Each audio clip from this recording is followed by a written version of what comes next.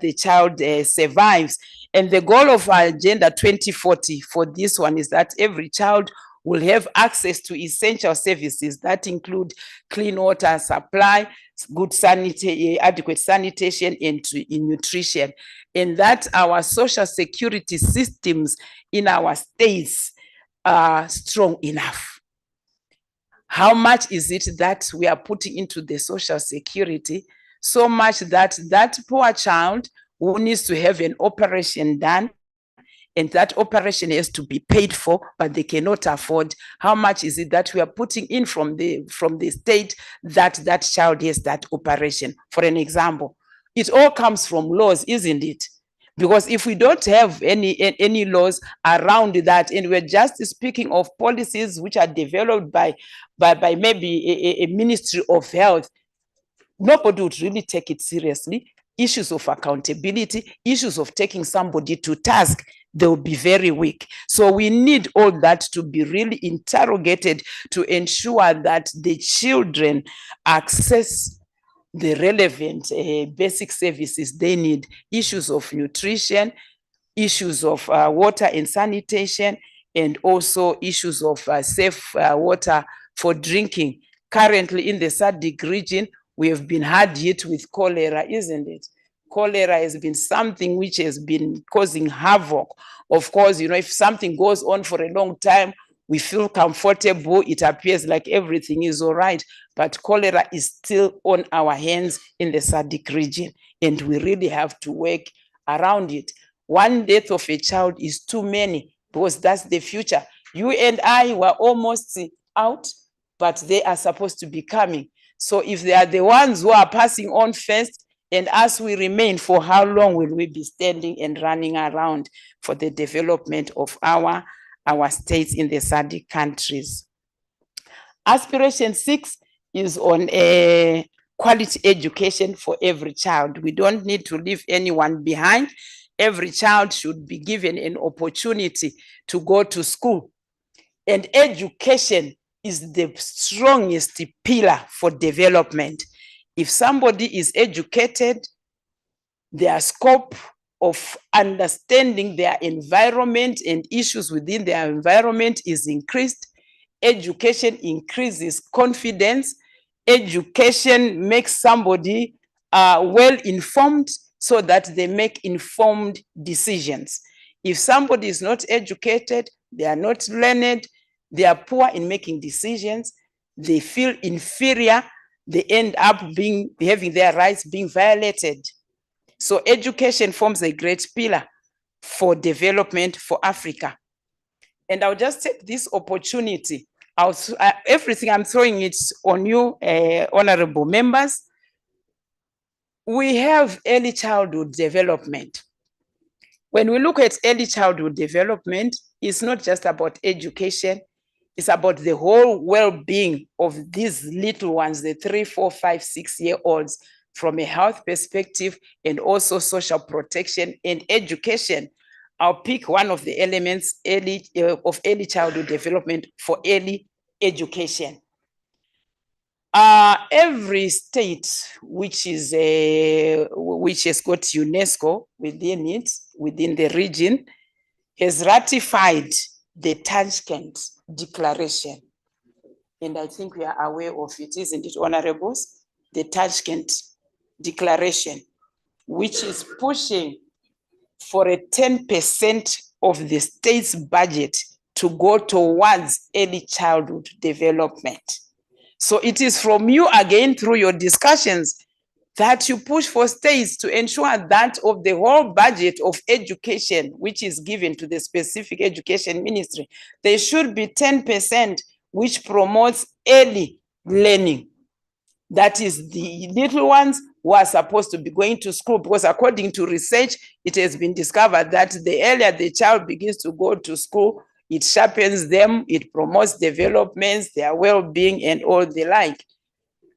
And why do we need that 10%? Remember, we are in Africa, our SADC region, it's not everybody who is in access of a school. Some, they are 20 kilometers from a school, some 50. some 10, some 3 kilometers.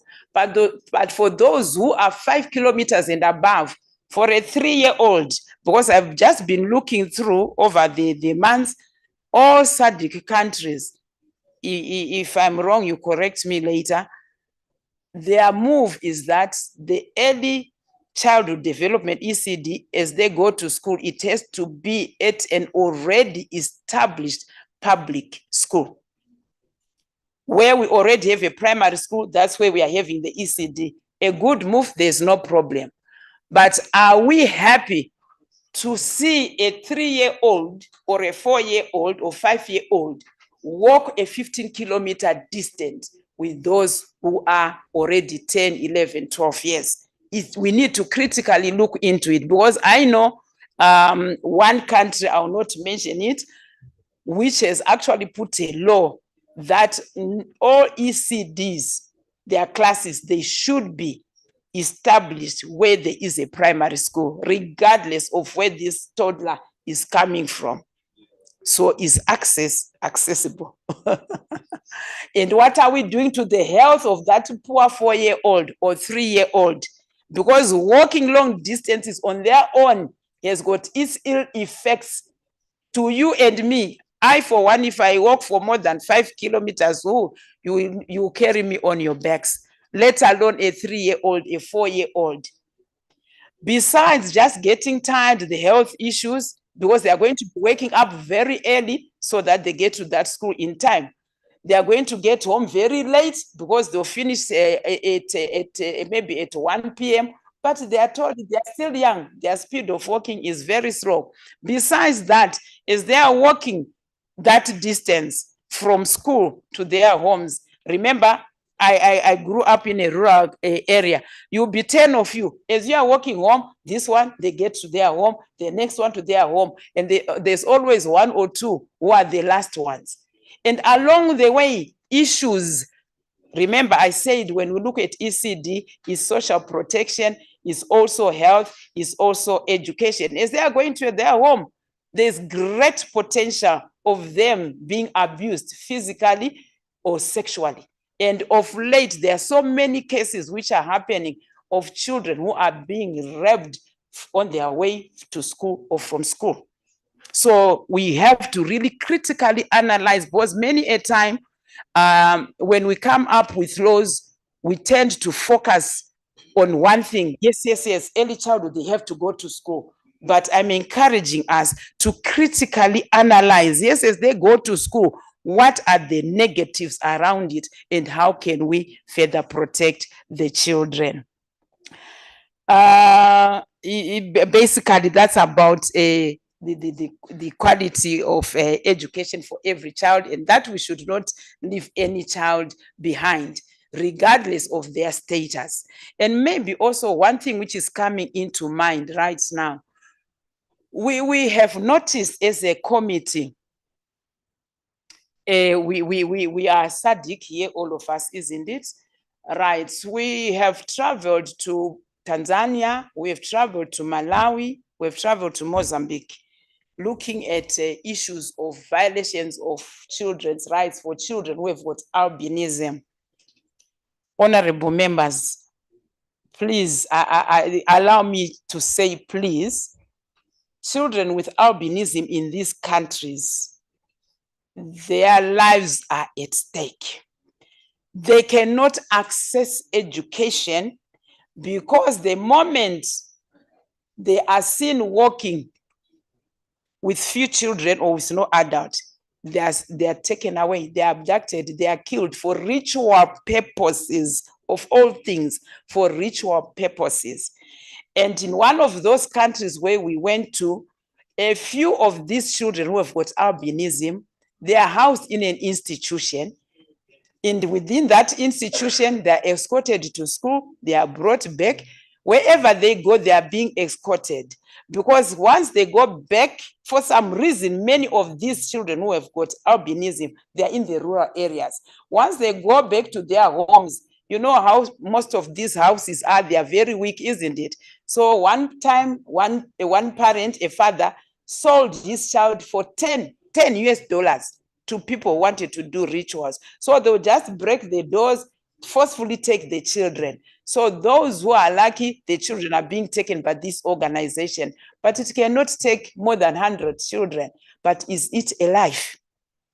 Fortunately, some countries in the southern region, the children with albinism, they are very safe, they are accepted. But in those 3 countries which I've mentioned, their lives are really at stake. So this is something also which, as you go on, you need, or you might need to critically look into, so that these children are protected.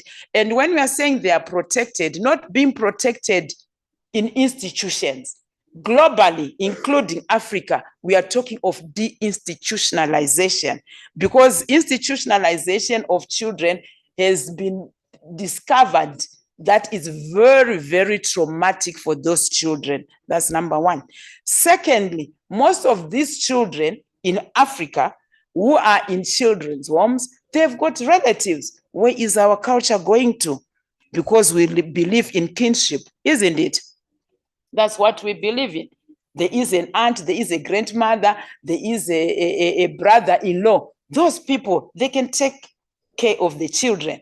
So globally, again, when we look at these children who have been taken into institutions in the name of being orphans and cutting them off from their relative, is what we term orphanage trafficking. And we have it in Africa. We have an organization in one SADC country who has actually sent 144 children last month to their relatives. But for the past 6 years, they were claiming and looking for donor funds to say they are orphans, they have no relatives. So I'm putting it to you again, Honorable Chair, with your permission, that maybe we can discuss it later on, because this one is not for African committee, but the other committee, I am at global level, where we have the Interparliamentary Unit for Human Trafficking.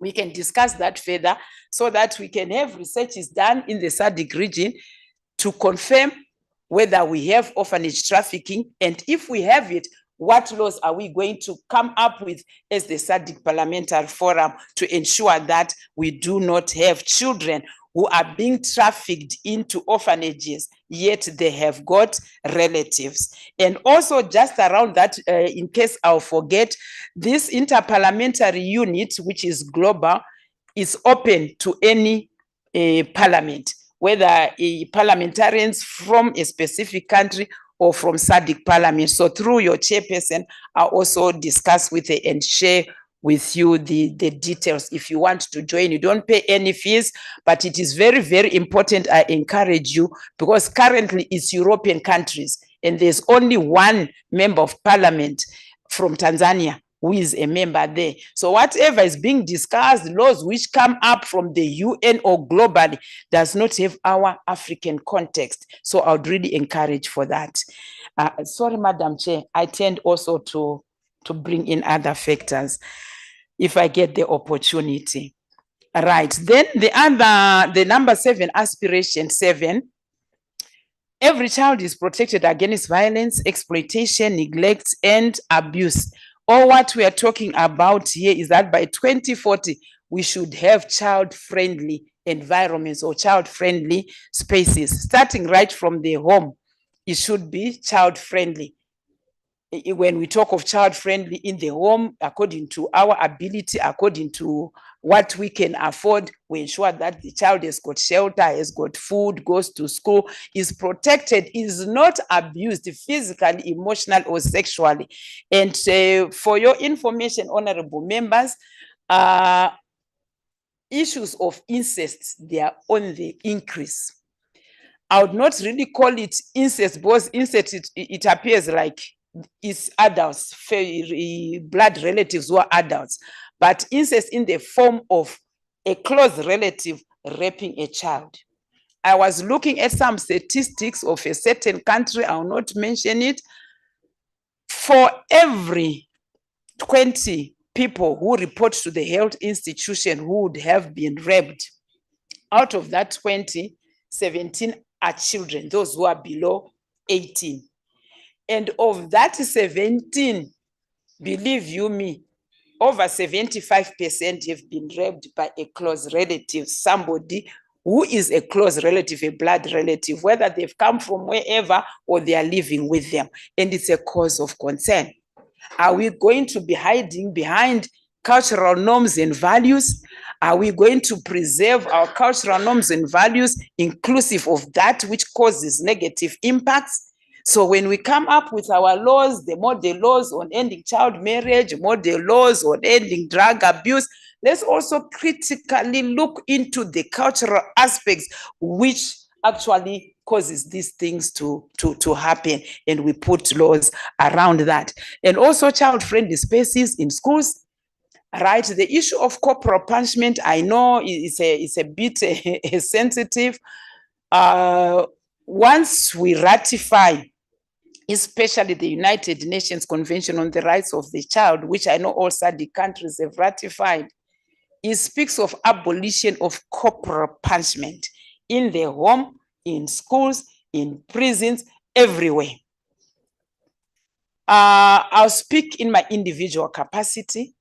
My question is, what is corporal punishment? I'll not give you the answer. It's for you, honorable members, as you interrogate the laws. What is corporal punishment? What is discipline? If we can separate those two things clearly, then I think we would have moved a mile.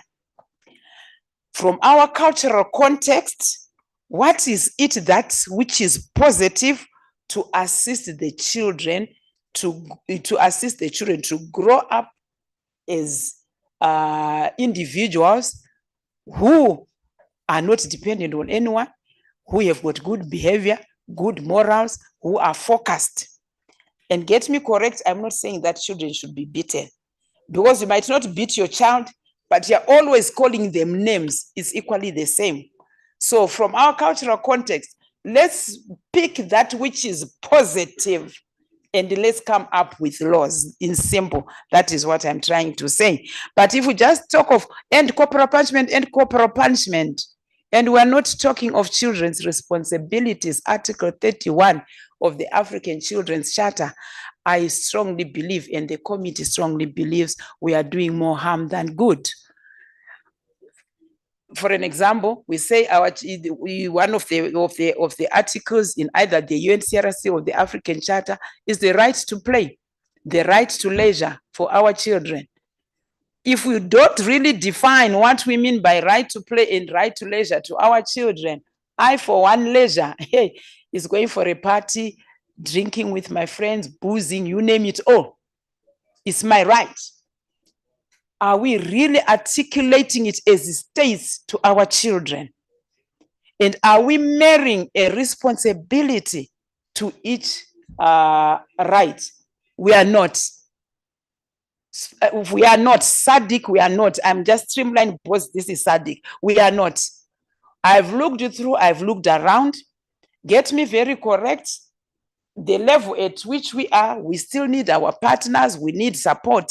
But we should guard our sovereignties. We should also guard our positive cultural context, isn't it? When we do not speak of responsibilities, for an example, the child has got a right to education. We are hammering it on parents, on the guardians, pay the school fees, make sure the child comes to school, buy the uniform, do it all. What are we hammering to the child? What is it that we are hammering? I saw something on social media which happened in South Africa. I hope South Africa is represented on Zoom. I'm not very sure, or they've put an apology, where children were actually fist fighting the teacher in class. How it started, we don't know. Whether the teacher was wrong or the children, whether the teacher was defending himself, we no longer know. But the point is fist fighting. The times when we went to school, it was taboo even to answer back. I'm not saying our children should not answer back. Remember, I said educate them. They are well informed, for them to make informed decisions, for them to have confidence to articulate themselves, isn't it? But not confrontational. When they go to school, are they going there to fight the teacher? Are they going to carry their gun so that they can shoot anytime, or they are going to learn? What is it they have to bring back home? What is it that they have to bring back to the country? What is it they have to bring back to their community? Are they going there to bully other children? Because those are the other issues which are happening, because we are not teaching them their responsibilities. Yes, we cannot take them to court. We cannot take them to prison if they don't realize their responsibilities. But I'm putting it to you, honorable members. What is it that you can come up with is a model law for responsibilities of children, for them to realize their responsibilities, so that we have less of the problems which we are having from our children. Number 8 is children benefit from child-sensitive criminal justice system. Right, I touched on it when I looked at aspiration 1, where we are saying that the justice system should be child-friendly. We know, yes, they commit crimes, some of the children, but when they commit crimes, we want to put them behind bars. What is the implication once they are put behind bars? What is the impact in their life later on?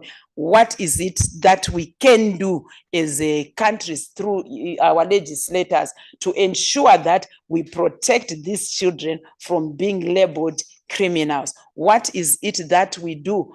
That we can do? What laws can we put in place to ensure that, yes, they've committed a crime, we've not put them behind bars, but what is it that we are doing to help them so that they will not continue with the same criminal activity? Issues, for example, of pre-trial diversion and also rehabilitating them. So those are the laws which we really focus on, so much that by 2040 we have more of rehabilitation than imprisoning the children, and that we have juvenile justice systems which are comprehensive and which are child-friendly.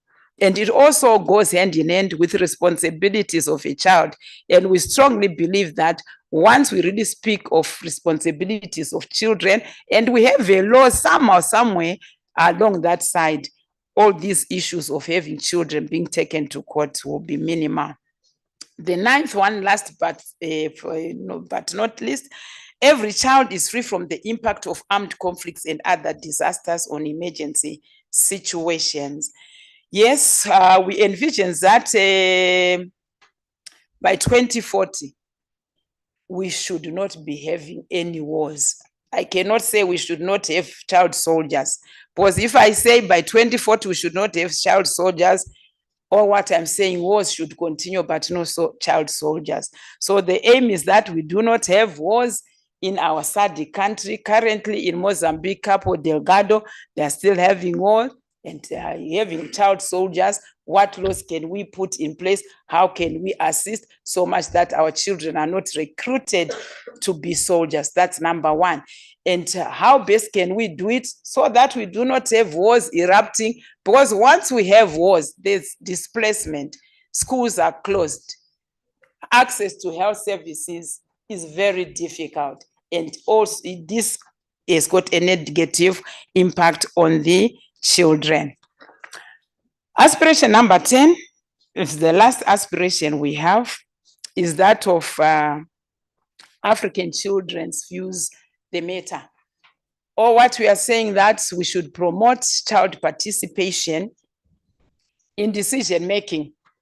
We don't want to start with our children right at this high level, but we encourage, even in the families, that when decisions or discussions pertaining to family issues are being made, let's have our children there, let's hear their voices. I'll give a simple example. A child who has finished their grade 7 primary education, they now want to go to higher level, to secondary education. The parents, they sit down together in the absence of the child. Okay, my first name is Anne. Anne has passed her grade 7. Now, yeah, she has done very well. We think we should send her to a private school. Which school should we send her to? Let's send her to Dominican Convent. I am not there. I don't like to go to Dominican Convent.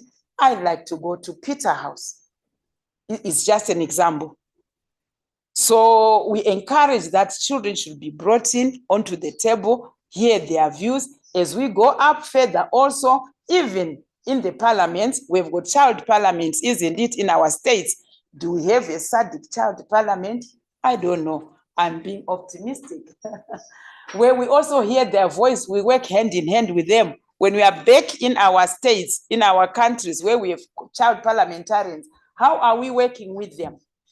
Are we just establishing the child parliament? Yes, a tick is put when we make our assessment as the committee of experts on the rights and welfare of the child. Yes, they've got a child parliament. Are their voices being heard? How are they working?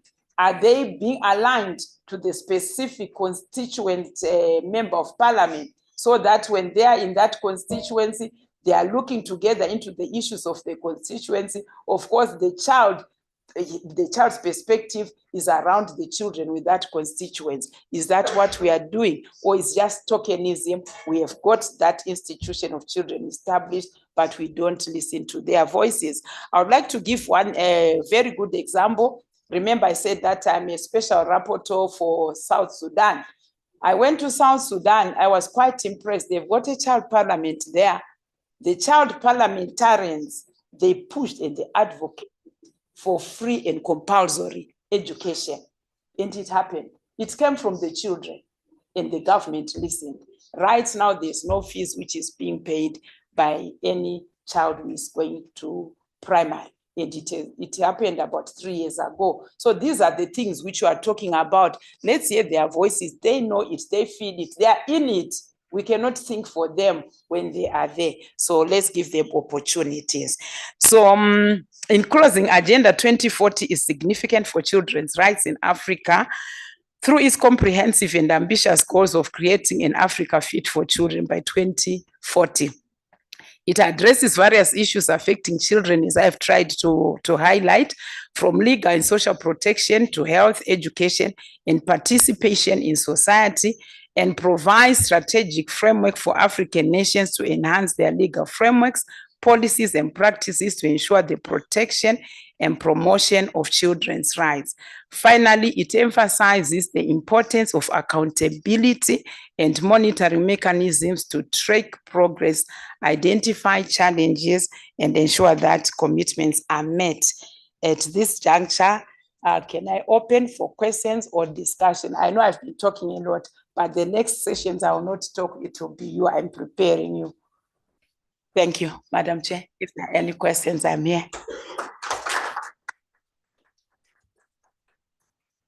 Thank you, Mrs. Musiwa, for such detailed and informative presentation.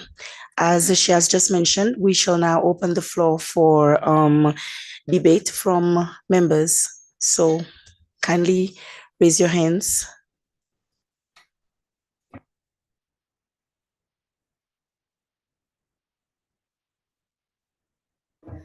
Okay, we've got the honorable member from Lesotho, followed by Angola.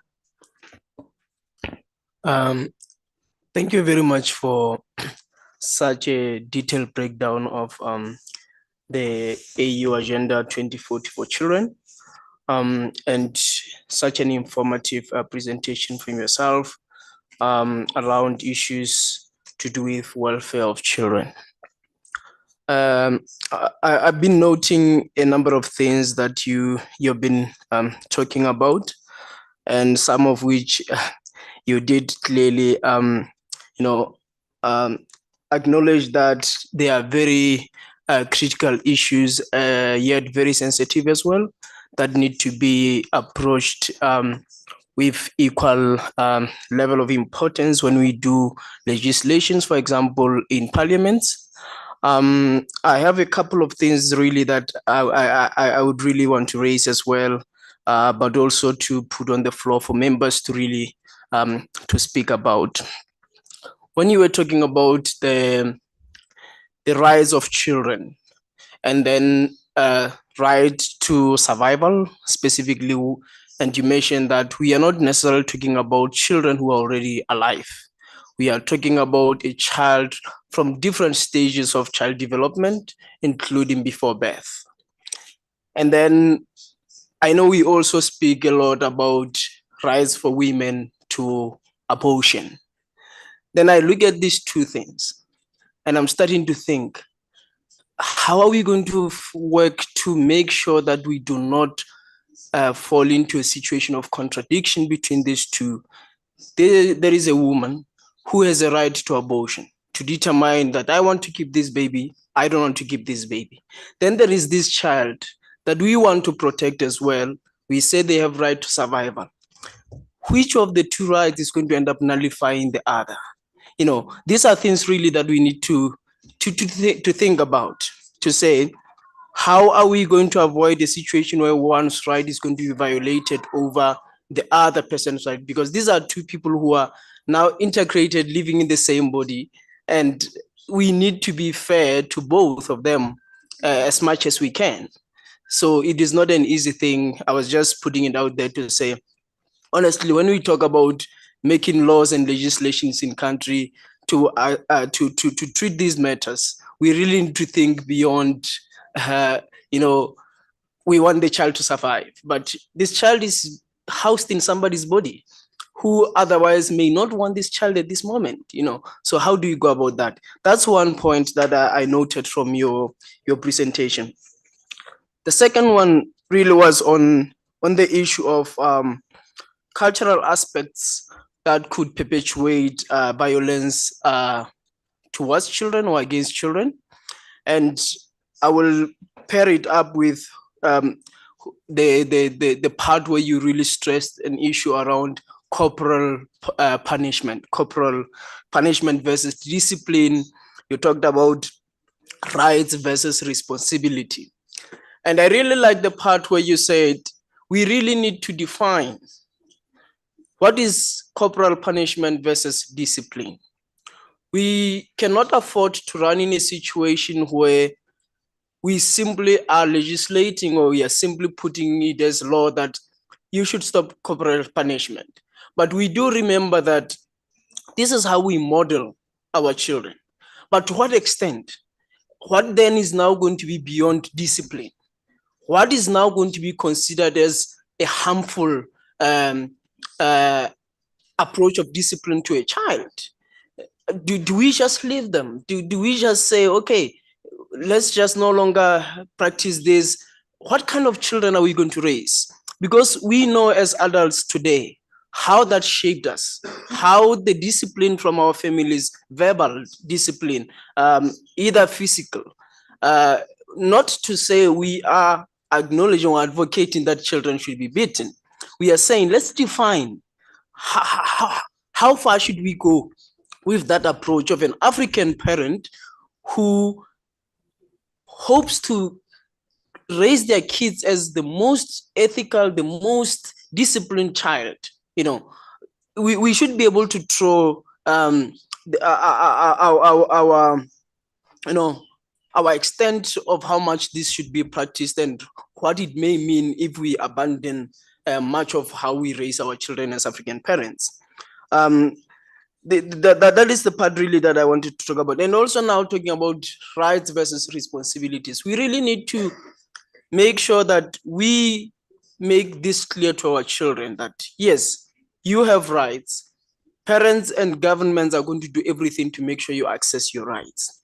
But some of these, you have a responsibility to translate them into a positive impact for your own life. You made an example of saying, a child has a right to education, but what their behavior when they get to school, how they take advantage of the fact that they have been taken to one of the most expensive private schools, for example, it is upon their responsibility. But we need to make them understand that we are not putting away 10% of the government budget of education to go to you as a child, and then you just don't make use of that opportunity.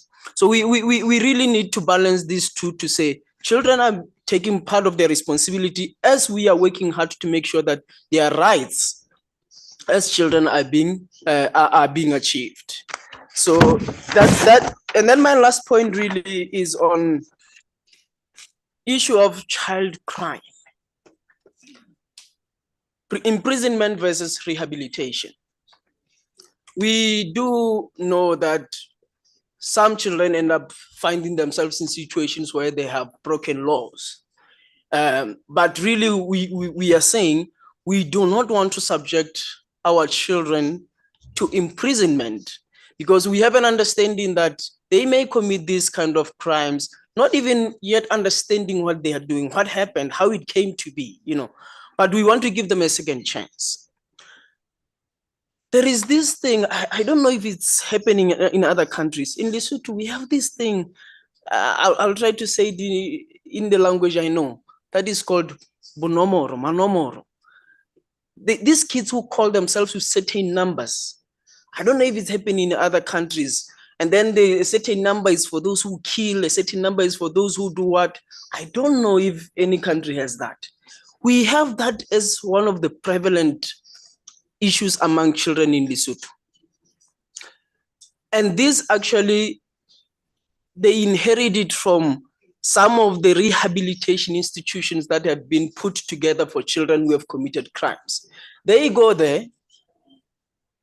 It's sort of, it's not, they say there's child rehabilitation center, but some people see it as prison for children.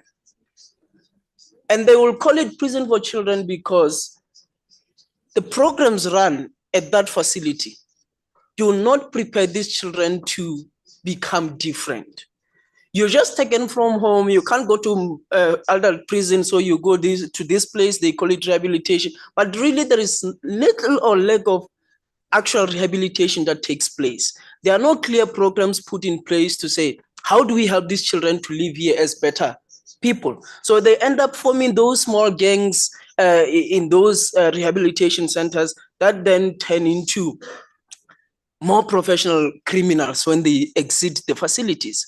So these are some of the things really that as we try to find a way how to deal with children who find themselves in these situations, we really need to be very clear in our legislative instruments. How do we really make sure that if we say we are taking a child to a rehabilitation center, that's indeed a rehabilitation center? It should be defined, the programs that should be run by a rehabilitation center, what should be present there, what shouldn't be, so that we know we are giving this child a second chance. You are not literally just saying you are a criminal that was just given a second chance to go commit another crime. So these are things really that I'm saying as honorable members, that we have a lot of work ahead of ourselves. We have to think quite critically when we address these kind of things, because there are many dynamics, there are a lot of risks in place as we are trying to give our children second chances, but we want them to be better people at the end of the day. Thank you very much.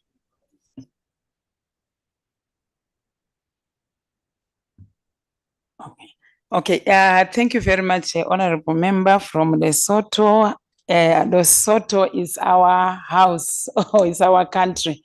You are aware our head office is in your country, in Maseru. Yes, I was there 2 months ago. Right, anyway, I'm going to disappoint you a little bit by not giving you an answer, but by concurring with what you are saying. This is the message that when we make laws, let's critically analyze. Let's look at the cultural context. Let's look at the religious context. Let's look at the other upcoming dynamics from Western regions, Eastern, wherever they are coming from, in the best interest of the children. And when we want to come up with a law, let's not just run with one. For an example, I'll go to child marriage. We have agreed as SADC countries, no child marriage, zero tolerance, isn't it? But before we come up with that law to say, yes, we have passed it, have we interrogated I'm a lecturer somewhere else, I like to move around, but because of interpretation, anyway, I'll try to sustain myself. Have we interrogated? One, we are saying a child is anybody below the age of 18. And we are saying that child should not and never should be married as long as they are below 18. Is that right? But you are the same people, or we are the same people, who are saying sexual consent is 16 years. And when somebody has sex, what's the end result? They get pregnant. Our cultures, once you are SADC, we are the same. once a child gets pregnant, they should elope, go to whoever impregnated them. Is that so? And we are saying, give them family planning. What are we saying? I'm agreeing with you. These are the dynamics, the complexities, contradictory issues. One way we are running with no child marriage, okay? If somebody marries, I know in my country there is now a law. If somebody marries a child, that person who has received the lobola and the person who is married, they go behind bars. But as far as I'm concerned, my honorable member is here, you can assist me. As far as I'm concerned, there is no law, there is no strategic implementation plan to say if N is impregnated and gets married, when we have imprisoned the so-called husband and the parents have gotten lobola, the state is going to do 1, 2, 3 things to support this child with a child. Because definitely in our cultural context, once this man is imprisoned, the person who has received lobola has gone to prison, the other relatives looking at the disintegration of family in our situations, they say, no, it's not my problem. Whoever has reported your husband has gone to prison, who cannot take care of you. The parents, you have made sure that our mother or our sister-in-law or our father is gone to prison.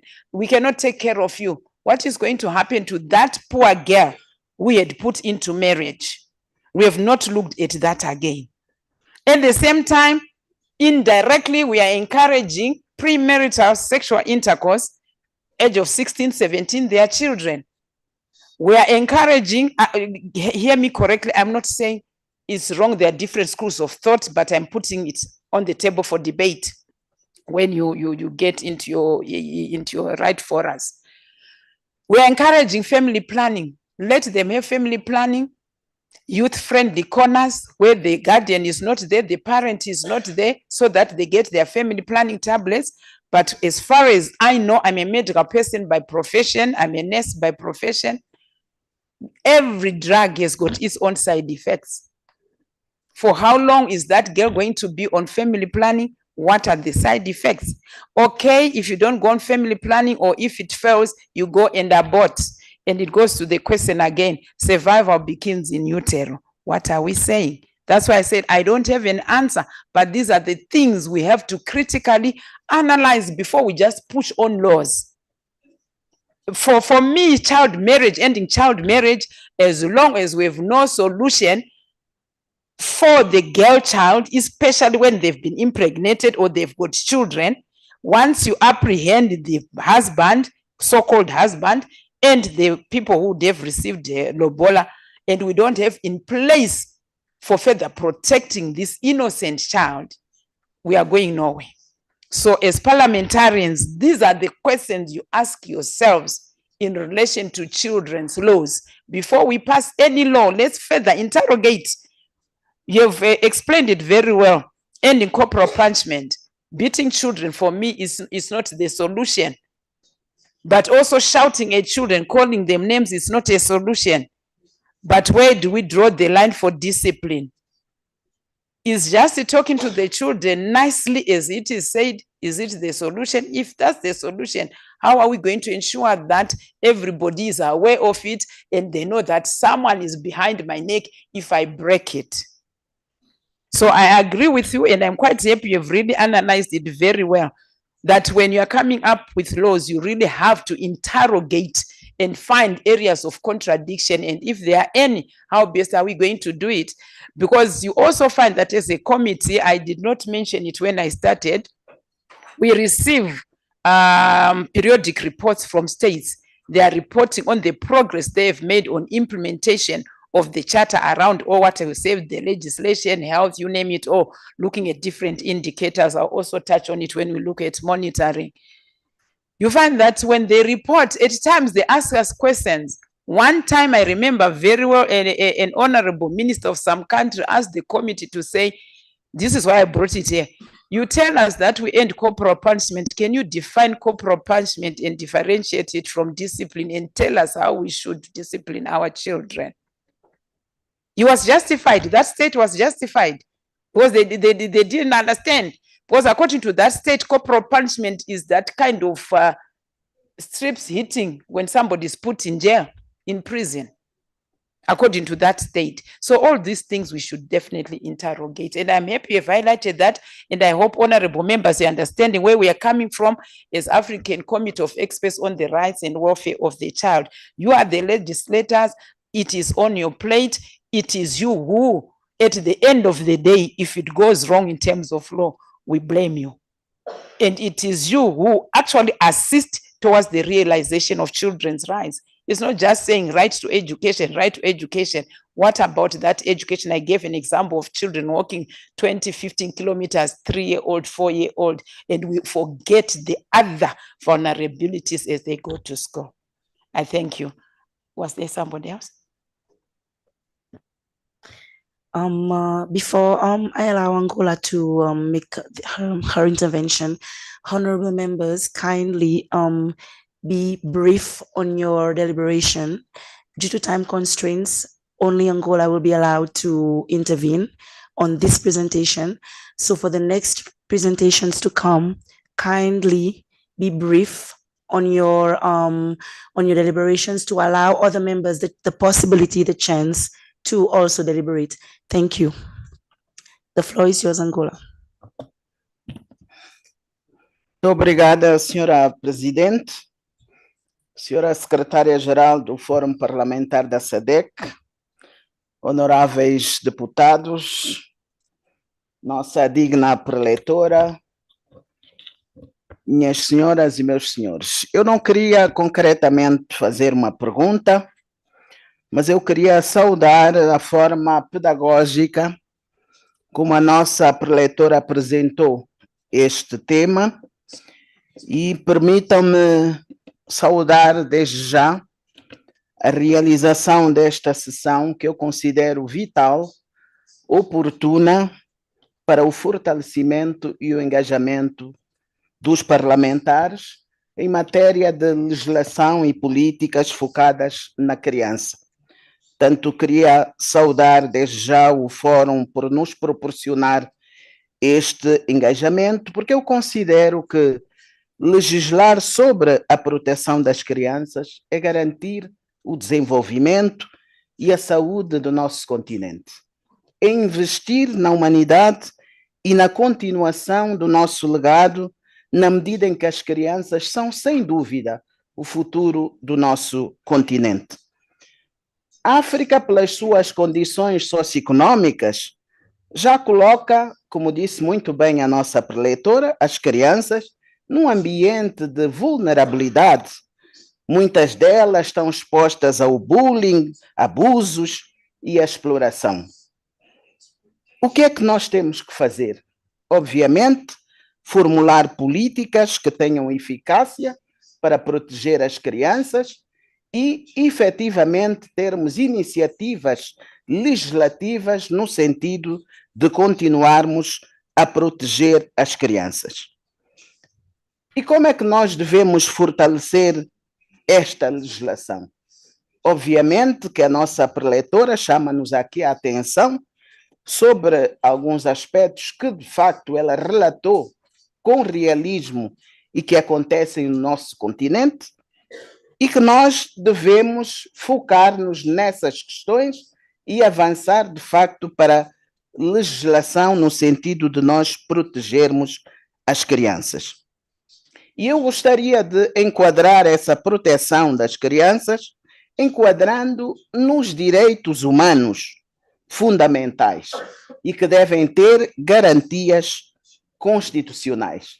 Porque eu acho que concordamos todos que as crianças constituem o tesouro das famílias. E se as crianças são o tesouro das famílias, nós devemos proteger estas crianças. Os nossos Estados têm a obrigação de garantir a sustentabilidade do género humano, protegendo as crianças. E muito rapidamente, senhora Presidente, permita-me passar aqui alguma experiência relativamente a Angola. Angola ratificou já a Carta Africana dos Direitos e Bem-Estar da Criança, tendo depositado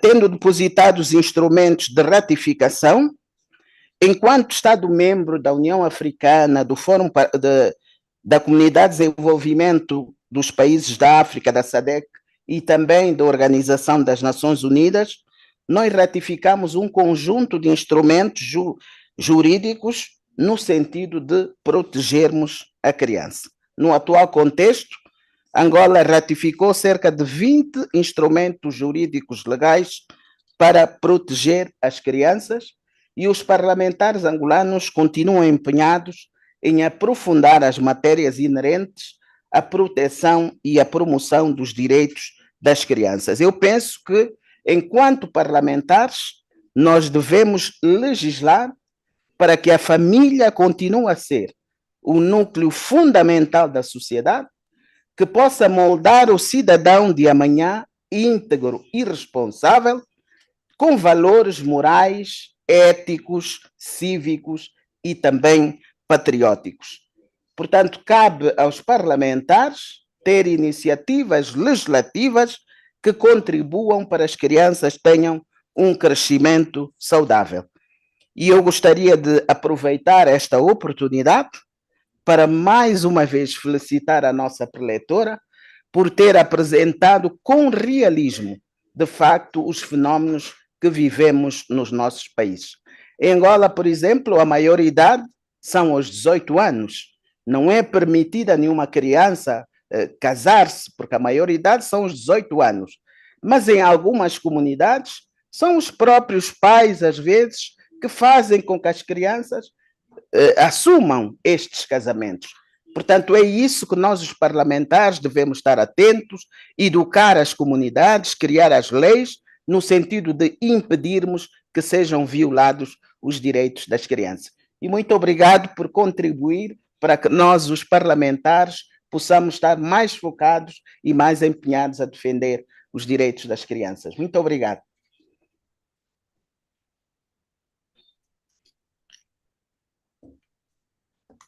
Thank you very much for giving me this opportunity, and thank you very much for your remarks which you have given. Just to inform you that the chairperson of the committee is from Angola. Thank you.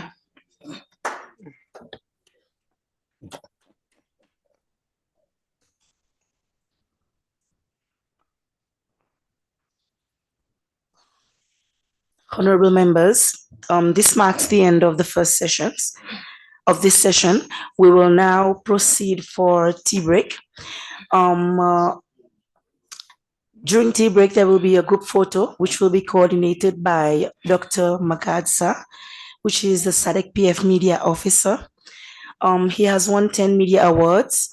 More recently, he was awarded a Doctor of Philosophy degree in Media Studies with a special interest in framing of boy populations by the print media in the context of HIV/AIDS. Before the SADC PF, he worked as a communication officer for the United Nations Office on Drugs and Crimes, Southern Africa Office. So this was for your kind information. So we shall proceed for tea break and of course for the group photo as well. So we shall resume in 25 minutes, which is at 11:30. Thank you. Let's start with the group photo first, so as for us not to disperse around. So yeah.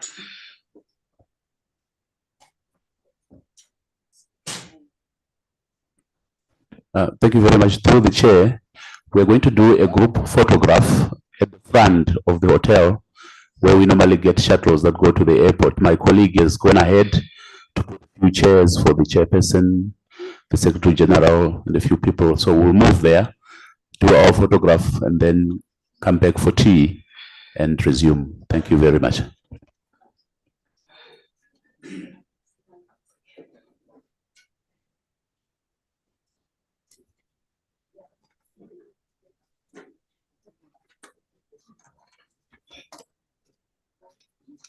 Yeah.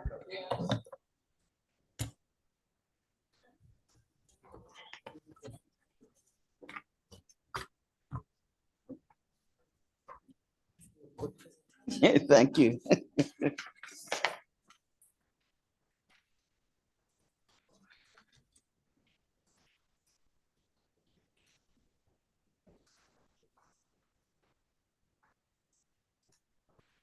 So let us move to the front of the hotel as soon as possible, please.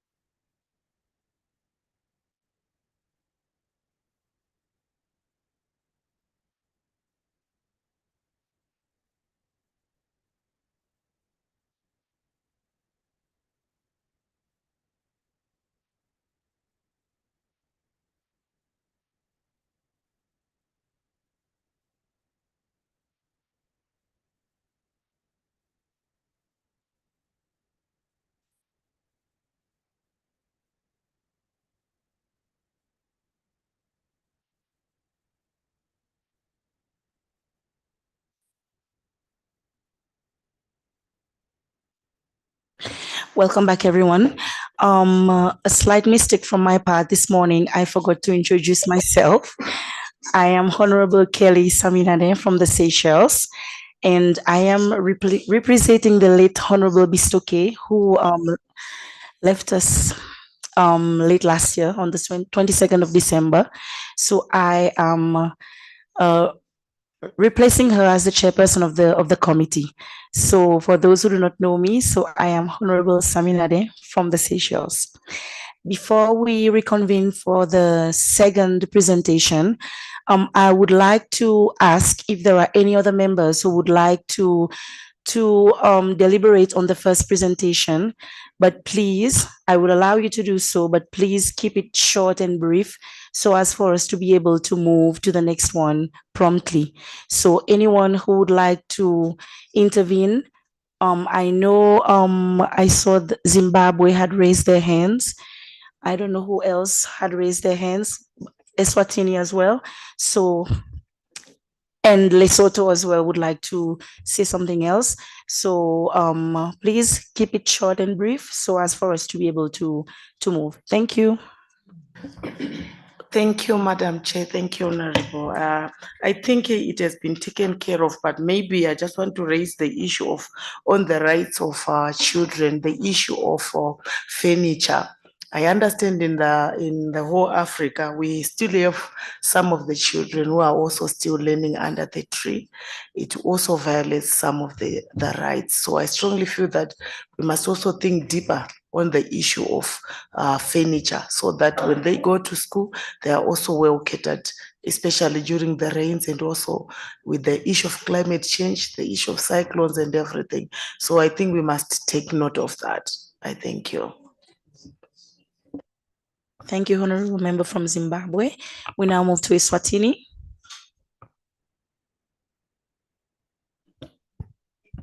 Thank you, Chairperson. I just wanted to share our experiences as Eswatini, just in response to the beautiful presentation that was done just now by the presenter. We appreciate the presentation. It was very informative and it covered all the aspects that have to do with a child. I just wanted to say that as the Kingdom of Eswatini, we are signatory to the African Children's Charter, which provides for child participation, highlighting that the views of children matter and must be heard in terms of Article 4.2 and 7. This is guided by the principle of nothing about us without us. Children should be involved in decision-making, affecting their interests in line with Agenda 2063, paragraph 47, which stresses the following. That in pursuit of a people-centered continent, all citizens of Africa will be actively involved in decision-making in all aspects.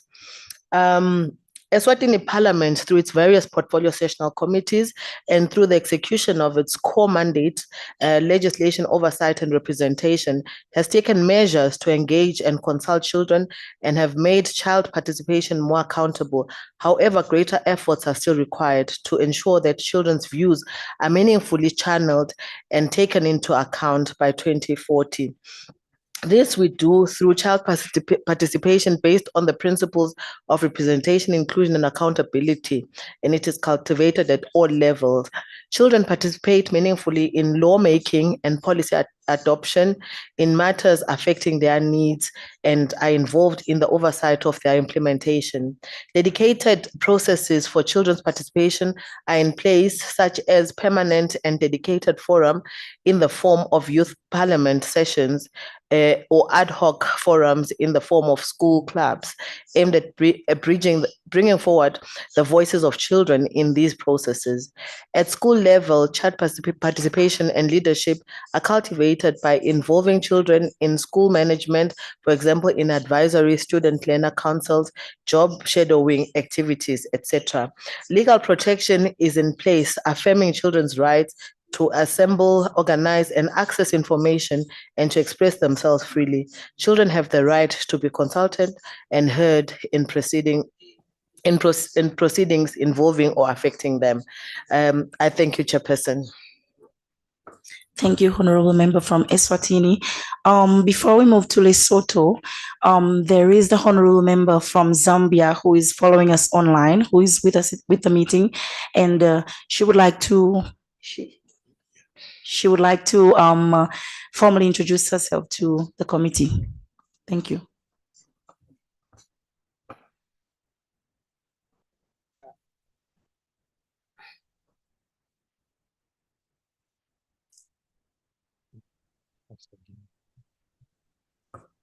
Honorable Member from Zambia, you can now formally introduce yourself.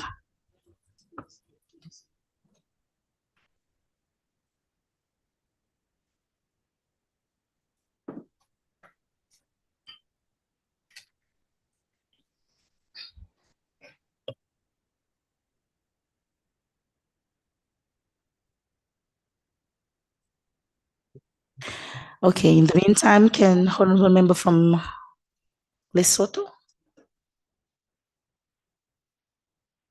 Honorable Chair, since I'm going to be speaking about something quite different, I think the member from DHC.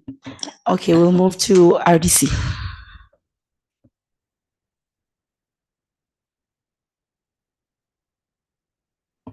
Merci, Madame la Présidente, pour la parole.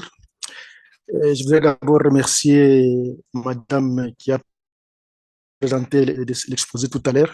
C'est vraiment les choses que nous vivons dans notre pays, la RDC, et ce sont des choses que nous vivons dans nos familles. Madame, félicitations pour votre exposé. Alors, j'ai retenu 3 points. Et le premier concerne les enfants vivant avec albinos. Les seconds, c'est sur l'inceste. Et le troisième point, c'est sur la discipline. Alors, en ce qui concerne l'albinisme, moi, je crois que chez moi en RDC, c'est aussi un problème sérieux. Il y a des organisations qui ont pris en charge les albinos, qui les aident à aller à l'école. Il y a certains qui sont dans leur foyer où leurs parents veillent. Mais jusque-là, puisque nous sommes en train de réfléchir sur la question de l'avenir et sur l'échange d'expériences. Je ne sais pas dans les autres pays membres de la SADC, qu'est-ce qui s'est fait en ce qui concerne la protection des albinos, puisque c'est vraiment un problème très sérieux. Et à un certain moment, chez moi, en RDC, du côté est de la République démocratique du Congo, c'était un phénomène qui était devenu régulier. On trouve un albino sur la route, on les ramasse et nombreux étaient perdus comme ça. On a organisé des systèmes de jeux pour les garçons, mais on les a beaucoup formés dans les arts martiaux pour pouvoir les défendre. Mais ça ne suffit toujours pas. Alors, je crois qu'avec le Parlement et avec la SADC, avec notre commission, s'il y a moyen d'essayer de réfléchir sur des résultats, sur des réponses à long terme qui peuvent protéger cette catégorie-là.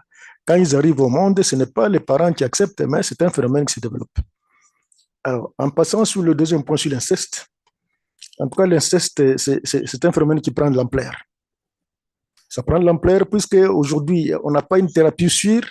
À l'époque, nous, quand on a grandi dans nos familles avec notre éducation, on pouvait jouer entre des sœurs et des frères, on joue ensemble, on dort ensemble. Des fois, on pouvait aller se laver ensemble. Mais il n'y avait pas tous ces problèmes que nous vivons d'inceste aujourd'hui. Il y avait le respect de mère, le respect des cultures, ainsi de suite.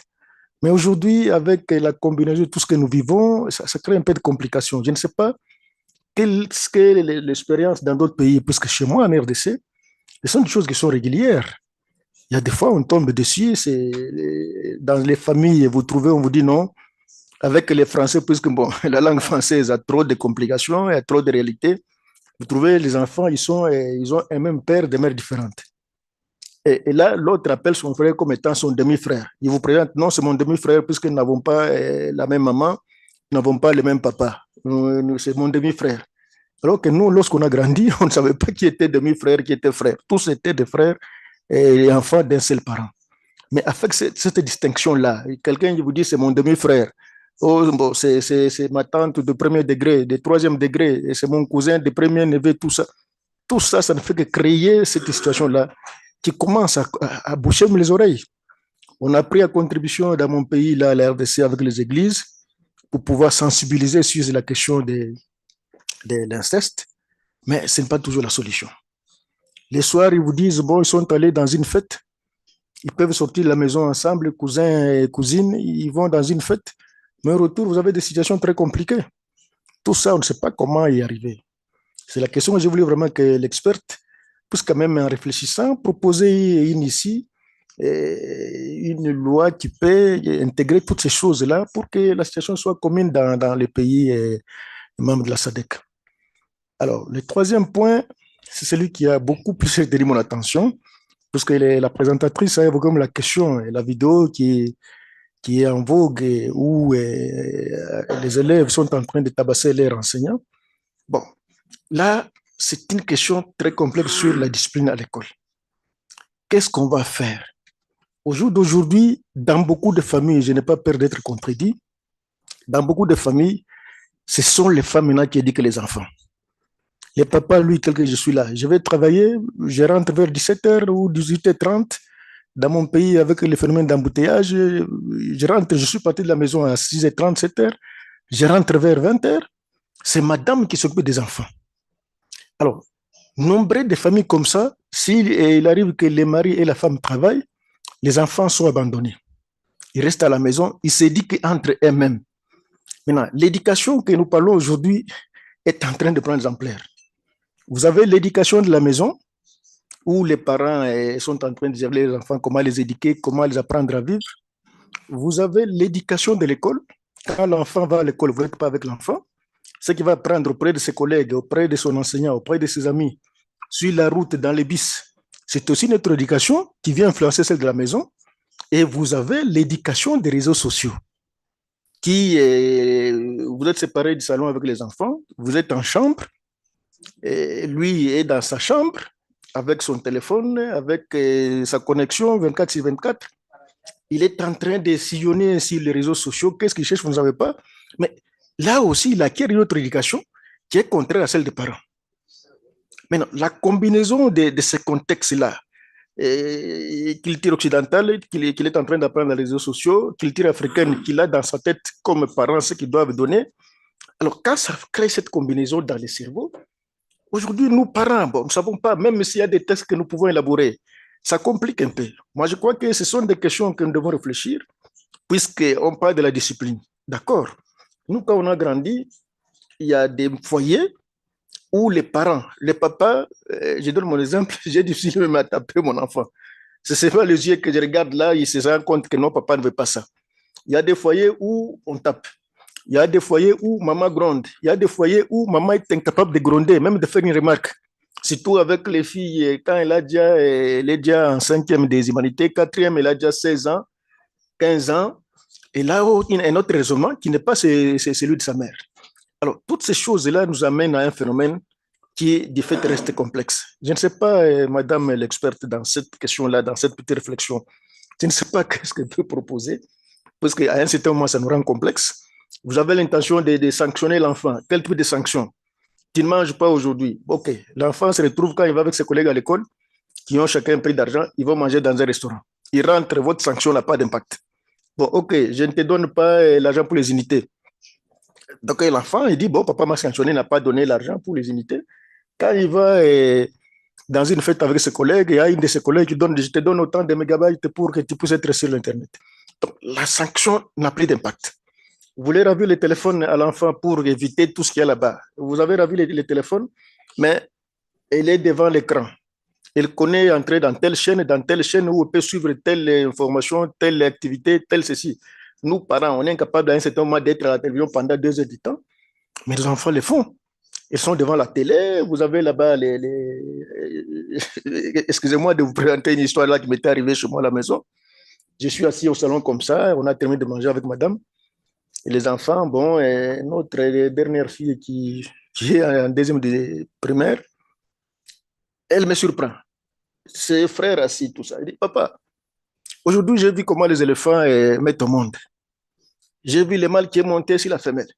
Alors, tu vois, j'étais vexé devant les autres enfants là qui ont déjà de l'âge. Et moi-même et madame, bon, j'ai gardé mon sang-froid, mais la réaction, c'est madame. Jusqu'à elle voulait s'étendre, qui bloque d'abord sa bouche et puis quitter les oreilles. Alors, vous voyez ces choses-là. Ça s'appelle une combinaison, c'est pas une combinaison qui tend à rendre le monde ingouvernable, une combinaison qui tend à nous rendre impuissants devant les enfants, même s'il faut parler de l'éducation, une combinaison qu'on ne sait pas maîtriser. Vous réveillez aujourd'hui, il y a une séance, il dit non. Yeah, it's red. It was Oh. red. He's not here because he has connected me from the other the laptop. Yeah.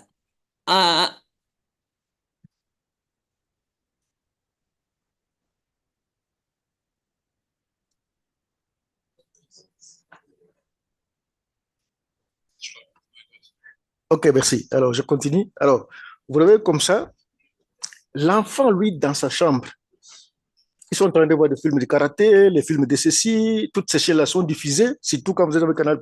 Vous avez toutes sortes de jeux, les films, vous avez les dessins animés, vous avez ceci, vous avez ceci. Tout ce qui est interdit là-bas, quand vous n'êtes pas là, les enfants y entrent. Et l'Occident, lui, ne fait que diffuser. Il fait que diffuser, diffuser, diffuser.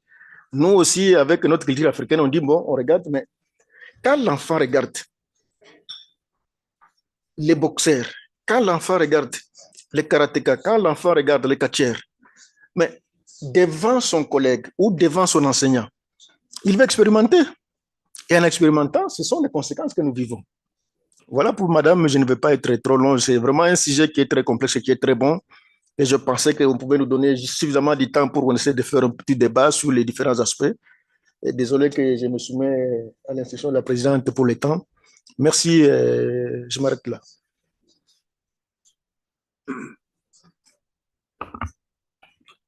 Thank you, Honorable Member. Let's go back to Honorable Member from Zambia to present herself. Thank you.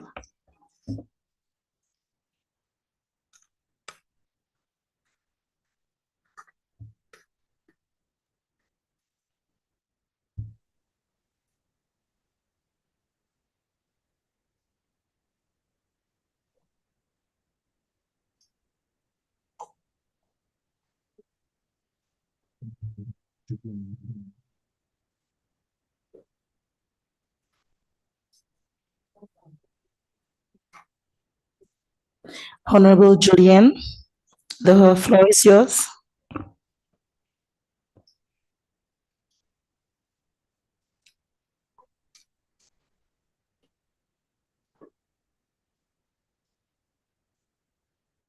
Okay, let's proceed. I don't know if Mrs. Musiwa would like to intervene on the two deliberations, or we may continue and then you can. Botswana wanted to speak before. Yeah.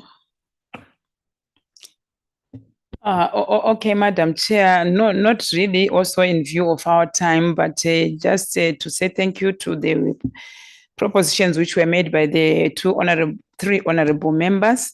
And we allude Eswatini for the child participation program they have.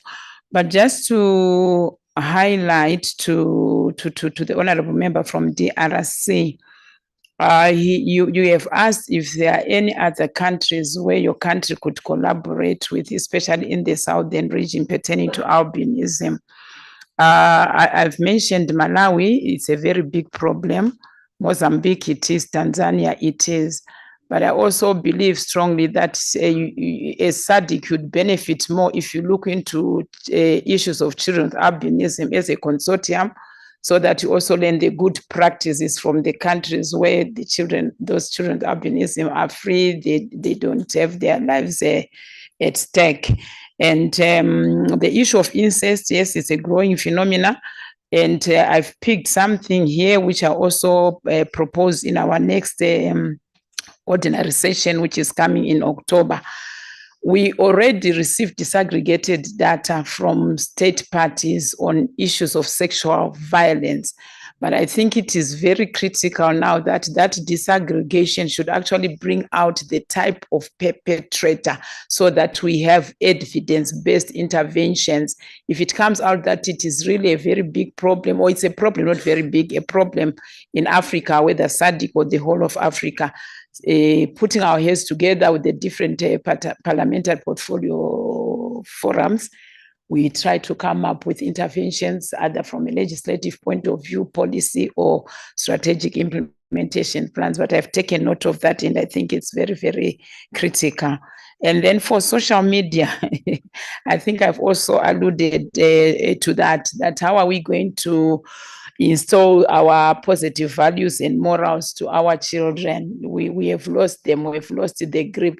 In other words, if you go through the African Children's Charter, Article 31 speaks at the responsibilities of a child.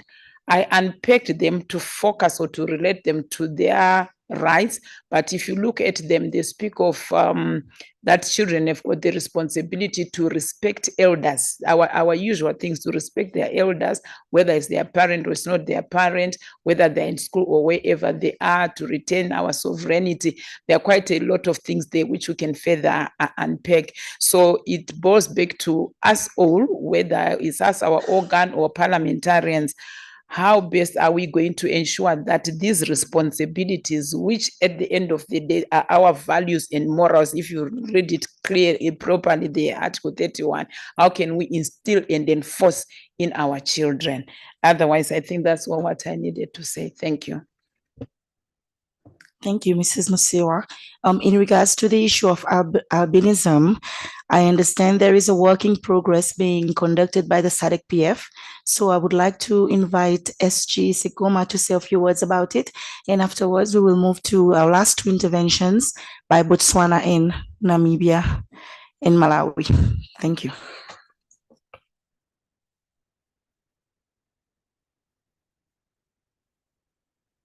Okay, so we move to Botswana, Namibia, Malawi. Thank you, Madam Chair. Let me apologize for my voice. It's winter time, so let me thank you, Madam Presenter, for unpacking Agenda 2040 for us. But mine is just a comment about the corporal punishment versus discipline. Madam Chair, let me tell you, I was so whipped during my tender age, but I'm here alive, very disciplined. I was whipped by my parents. They know that I'm their son, but you see, my problem here is that, you see,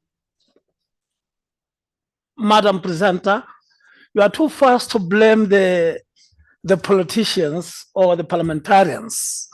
But my take is that we should go back home, go back to the parents, even though the parliamentarians are parents, but we must go back to the parents. You see, these students who are beating teachers at schools, they are from home. If we can't discipline them home, they'll end up beating teachers, bullying other students. But if you can discipline them home, we don't even need a law because they will be so disciplined. So my main worry is the parents. You see, in our language, Master Khoma will assist me. There's a say which say, "Lore lo ojwa le sale metsi." I should think Lesotho can assist me. Meaning that, you see, if you cut a whip, you cut it wet. So for you to bend it, it should be wet. If it is dry, it will break. So if you leave a child and try to discipline him or her at 14, 15, forget, you are going to fail. So let's go back home. You see, these drugs, which are abused at the schools, they are from our houses, and they are given those drugs by their parents. You see, and one thing that you can ask yourself, even though those who are transporting these drugs, they don't use the drugs, they transport them for other kids. But the problem is the parents. We must go back to the parents. Maybe if you can discipline the parents so that they should discipline the kids. Thank you.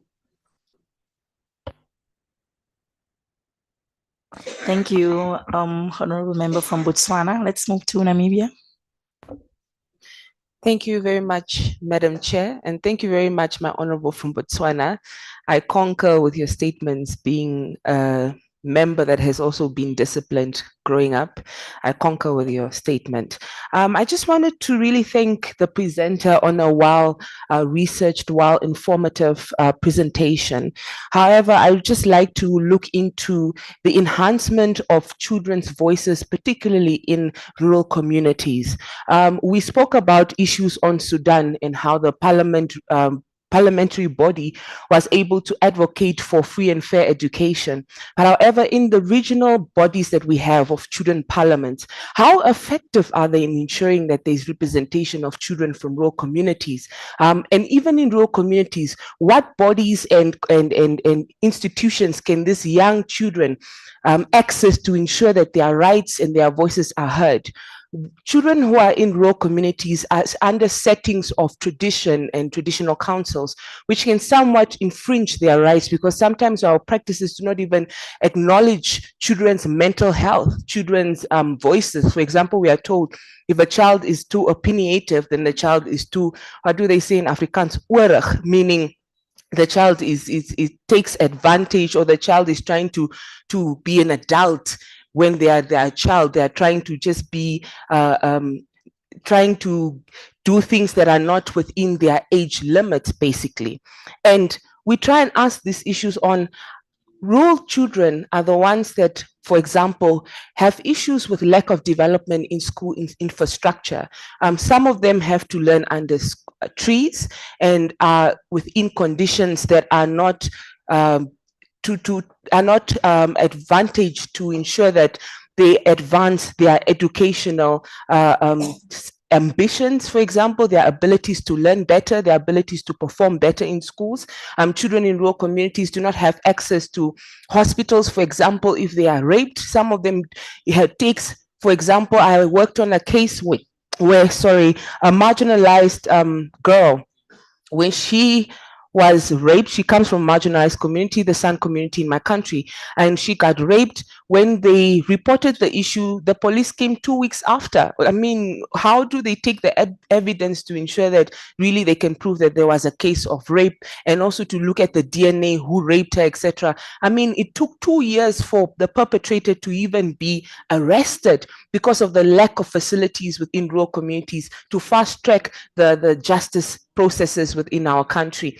And then thirdly, we look at issues of ensuring that there's a lack of information within rural societies.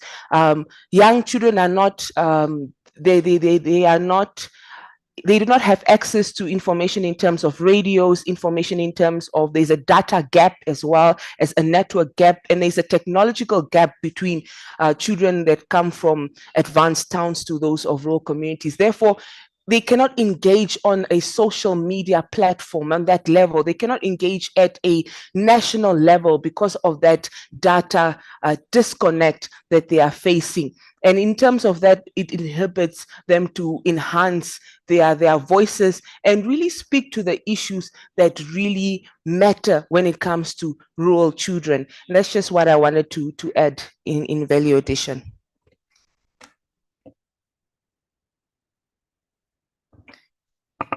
Thank you, Honorable. We now have Honorable from Malawi. Thank you, Honorable Chair, for giving an opportunity for Malawi to make my own contribution on the same issue and debate on the floor.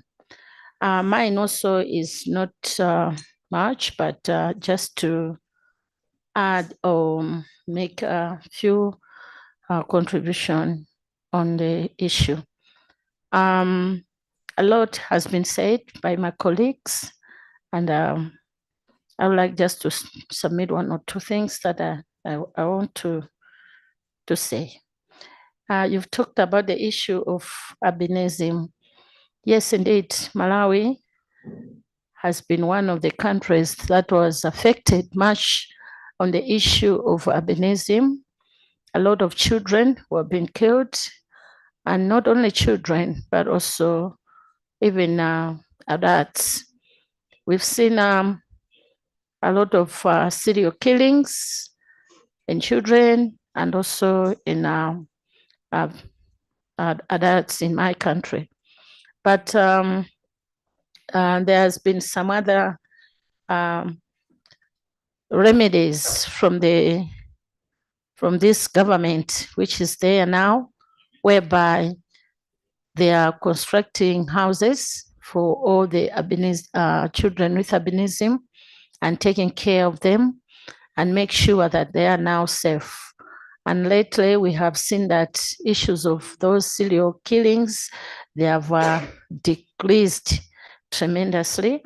I guess it's because of the new leadership that is there. And I give all the credit to the new leadership because indeed, most of these issues are not sufficing in my country.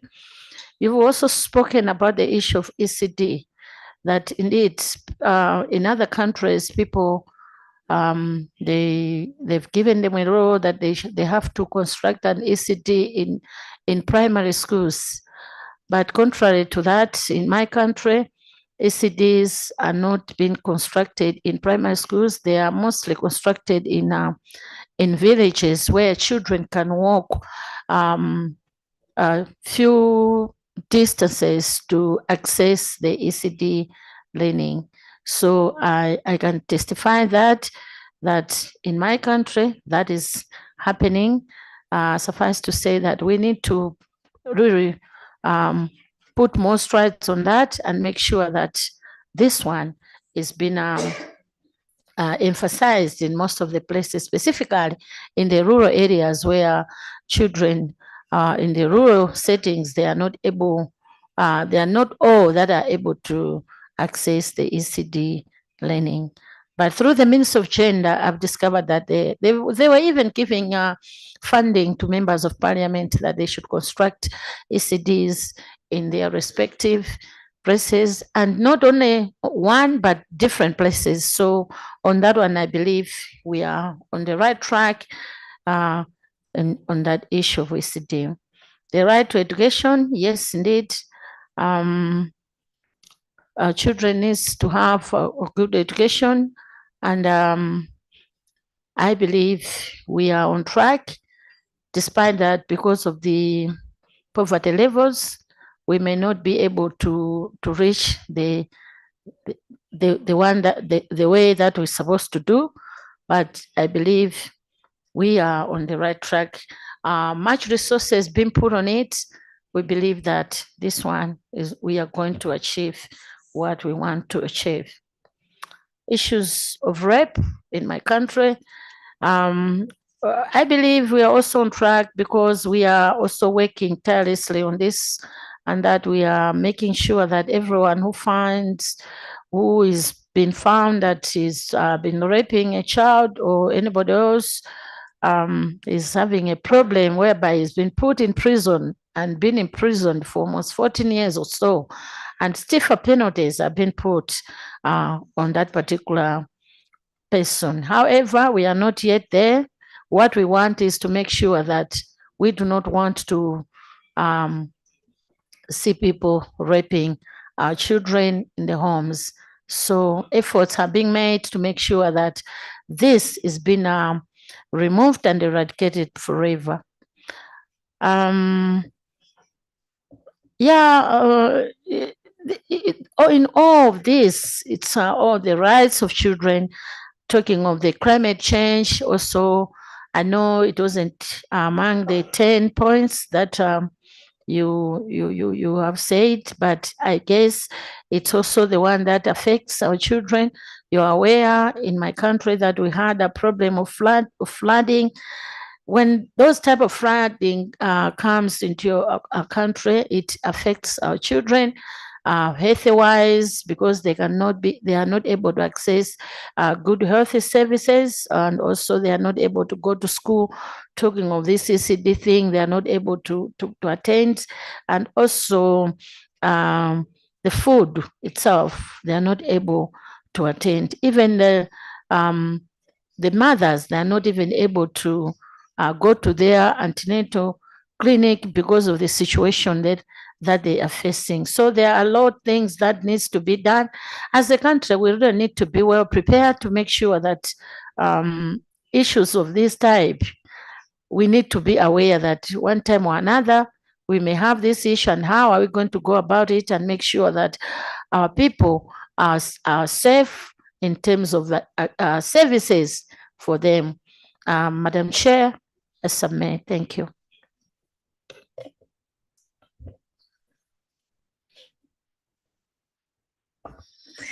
Okay, I understand that Honorable from Zambia is back online, so let's hear her.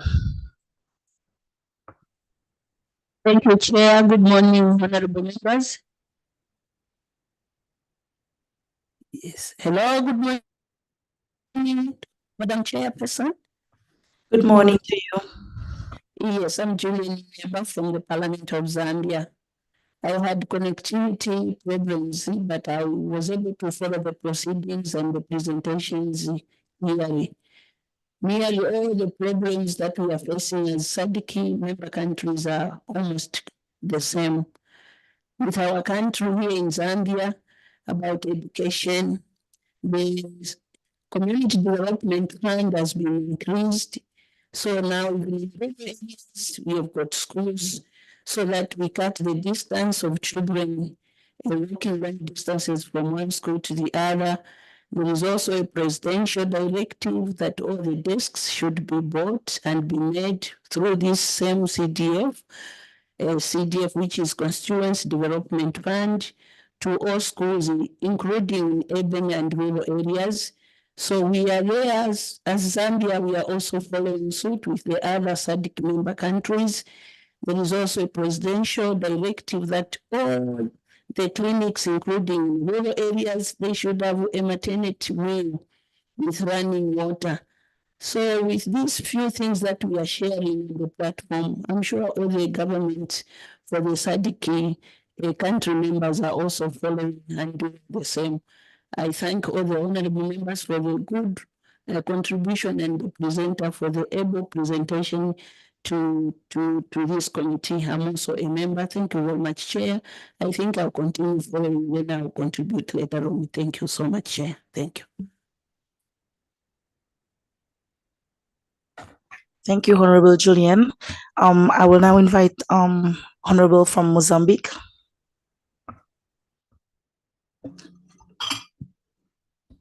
Muito obrigado pela concessão da palavra. Vou me aliar aos colegas que me antecederam em saudar a nossa preletora desta manhã. Dizer que Moçambique também ratificou a Carta Africana das Crianças e tem trabalhado muito em prol das crianças. O nosso país tem estado a aprovar várias leis para a proteção das nossas crianças.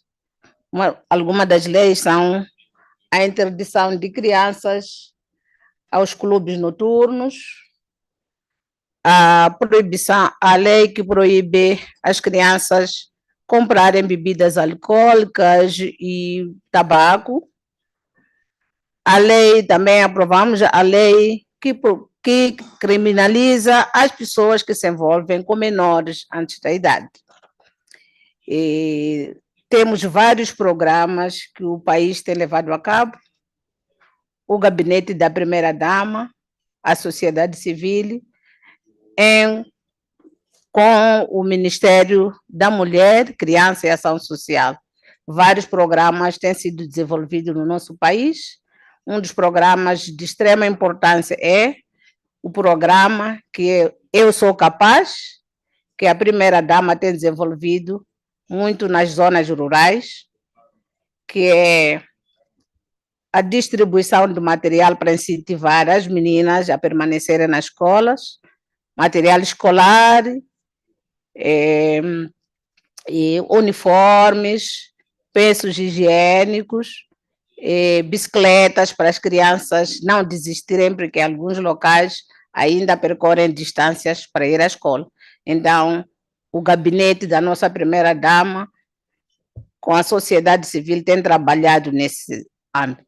Quanto ao crime, de facto, no nosso país, esses últimos anos, existe esse fenômeno de rapto de crianças albinas, isso é feito por pessoas com fins obscuros que tem se investigado, mas ainda não há clareza, porque outros dizem que é para poderem ficar, vendem, usam para fins para ficarem ricos, outros são coisas inconfessáveis, mas que essas práticas estão a acontecer, em forma esporádica, mas tem acontecido no norte do país.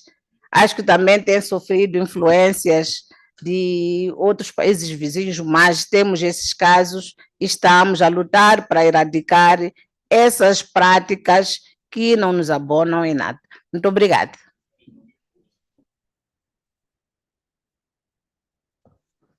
Thank you, Honorable. I will now give SG the floor. Thank you, Honorable Chair. Madagascar is indicating. My apologies. I did not see you raise your hand, so you can speak.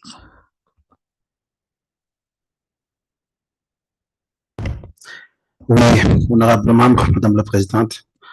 Je félicite également pour le rapport de l'Union africaine tout à l'heure. Merci.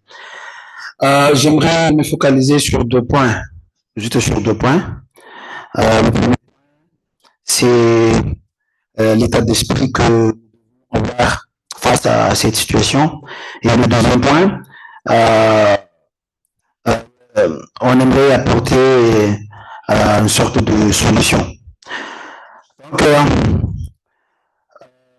nous avons confronté dans une circonstance subjective pour la protection de notre enfant dans la SADC, mais ce qui est bien et ce qui nous chauffe le cœur, c'est que nous avons la motivation de changer le cours de l'histoire. Ce qui fait notre raison de vivre.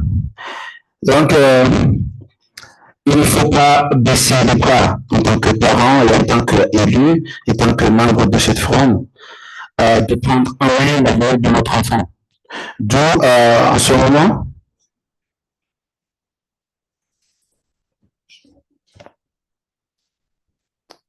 là, c'est bon.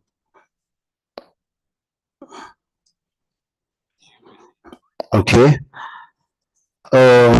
Donc, il faut pas baisser le bras parce que nous sommes aujourd'hui confrontés dans une conséquence de la mondialisation et pour élever notre enfant. Mais c'est à nous de prendre la responsabilité en tant que parents, en tant qu'élus, en tant que citoyens, que là, en ce moment, par exemple, dans notre pays, Madagascar, nous avons déjà voté la loi contre les viols des enfants. Et c'est déjà mis en place. Donc, on est dans le processus. On est déjà dans le processus et avec une solution adaptée et sévère. Et il y a aussi une organisation qui contribue à la protection aux albinos. Nous avons déjà ça. Et le deuxième point, il faut qu'on mette en place une vague de sensibilisation, ponctuelle et constante, parce que c'est une guerre psychologique et de communication en grande échelle. Donc, il faut qu'on utilise des ressources nécessaires pour les médias, les outils de communication, pour sensibiliser tout le monde, toutes les populations dans notre région. Bien évidemment, il faut mettre en place une loi favorable et fiable pour la protection de notre enfant dans la région de la SADC, en phase avec notre agenda de 2024. Merci beaucoup. Je suis ici en tant que représentant de l'honorable Fiarouvana Louva. Merci. Thank you, Honorable. SG, you now finally have the word.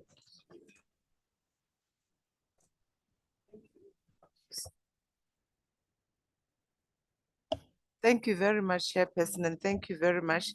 Let me also join honorable members for having congratulated our resource person on this subject matter.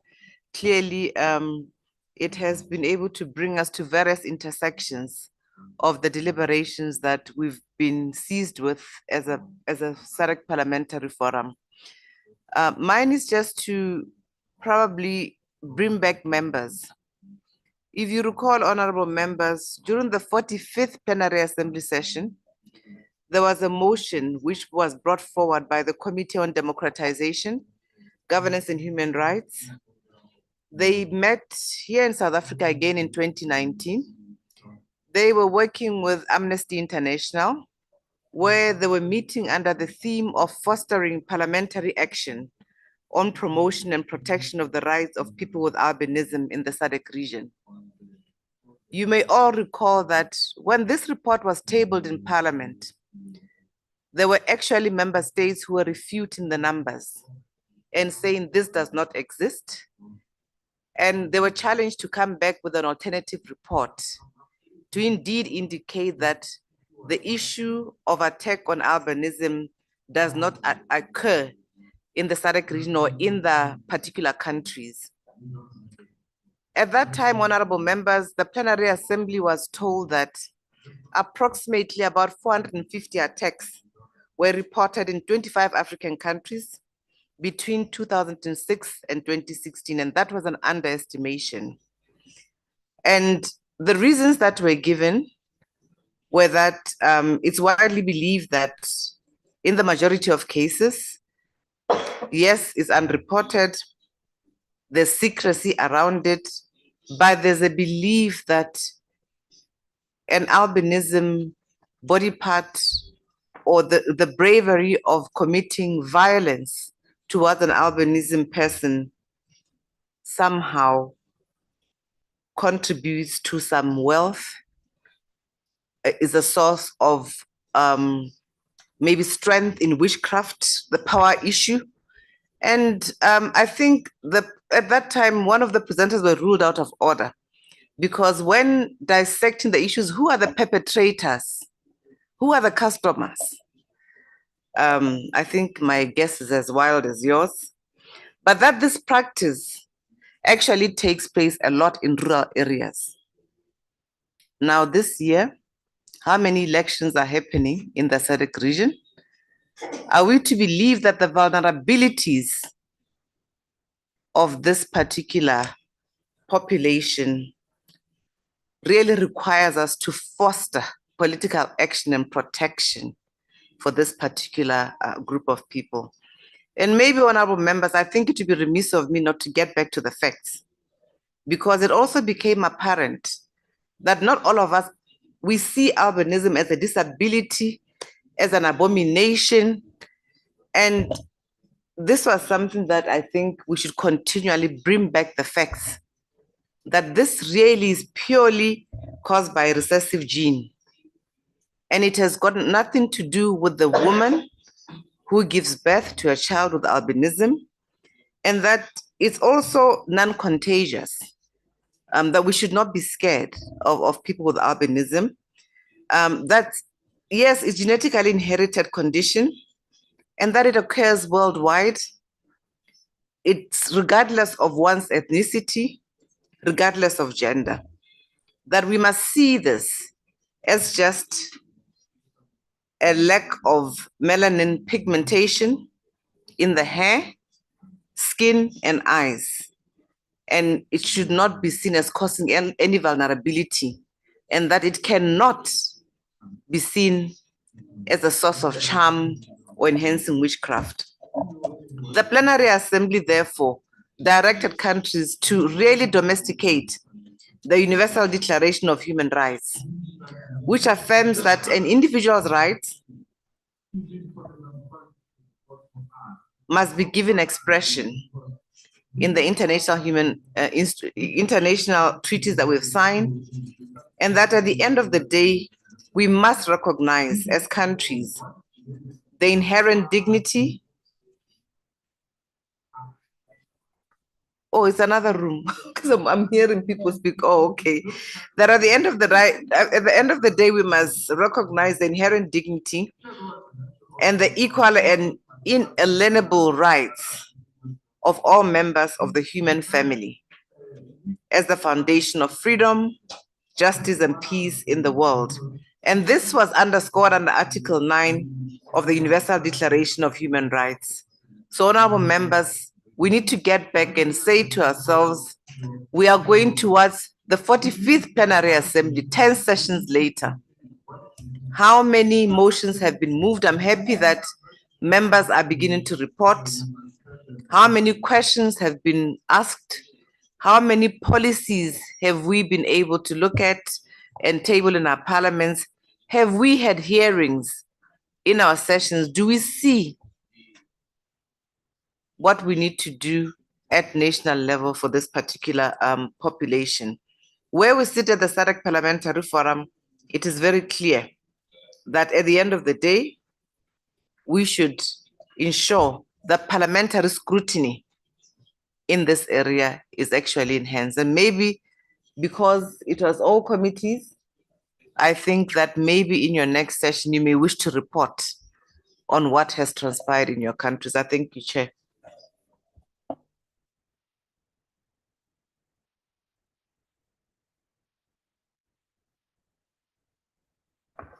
Thank you, Madam SG.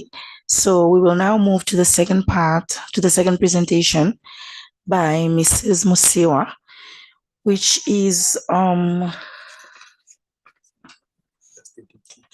yes, understanding key children's rights issues in the SADC region. Mrs. Musiwa, the floor is now yours. Thank you.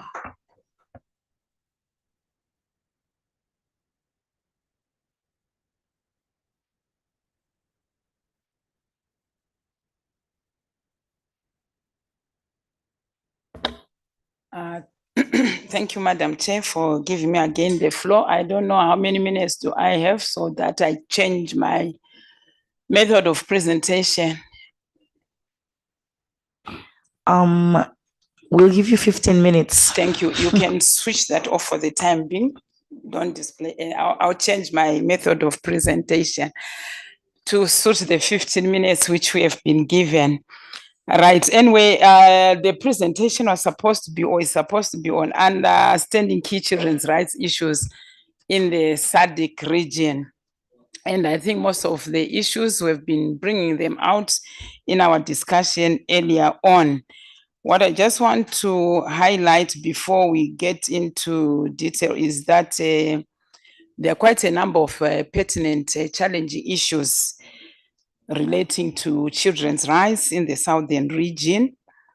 And these challenges are man-made, and they can also be natural disasters. So to save our time, as I promised in the morning, I said that it would be more participatory, but the way I'm going to do it now, with your indulgence, honorable members, is that I'll hear, or will hear from each honorable member the key issues which are of concern within their state. Because right now I can say child marriages in the whole of SADC, but maybe in Lesotho is something else which is different and we miss it. Because I strongly believe that these discussions which you are having are also giving you direction and guidance in terms of coming up with recommendations on your work, in terms of coming up with legislations which will cut across the SADC region so that we will not miss any.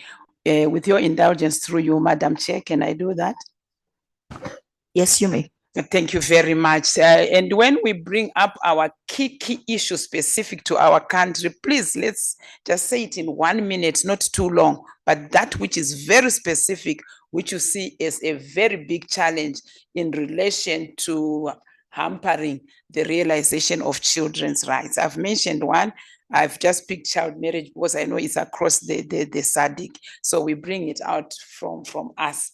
You mind if I start from you, Honorable? Thank you.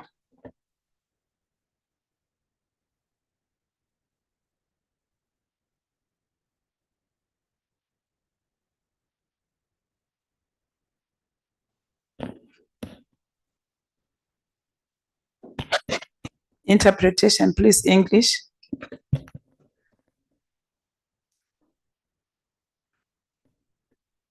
You got me, Honorable.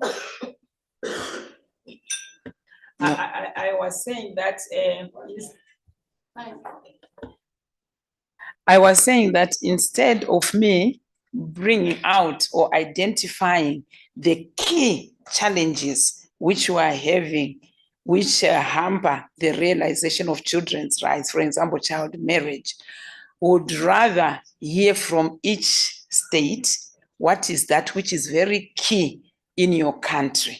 And then after everybody has said, I'll just sum up to save time. Because right now I have got 3 which are very key for the SADC, but we don't want to suppress the other key issues so that you as the SADC parliamentarians, when you come up with your recommendations, you not leave any which affects another country. Okay. Thank you. And just 1 minute, not more than a minute. Thank you. Ok, muito obrigado a nossa preletora, ilustres deputados. Relativamente ao casamento infantil, nós não temos uma legislação que defenda o casamento infantil. A nossa legislação diz que o casamento é uma união voluntária entre um homem e uma mulher. Estabelece os 18 anos como a maioridade para as pessoas contraírem matrimônio. Portanto, nós não temos legislação que estimule o casamento infantil. Mas ainda assim, por razões tradicionais, em algumas comunidades registramos este tipo de casamentos. Às vezes são os próprios pais que vendem, digamos assim, que oferecem os filhos de menor idade para se casarem. Mas legislação como tal que defenda isso, nós não temos nem podemos promover isso, porque nós somos subscritores dos 11 compromissos para com a criança, da Carta Africana com os direitos da criança e não defendemos casamentos infantis. No Parlamento nós não temos iniciativas legislativas que defendam o casamento infantil. Muito obrigado. Espero ter respeitado o meu 1 minuto. Obrigado. Thank you very much, Honorable Member from Angola. So if I picked it well, in Angola, one key issue which is of concern in Angola is that of child marriages, isn't it? And you are saying that there are no laws so far to protect children from getting married. Right, I picked that up. Let's have, is it Malawi? Yes, please. Can you switch off, please? Well, thank you so much. Earlier in Malawi, we have a law for child marriage, but what is required now is just to emphasize that let the people know exactly what happens, what is it all about with this law, specifically in the rural areas. I know most of the people, they know, but we just need to give them more information, especially to the people in the rural areas, rural settings, probably because of the poverty levels or because they don't know most of the issues that are happening. They don't know that there's a law that talks about the child marriage. On education, there is also a law for the right of a child to access good education. But the problem that I'm seeing now, I don't know how we can do it, this issue of the poverty levels again, because we have seen that some of the people, the children, specifically when they reach the point that they're going to secondary school, you see that they don't have school fees. So they don't know where to go in regards the same. I don't know the issue of street children. We've seen that there are a lot of street children. What is it that we can do as a country to make sure that there's a law that talks about the street children, how they can be taken care of, how can they be returned back to school, and how they can be supported? That's another concern that I have as a member of parliament. Thank you. There are a lot, but just few of it. Yeah, thank you. Thank you very much, Namibia Honorable Member.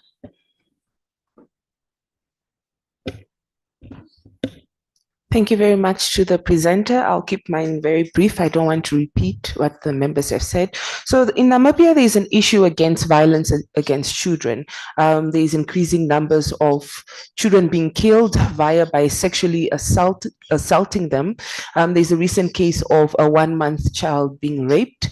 There's other cases of a child being burned by a neighbor because he stole food. So there's an increasing cases of violence against children, which is a great concern in the country. Another issue is obviously access to education, as alluded by my previous speaker, due to all various reasons, access to facilities and poverty levels. And then the dropout rates are very high due to, firstly, teenage pregnancy, there's the rural divide, and also poverty again, which leads to increased number of children dropping out from schools to either become sole providers for their families for basic needs, or just because of various challenges within the education system. And then another issue is underrepresentation in terms of registering children at birth. You find a lot of stateless children wandering around, in which this inhibits their access to various services due to they're not able to either provide a birth certificate or provide some form of nationality, which becomes an issue. Another prominent issue, and I think it's an issue between Angola and Namibia, is migrant children.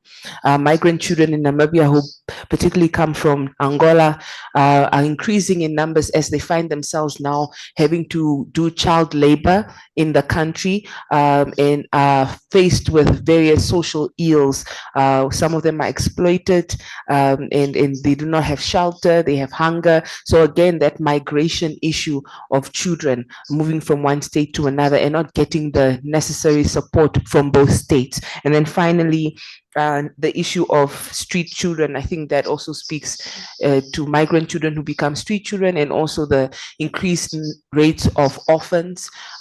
Recently, we also spoke of single homes that are an issue where children are not being able to be provided for by both parents. There had been statistics just by January 2021 to I think 2022, if I'm not mistaken, there was cases of 71,000 children being raised or being born out of wedlock, and particularly falling under the single parents home, and that also limits their rights to a balanced family setting, and also it infringes their rights to develop their psychological being and welfare.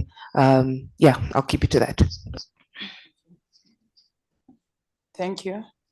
Honorable member from Madagascar, please. You have anything to say, honorable member?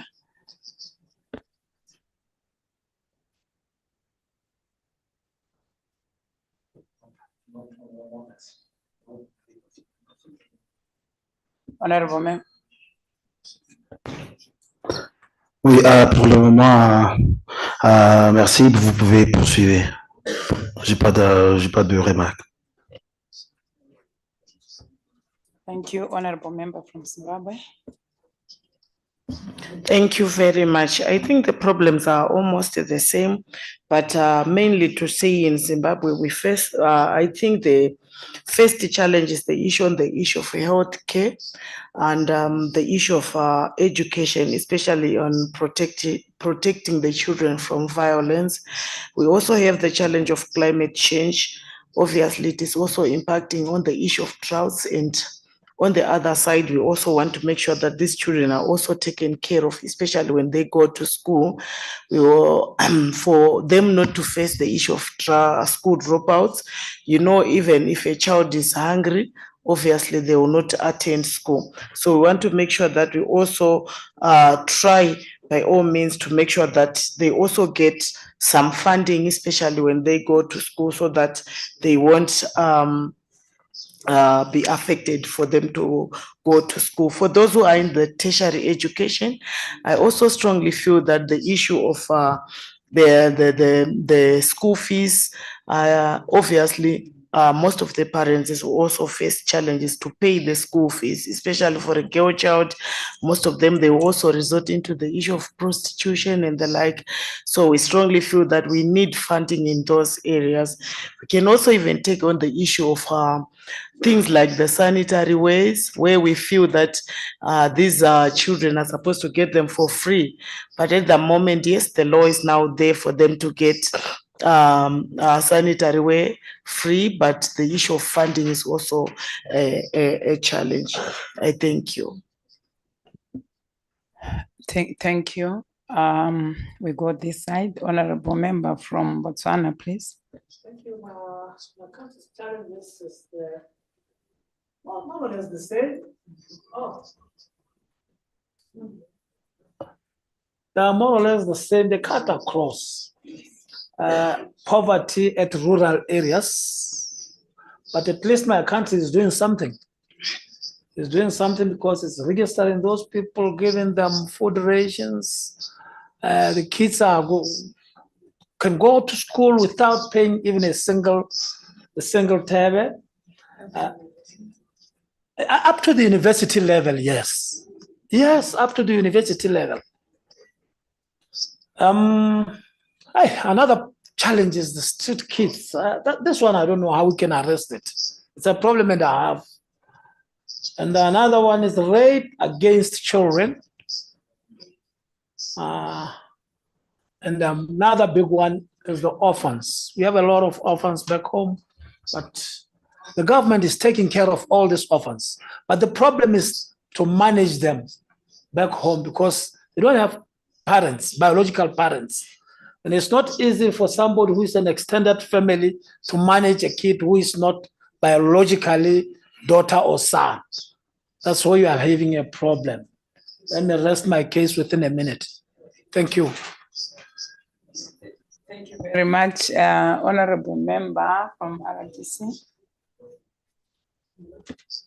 1 minute, please. Merci. Merci. Avec la sanction d'1 minute, alors que les autres ont fait 2 minutes, je m'excuse. Alors, chez moi en RDC, on n'a pas trop de problèmes. On avait déjà ratifié le protocole de Maputo et nous avons une loi qui interdisant le mariage précoce et le mariage des mineurs. Là, quand on apprend qu'il y a un cas pareil, c'est eux le parent. Et tous ceux qui ont contribué à ce mariage sont arrêtés et condamnés par la justice. Alors, présentement, là, nous sommes en train d'initier, il y a déjà une loi qui est en préparation. Et nous allons adopter d'ici là, au niveau du Parlement, sur les tribunaux des enfants. Puisqu'on se rend compte que devant les autres juridictions, il y a des problèmes sérieux sur comment juger les enfants, tout ça quand il y a des crimes. Et enfin, là où c'est très sérieux, c'est dans les régions minières. Dans les régions minières, il y a l'exploitation artisanale des minerais. Par exemple, dans le Grand Sud, avec le Katanga, qui a des limites avec la Zambie. Ces problèmes sont très sérieux là-bas. Tous les jours, les cas de viol, de mariage, on n'y arrive même pas. Et les gens ont cherché à contourner. Quand il y a un cas pareil, des mariages d'enfants ou de mineurs, ou tout ça, on fait quoi? On va changer la date de naissance, on trouve une carte, puisque le problème revient sur votre première publication, dans votre premier exposé, sur l'enregistrement des enfants. Alors, comme les tribunaux, les affaires civiles sont un peu à distance, dans les mines, bon, on change la carte d'identité, qui est la carte d'élève, tout ça pour couvrir cette histoire-là. Voilà comment ça se passe chez moi, puisqu'on m'avait donné 1 minute. Merci, Madame la présentatrice.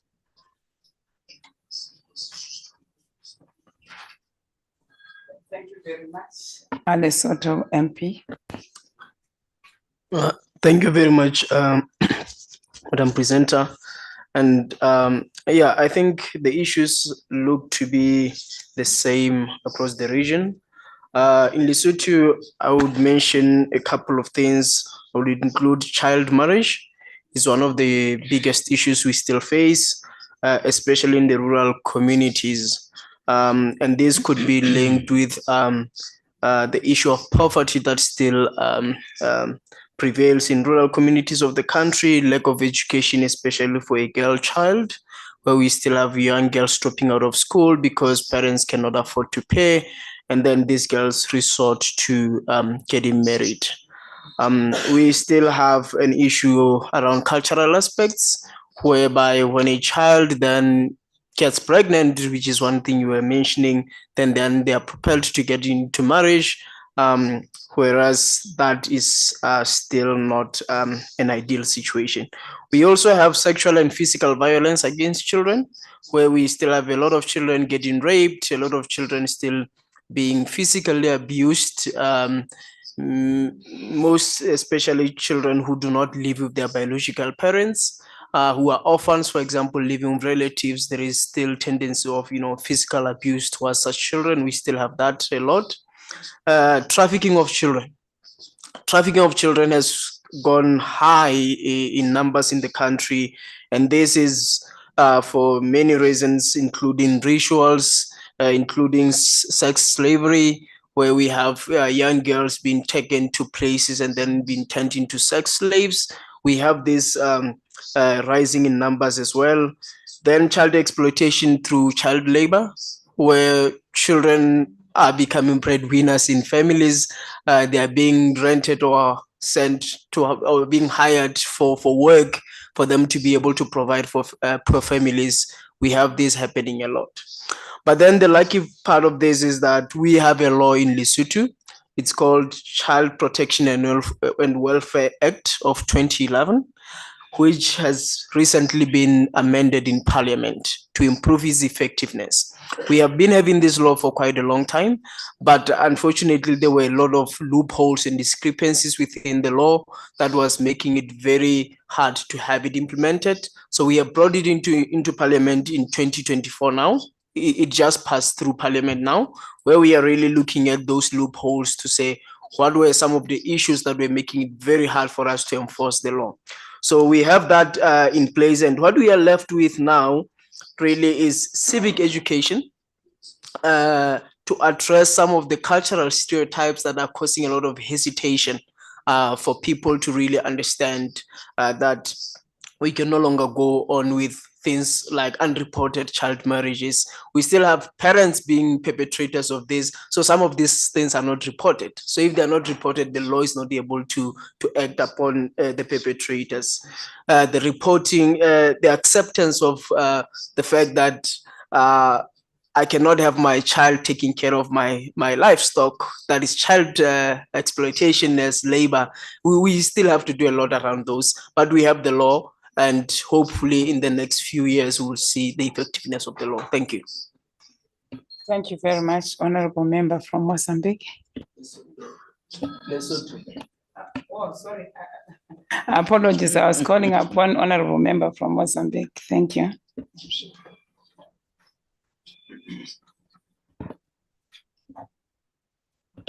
Muito obrigada. Dos desafios que nos preocupa como país é ainda o elevado número das uniões prematuras no nosso país. Pese embora Moçambique tenha sido dos países pioneiros na aprovação da Lei de Combate e Prevenção de Uniões Prematuras, mas estas práticas ainda prevalecem e nos preocupam. E como Parlamento, através da Comissão dos Assuntos Sociais, a sociedade civil e o Ministério da Mulher e Ação Social, temos levado a cabo a divulgação desta lei com mais consistência e na tradução desta lei em línguas locais, para ver se esta lei seja mais abrangente para que esta prática possa se erradicar. Também dos desafios que nós temos é a erradicação deste tráfico de crianças albinas e outras crianças até que não são albinas, porque temos, de uma forma esporádica, essas práticas que não são boas, são nocivas à nossa sociedade. Muito obrigada.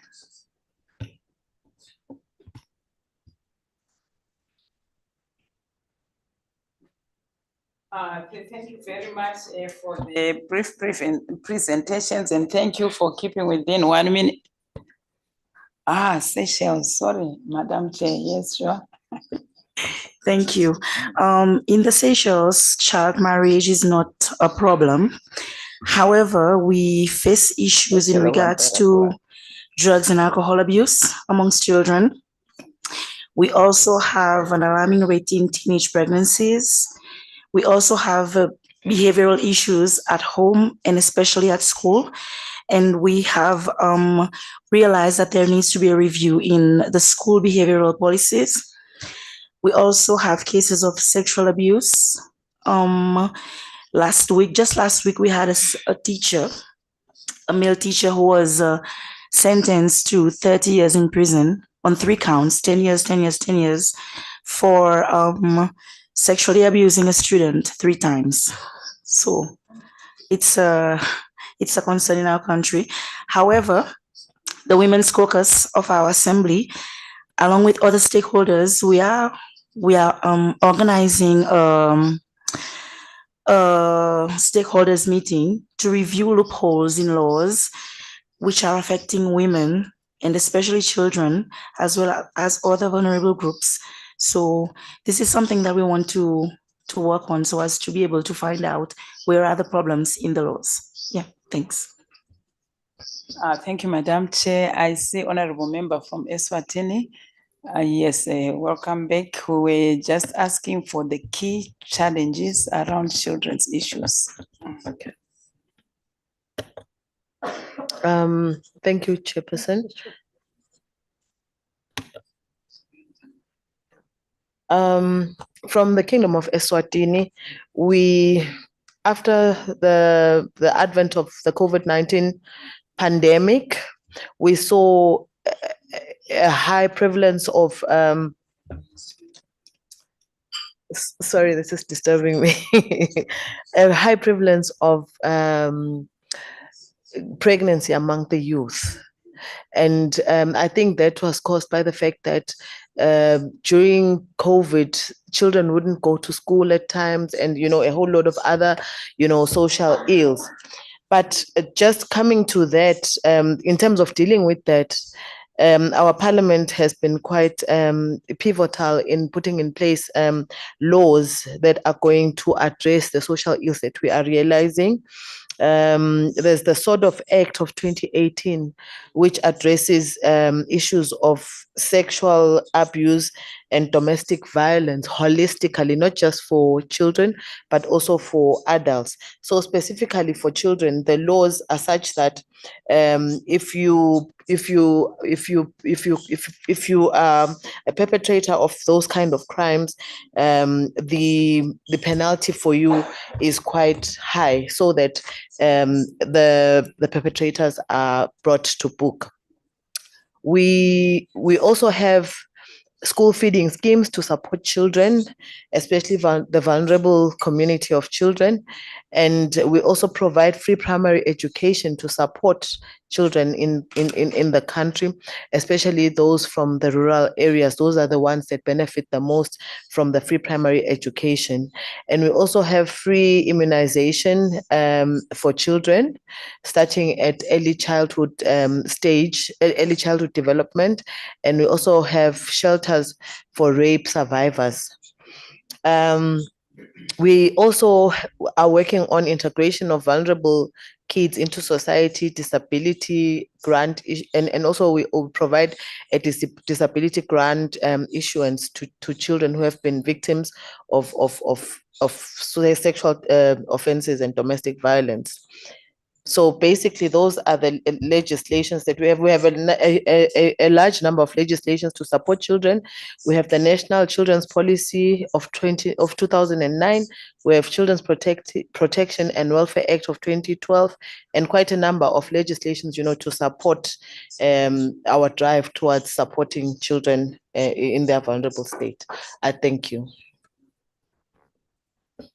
Thank you very much for your presentation, and thank you all honorable members for your presentations. Because of our time, what we have heard or what has been presented, we see that there are two major root causes. There are many root causes, but here there are two major root causes. One which I've picked up is lack of law enforcement, allowing loopholes so that children's rights are not realized, children's rights are continued to be violated. And also the issue of climate change is really causing havoc. And because of the climate change, we're having floods, we're having dry spells, leading to poverty over and above our normal or usual economic problems which we have as SADC, but is being worsened by the climate change, and there is increased poverty among our populace in our different countries. And if we build from those two, you find that where there is poverty, we have school dropouts. And once the children drop out from school, it's either they are being diverted to go to the route of child marriage if it is a girl, because the parents, they want to get either food or money so that they survive. They go the route of child labor, especially for the boys. They go into mining areas, isn't it? So that they also survive. And also because of poverty, rituals, it has been coming up, whether it works or it doesn't work, but some people have a strong belief for two reasons. If you either kill a child or you rape a child, you get rich, or if you rape a virgin child, you are going to be cured of HIV and AIDS. So those are the two main key drivers. Besides, of course, we are strongly beginning to believe that there are some people who are just pedophiles, some they are psychopaths, and others is because of the alcohol and drug abuse in adults, so much that they end up sexually abusing children, also abusing them physically. The issue of having children working and living on the streets, it also stems up from poverty. It can stem up from being a child-headed family where you are orphans and you don't have relatives. The issue of having children on the streets, again, we should not also overlook. I believe we have migrant children. It has also come up from here. An example was Namibia and Angola, and also Zimbabwe and South Africa. Children, they are just migrating back forth because they are looking for a job. And also we have refugee children. I know most of our countries in Southern Africa, we've got refugee camps, but how secure are they? Some can sneak out. I always come across so many refugees, even in the city center of Harare, where I come from, yet they are supposed to be somewhere at Tongogara camp there. So also in issues of enforcement of law, issues of ensuring that, yes, they are not in prison, they should really enjoy their rights, despite that they are coming in as refugees, but they should also enjoy their rights. So we end up with all those groups of children and all those types of problems in our countries. And I also had issue of trafficking. I know, generally speaking, from Cape to Cairo, countries, they don't want to accept that there is trafficking of children, which is happening in our countries. It was highlighted in one of the countries. They are worried about trafficking of children. Where are they being trafficked to? Is it in that country only orphanage trafficking, or is from that country to another country, crossing the border from another country, coming in, or going even to European countries? So these are issues which we have at hand, which we also need to critically look into as an African Committee of Experts on the Rights and Welfare of the Child, and also as the SADC Parliament, as we continue to work closely together. The list is very long. There are so many issues which come up. From what we have said, what I had prepared, which I saw that it cuts across all SADC countries, as we have already highlighted, is the issue of child marriages. And in view of laws, yes, we have laws, or some they are beginning to develop laws in their states. We can also be guided by the African Charter on the Rights and Welfare of the Child. Across all these problems which we have highlighted, the specific article for each and every one: education, health, child protection, issues of drug and substance abuse, protecting children from accessing illicit drugs. Because as we all agree, the issue of drug and substance abuse is really on the increase in our children, whom at times we call adolescent, because adolescent, according to WHO, is 10 to 24, but 90% is 10 to 18 or 17, which are children, isn't it? And once we begin to talk of teenage youth, we tend to overlook or to overshadow the child-sensitive approach, because we are putting them at a higher level when we speak of youth or when we speak of teenage. But it is our plea that as we work, wherever it talks of youth, let's try to pick up the age group of children, so that whatever we are going to bring up as intervention in terms of policies or laws is child sensitive and is child friendly.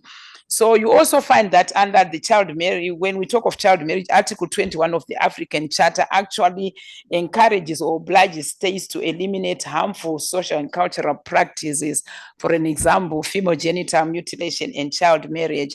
Article 6B of the Maputo Protocol, somebody alluded to Maputo Protocol, also emphasizes on the minimum age of marriage, which is 18, that it outlaws child marriages. And also you find here in the SADC, we have the model law on eradicating child marriage, which we can always make reference to and ensure that countries, they enforce that and it comes to fruition. Children's human rights should prevail over customary and religious practices. It's really very difficult, but it's something which we really need to push towards, because you find that when you look at religion, some sects, they believe strongly that they are told by their God that they should marry that child. So it's their belief, is their doctrine. They've been indoctrinated from a very tender age. It's about behavior change.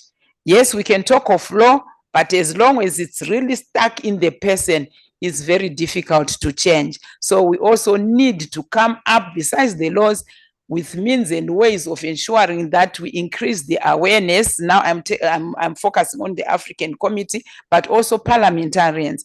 We increase awareness on issues of child rights, on issues of child responsibilities, on issues of state responsibilities, religious organizations' responsibilities, and the negative impacts which can arise if certain behaviors or activities are carried out on children within those religious organizations, including customary laws. To this day and age, I always am shocked that there are some countries in the SADC region where they still believe that if somebody has murdered an individual, they've got to pay off with a virgin child. But once they pay off every year, it appears like whatever that spirit is always asking for another child for payment. Does it work? This is why, if you remember earlier in the morning, we say education is the pillar, so that people are informed, increase their scope of knowledge, that they make informed decision, increase their confidence, and make a positive choice. And Agenda 24 Aspiration 6, as we have already highlighted, that all children will benefit fully from quality education to make informed choices, and that they are aware of harmful practices and they should desist from them. The other one is children affected by armed conflict. I didn't hear anybody bringing it up, because Southern Africa, generally speaking, we are very quiet, isn't it? Besides our sister country, Mozambique, where we have Cabo Delgado, where they're still having the war. Otherwise, Article 22 of the African Charter stresses that states should protect and care for children affected by armed conflict. Otherwise, where possible, states should not get into conflict. We should not have any war.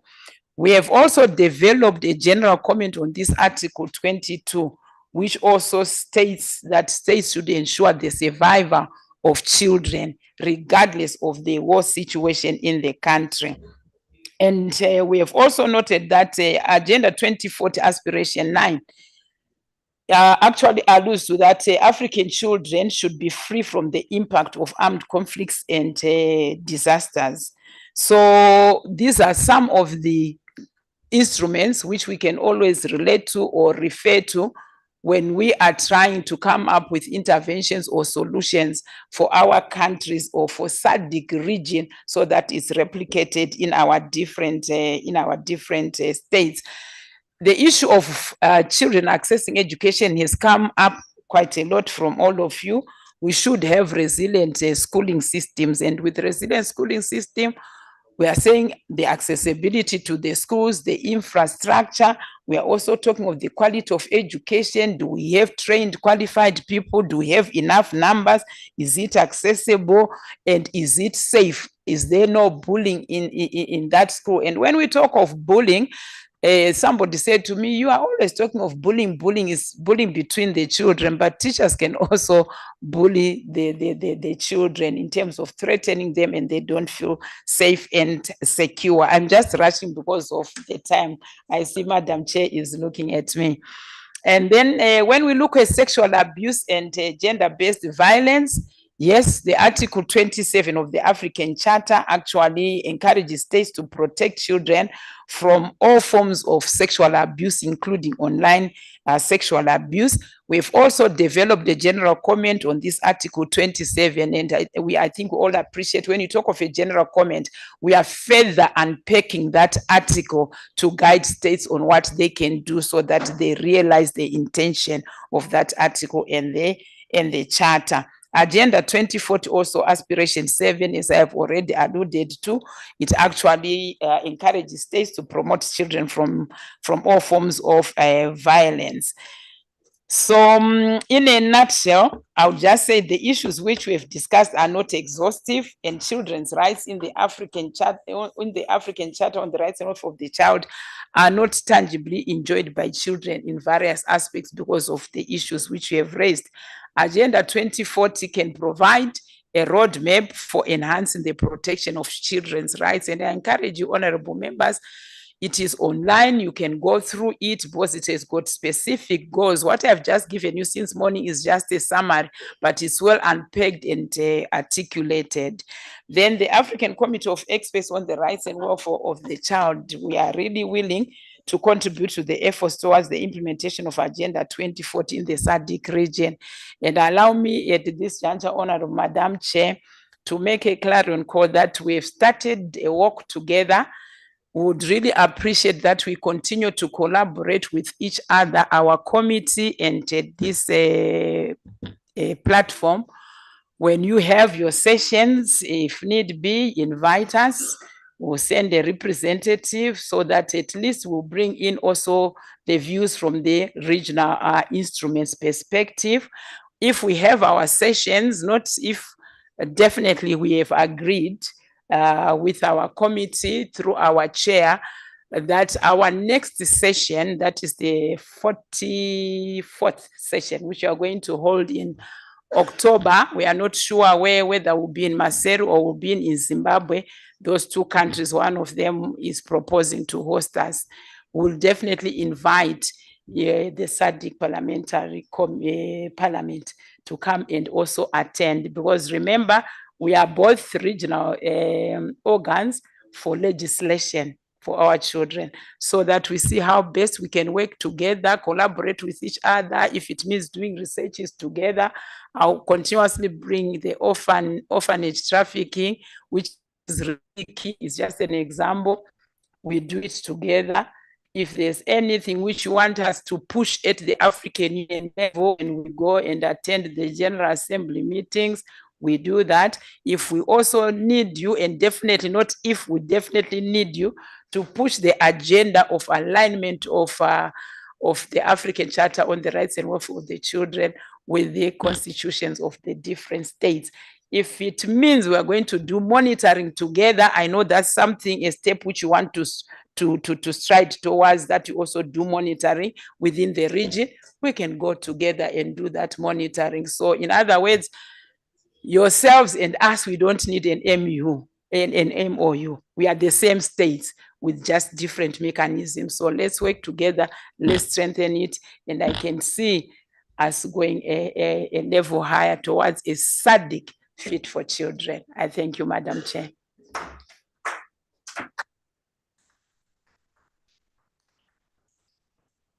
Thank you, Mrs. Musiwa, for the two very detailed and informative presentations. Before we break for lunch, we have the media office of the SADC PF who would like to ask a question to you, Mrs. Musiwa.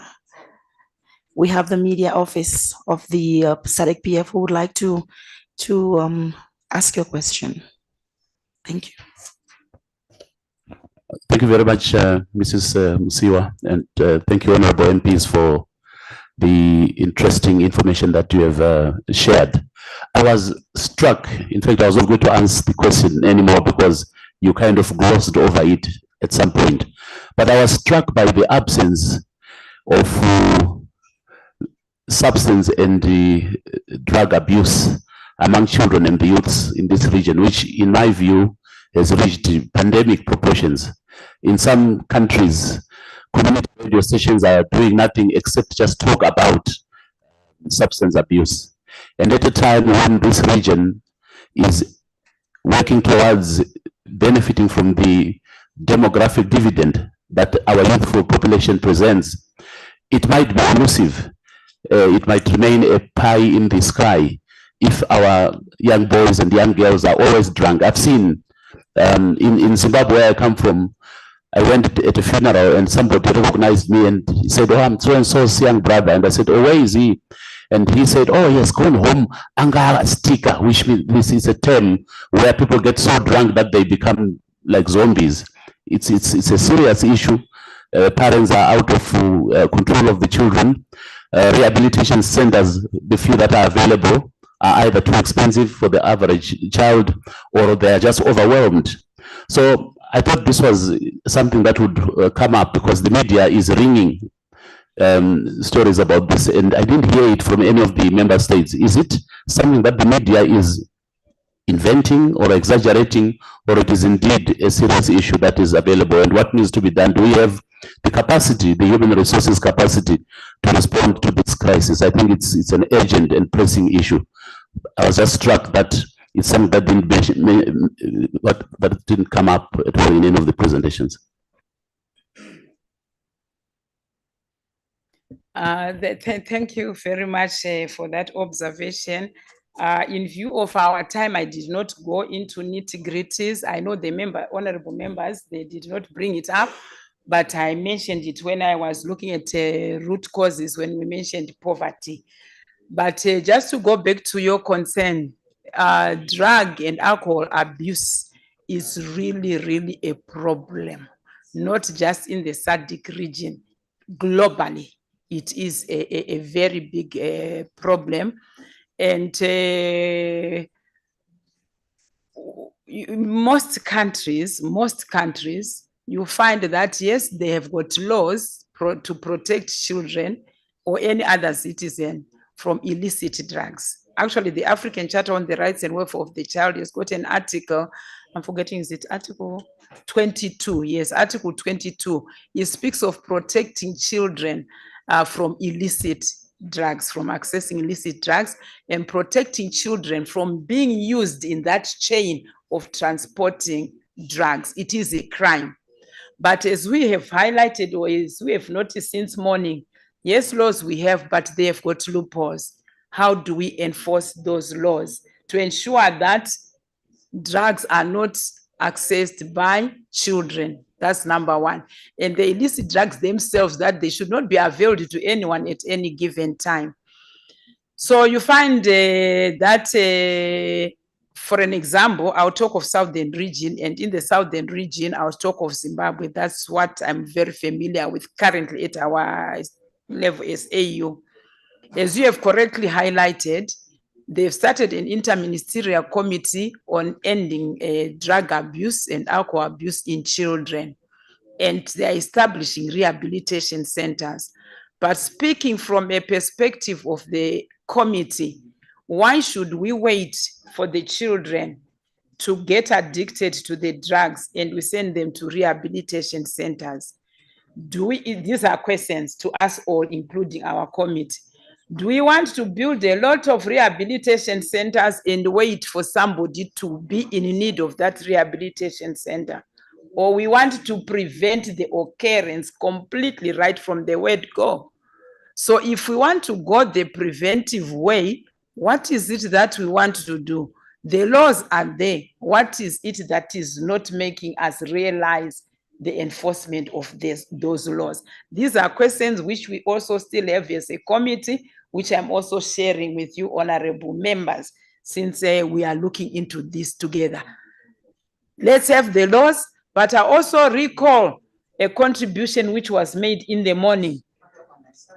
It starts in the family again. It's a long chain. Somebody is pregnant, they are taking alcohol. It has got its effect on the development of that fetus.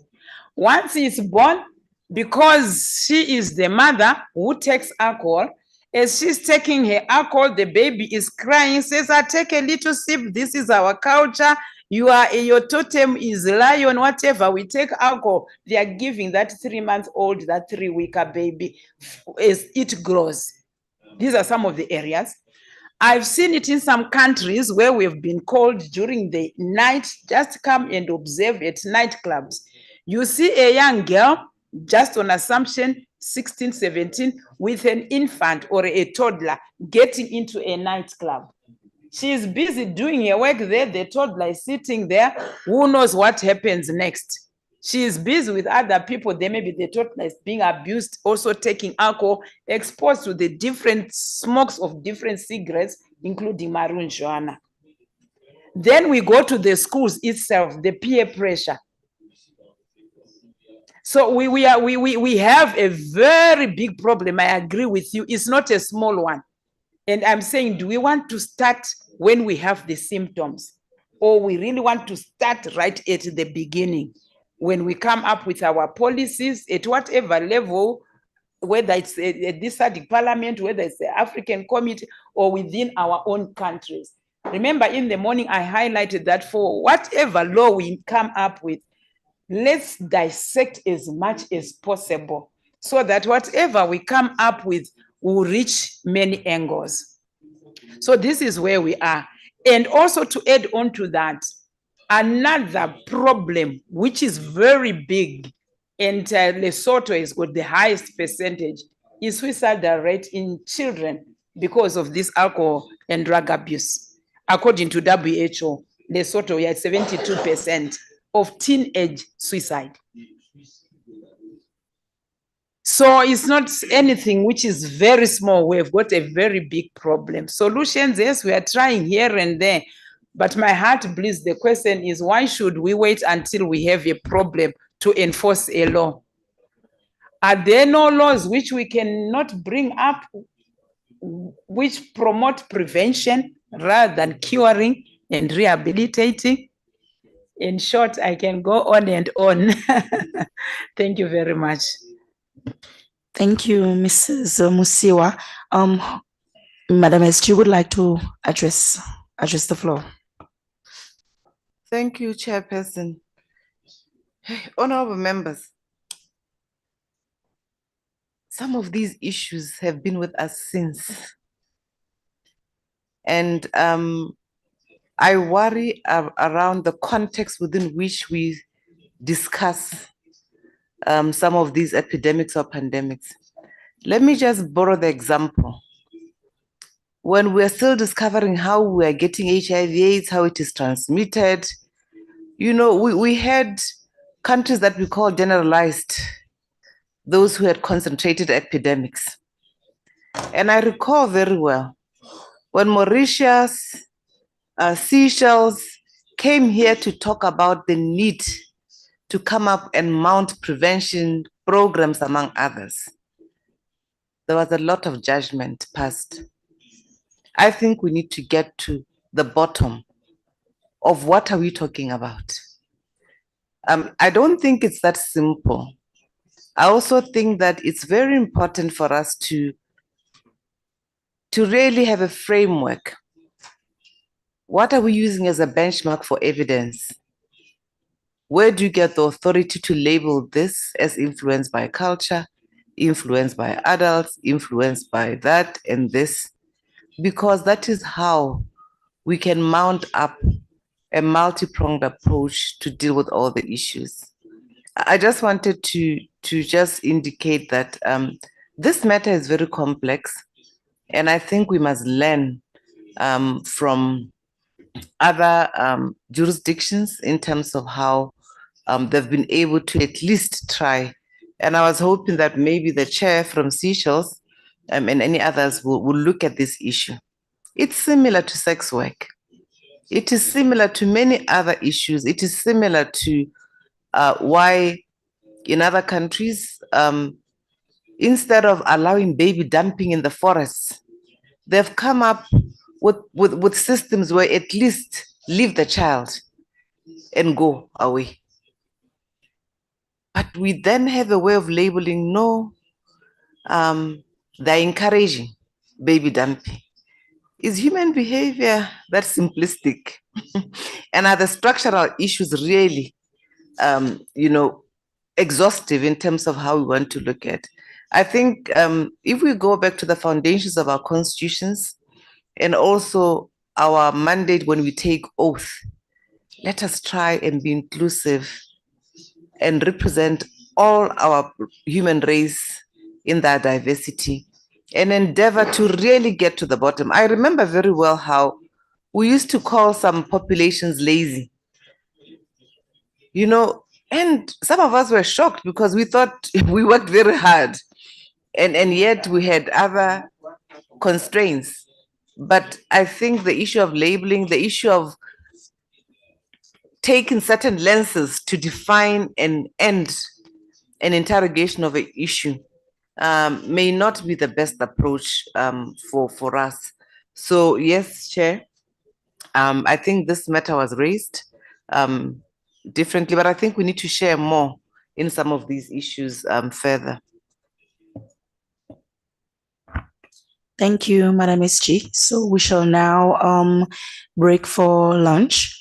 We shall reconvene at 2. Okay, we shall reconvene at 10 minutes past 2 p.m. So let us be on time for the next session. Thank you.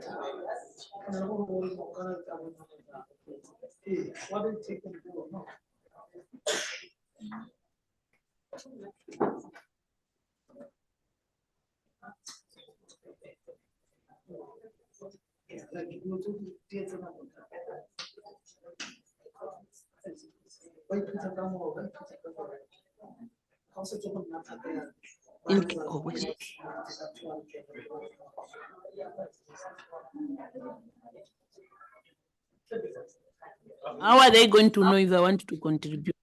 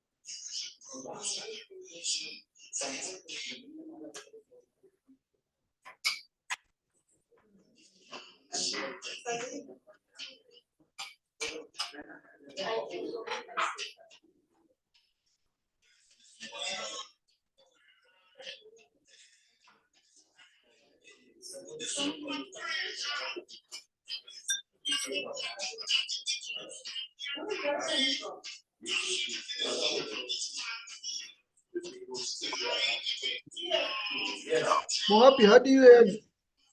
Moabi.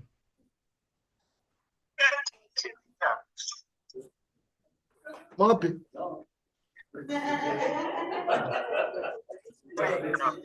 I see that you have interpretation. How do you have interpretation?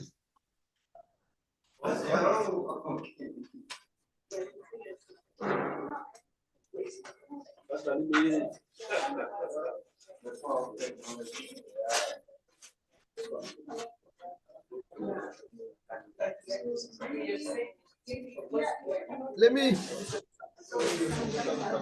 I can hear you, but you have interpretation. I don't know why. Let me quickly end and we reassign them all again.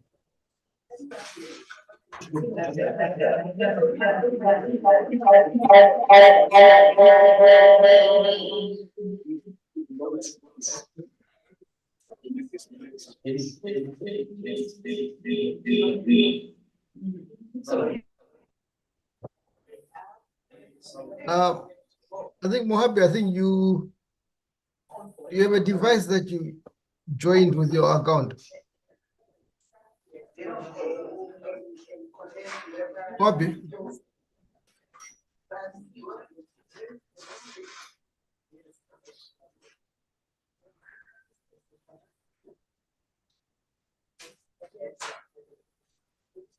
Mohabi.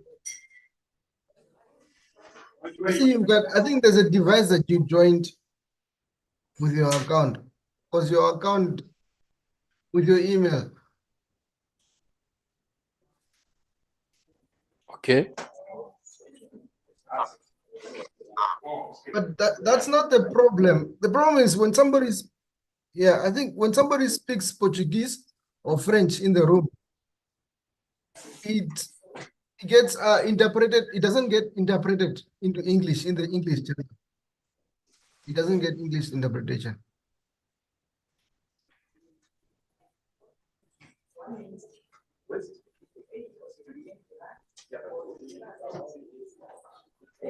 Okay.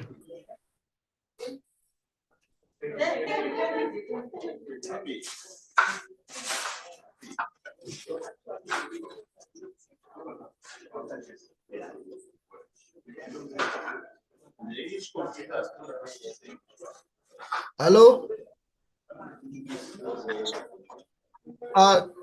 Timothy, if you go to the English computer, please change that to English. It's saying French right now.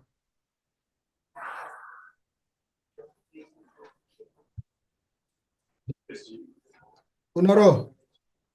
Yes, sir. How are you, sir? How are you? Good.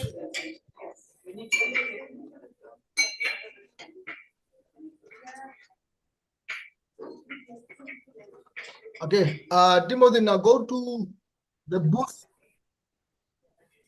for the English and just see, let's test English.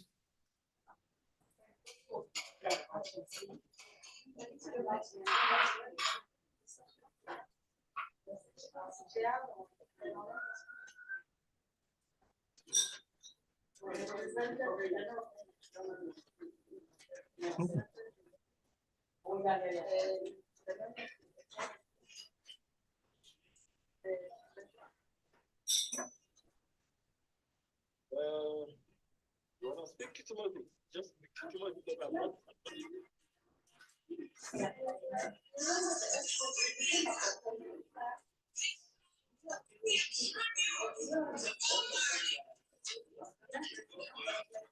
Timothy, I cannot hear you.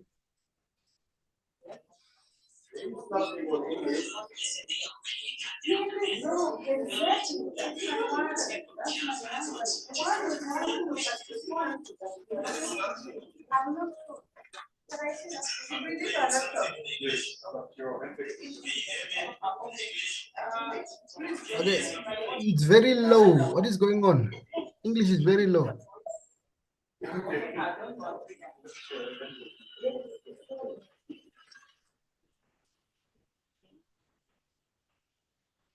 It sounds like a background. It's very low.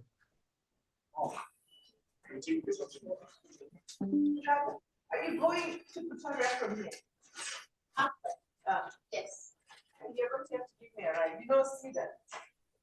You saw the invite. Yeah.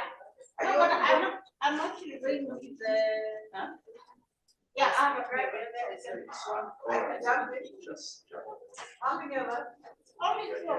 Oh, yeah. So I can bring my colleague. Timothy, I cannot hear you. Okay, yeah, thank you.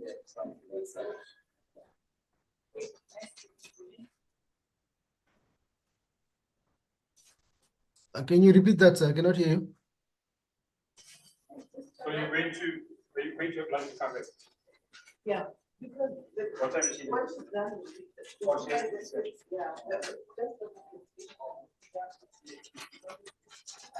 Timothy, can you hear me? Yeah, I can hear you.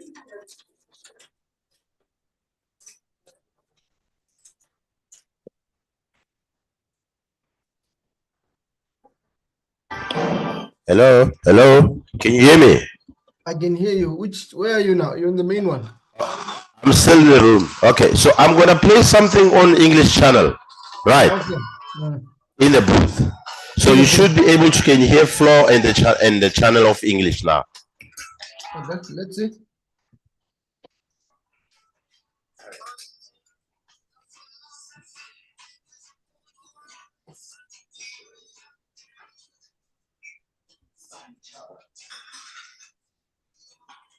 Okay, saying something on English and talking on Flo now. On floor, I can hear you, but I cannot hear anything on English. On English, you can't hear. I cannot hear anything. Okay, let me just go to that.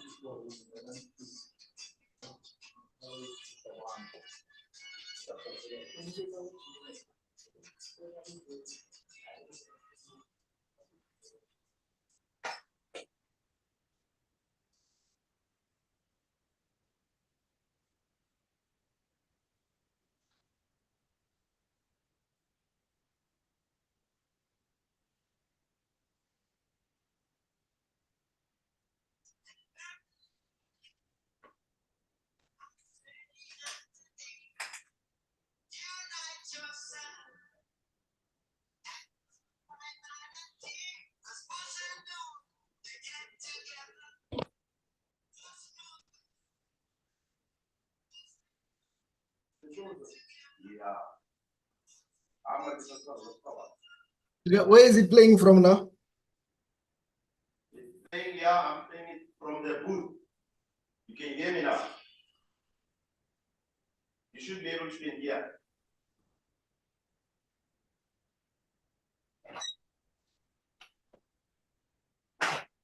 Hello? Yes.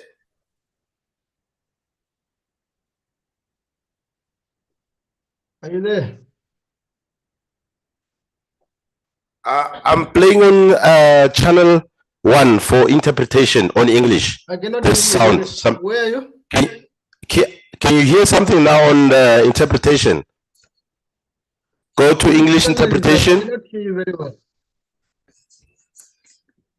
Okay, if you can listen to the English interpretation. Bob.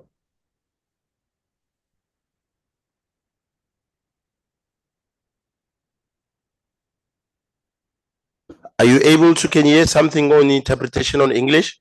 I cannot hear you, Baba. It's You just can't hear noise. anything. It's gone. I'm only getting noise.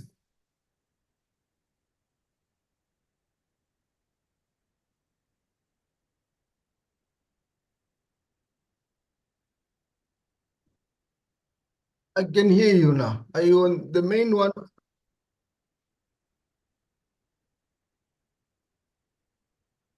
I'm on the English channel. I can hear you now. I can hear you on the English. Can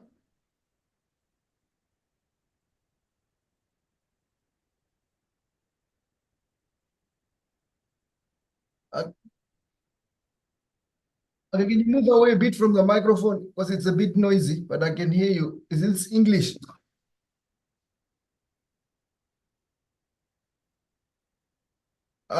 Is this English now?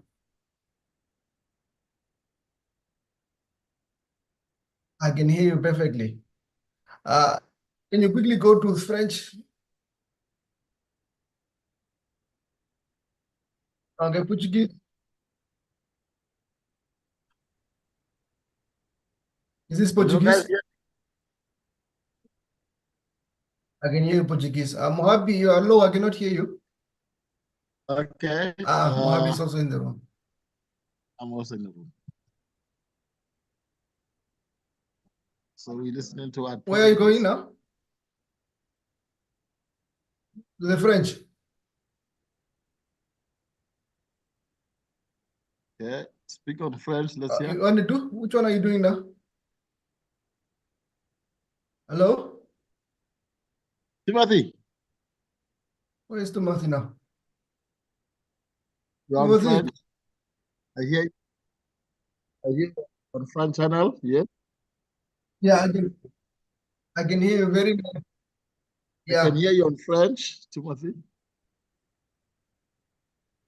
Okay. But why is the quality of the English so not good? Say again.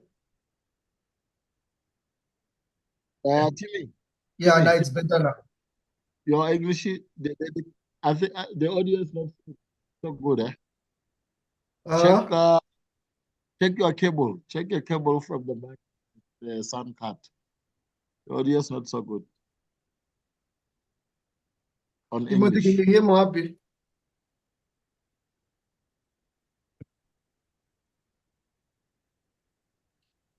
Hello? Happy. You can hear me on all the translation sound. Can you explain to him? Mohabi, explain to him, please. Happy. Just hold on, guys. Hold on, guys. No, I'll go now. I'll go to the airport. I'll go to the airport. Hipsin needs to stay here for that. So, but then the Hipsin has a difficulty. He doesn't have a license with him. We won't be able to get to that. Oh.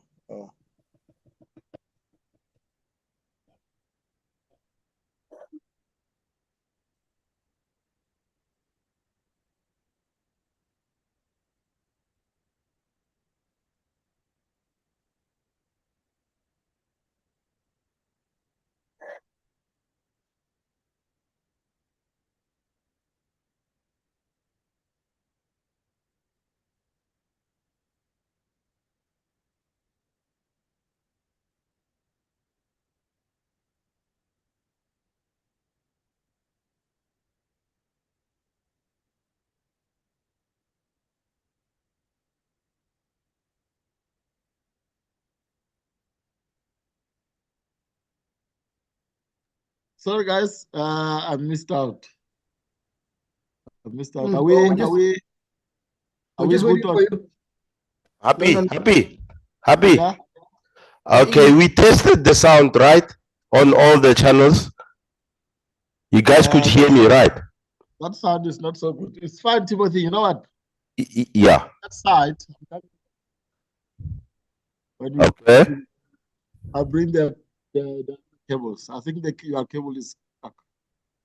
That cable is not. It's not sounding good on English. Huh? Not sounding good on English. It's like it's just almost distorted. It's not so good. Can I check the gain, perhaps? Say something. Let me check maybe on the volumes there on the mics. Or maybe go down on the mic Yeah, volume. that's what I'm thinking. But it sounds almost distorted. Okay. It's like you're underwater or something.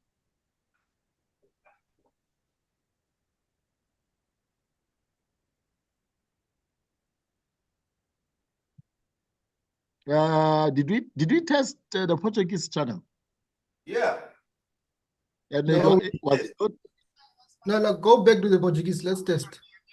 Okay. Timmy.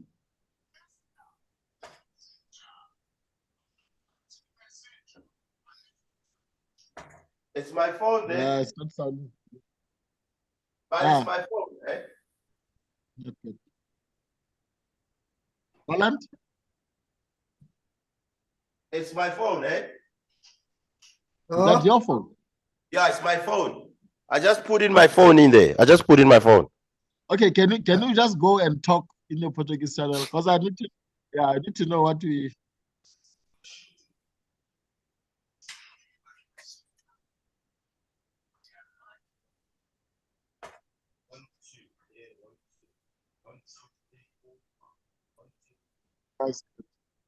Okay. It's okay.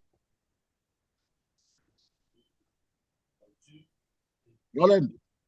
Roland, what do you think? To me, it's okay. It sounds okay. Portuguese sounds okay to me. Wait, try again the Portuguese. I'm saying Portuguese sounds good to me. Try again the Portuguese. Timothy?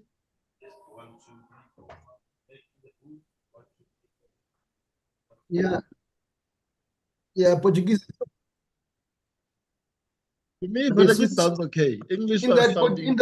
sorry, Baba. In that booth, quickly switch to English. Yeah.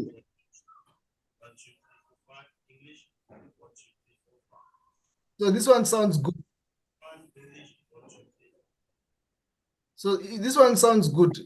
But if you go to the French booth, that's what the problem is.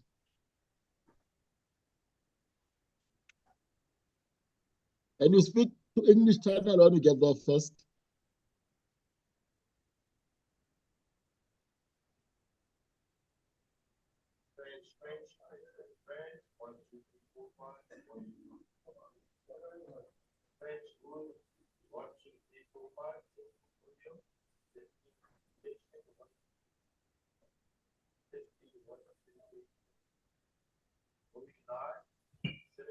Where are we?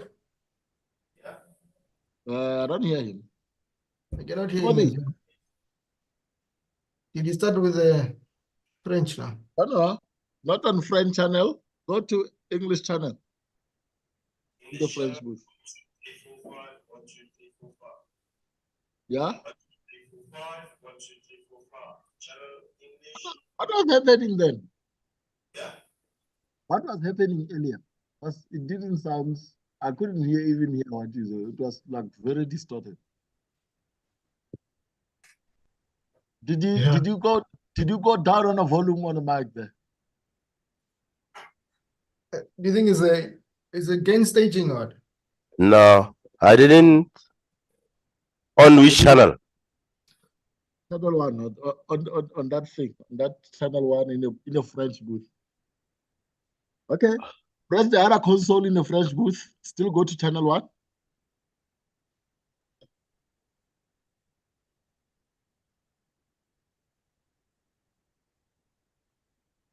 What's up?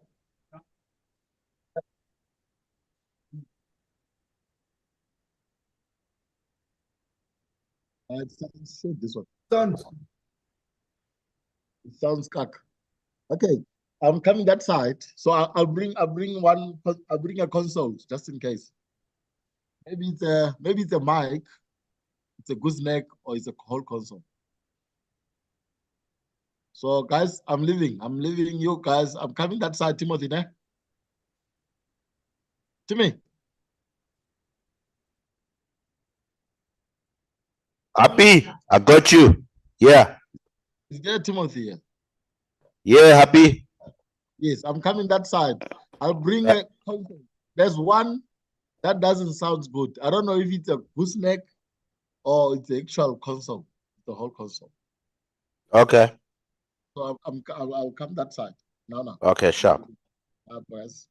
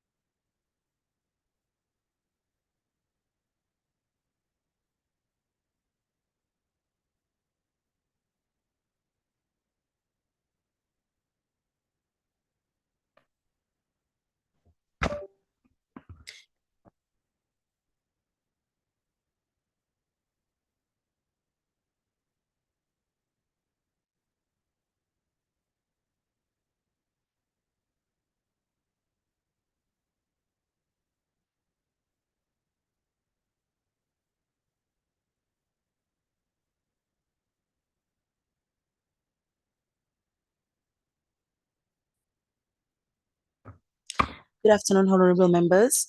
Welcome back to the third and fourth sessions for the day. I hope your lunch was very refreshing and that you are now ready for this afternoon. So the two sessions will be presentations on taking stock of the implementation of the AU Agenda 2040 for children and the regional mechanisms for protecting and promoting the rights of children, gaps and opportunities. So there we will have two presenters. We will welcome back Mrs. Musiwa, and we will also welcome Professor Murungi from the Center for Human Rights, where they will be co-presenting for this the two sessions. So the floor is yours. Thank you. Just for your information, you are requested to submit your boarding passes to Mr. Mwala after the meeting. So this is for your information. I will be reminding you afterwards, but just for your information for now. Mr. Mwala. Even to Paulina is fine. Okay. Thank you. Thank you, Madam Chair. Afternoon, honorable members. Afternoon, Secretariat. Thank you again for giving us the opportunity. As already highlighted, I'll be co-presenting with my colleague who will come and join me just now. What we have realized is that the topics, what I had been given and what she was given, there is a very thin line. So if I present everything, it means she will not be able to come. If ever she comes, she will repeat what I would have said. So I'll just give a brief of the monitoring of the implementation of the Agenda 2040. Then the gaps, opportunities, I'll leave it to the professor. We will not flash anything because there are just three statements which I'm going to make. Is that when we established or when the Agenda 2040 was put into, I cannot say force because states did not ratify, but when it was put into effect, that was in 2016, it was agreed that the implementation of progress will be done every 5 years until we get to 2040. So the first time when we assessed the states on the progress they had made on the implementation of Agenda 2040 was in 2020. But that one, as a committee, we took it as a baseline because states were complaining that they did not have the resources. It appeared like it was duplication of the African Charter on the Rights and Welfare of the Child. In short, it's because they were not really aware with what Agenda 2040 was all about. Of states in 2025.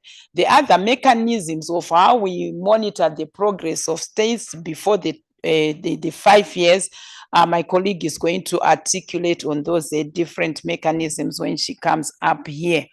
Otherwise, what I would just want to highlight is that realization of Agenda 2040 is really dependent on the African Union political organs, the political will of the member states, and also the willpower of the relevant government ministries, where we are talking of we need human capital, we need the financial resources for us to be able to implement whatever we have put on the table, be it enforcement of laws, be it access to education, to health service provision, you name it all. We need that. We also need the cooperation and the willpower of the communities themselves, the communities which are made up of families, the children, the community leaders, the churches, and of course our media people. So for it to be successful, we need those people and we need those resources. And also for successful implementation, it's also dependent on awareness and visibility of Agenda 2040. As long as the states are not very clear on what Agenda 2040 is all about in relation to the African Charter on the Rights and Welfare of the Child, including the different parliamentary portfolios, we will not really achieve much because people will be ignorant in a way. And the social and economical context of states is very, very important for us to realize Agenda 2040. Otherwise, at this juncture, allow him to call my co-presenter so that she looks into the different mechanisms of how we monitor and also the gaps which are there and the opportunities. Thank you very much. Over to you, Prof.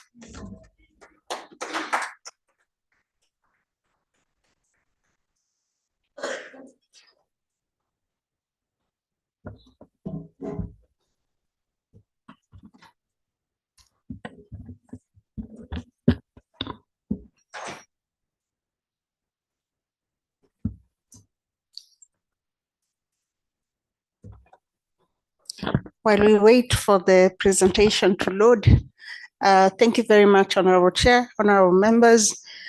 It's a privilege for me to be here and to share this platform with colleagues and with, especially with Madame Musiwa, who is, as she says, she's a colleague in the children's rights sector, but is also someone that I interact with quite a lot, and I am very grateful that we get to do this together.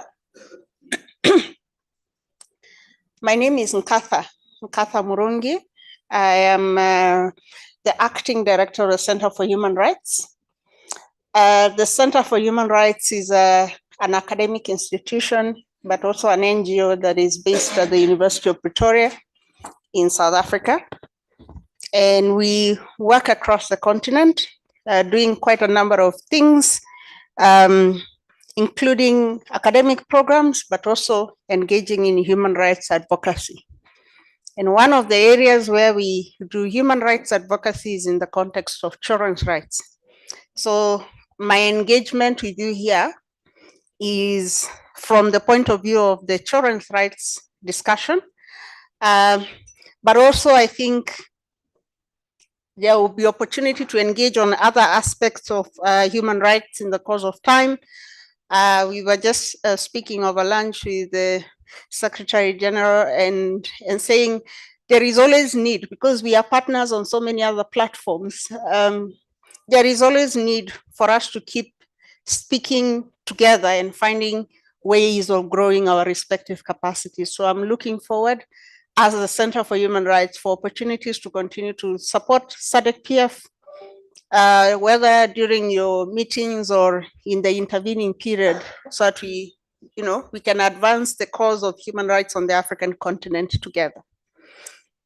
I see that the presentation is still not up. So I was asked to speak to the mechanisms for monitoring children's rights. And before that, we were supposed to look at the implementation of the Agenda 2040, how we are monitoring the implementation of the agenda and how far we have come. When I say we, let me clarify, I am not in the committee. I'm not a member of the committee. I am an external expert with the committee, but I am not, elected by member states to do the monitoring. But because we work very closely with the committee, I think this is what allows us, and that is why Madame Musiwa said we, in terms of what we are doing to support monitoring of the agenda. So just to start, in the morning you had a whole session talking about Africa's agenda for children, right? Africa's agenda for children as being this 2040 aspiration that we are hoping that by 2040 we will have done A, B, C, D for children. And ultimately what we are looking for in this process is to have an Africa fit for children. That is the big objective, to have an Africa fit for children. I mean, it's also important for us to keep in mind that, childhood is, everybody of us has been a child. So that is the one thing about human beings and talking about, sometimes as men can feel like they can't talk about women's issues, and women can feel like maybe they don't know enough.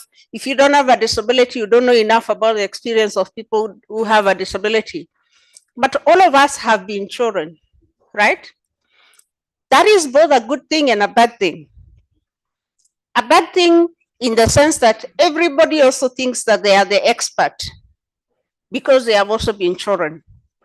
And so sometimes we take things for granted about what is in the best welfare of children.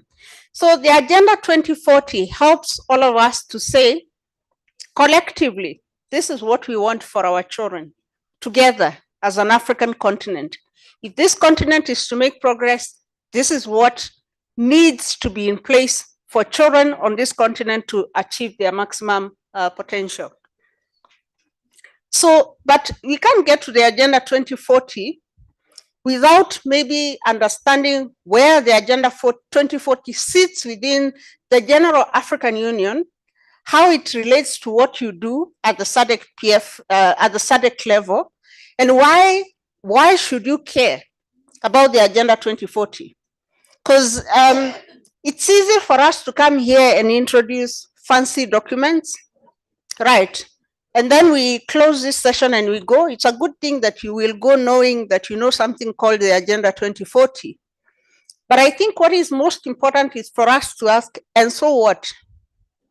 What can you do about it at your level?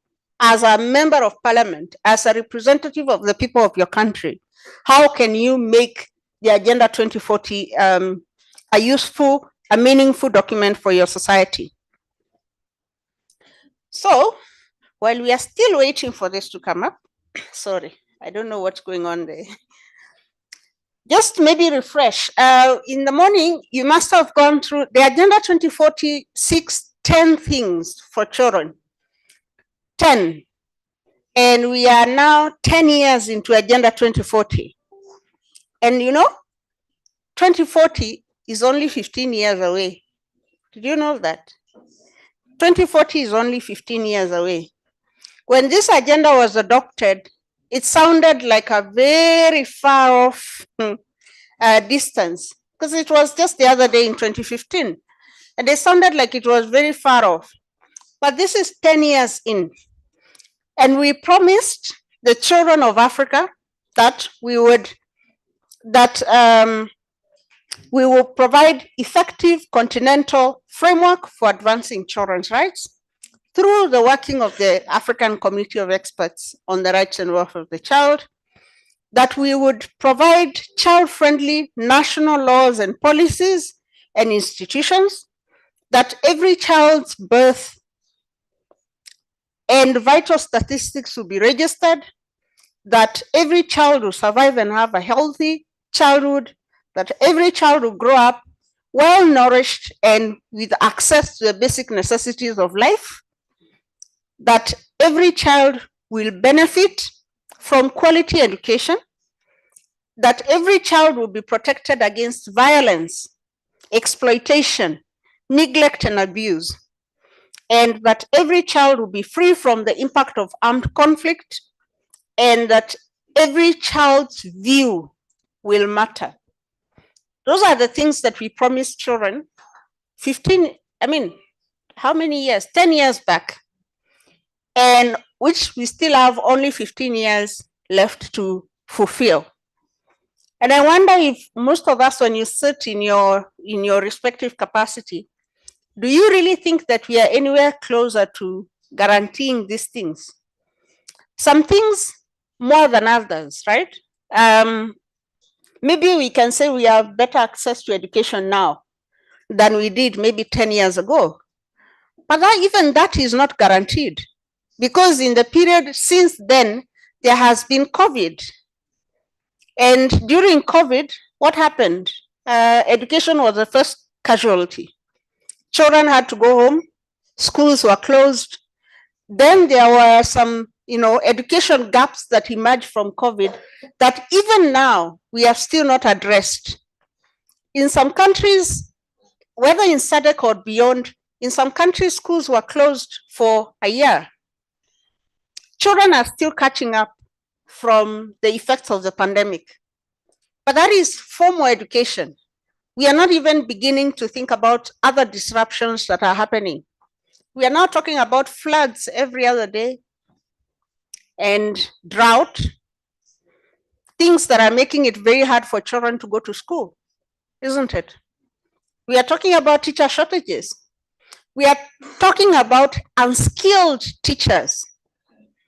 You're talking about children currently who are being taught skills that were useful for 1990, and they're living in 2024. Right? Is that not true? We are quiet, right? It's true. Some of the teachers that are teaching in these schools don't know how to use a computer. And that child is supposed to compete with a child who is sitting somewhere in the global north and who, is learning through artificial intelligence. We are underserving our children in many ways. But when we appear here, we said, but we are giving free education. What is free education? Free education should not come at the expense, should not mean that states can tick the box of saying we give free education, but our children are get shortchanged in the quality of the education they are receiving. So if that is what we are doing, we are actually not meeting the commitment that we said we would meet. Because the point is not paying, it's not that children are not paying. The point is, are children learning? Right. Are children learning? Not are children going to school? That's one question.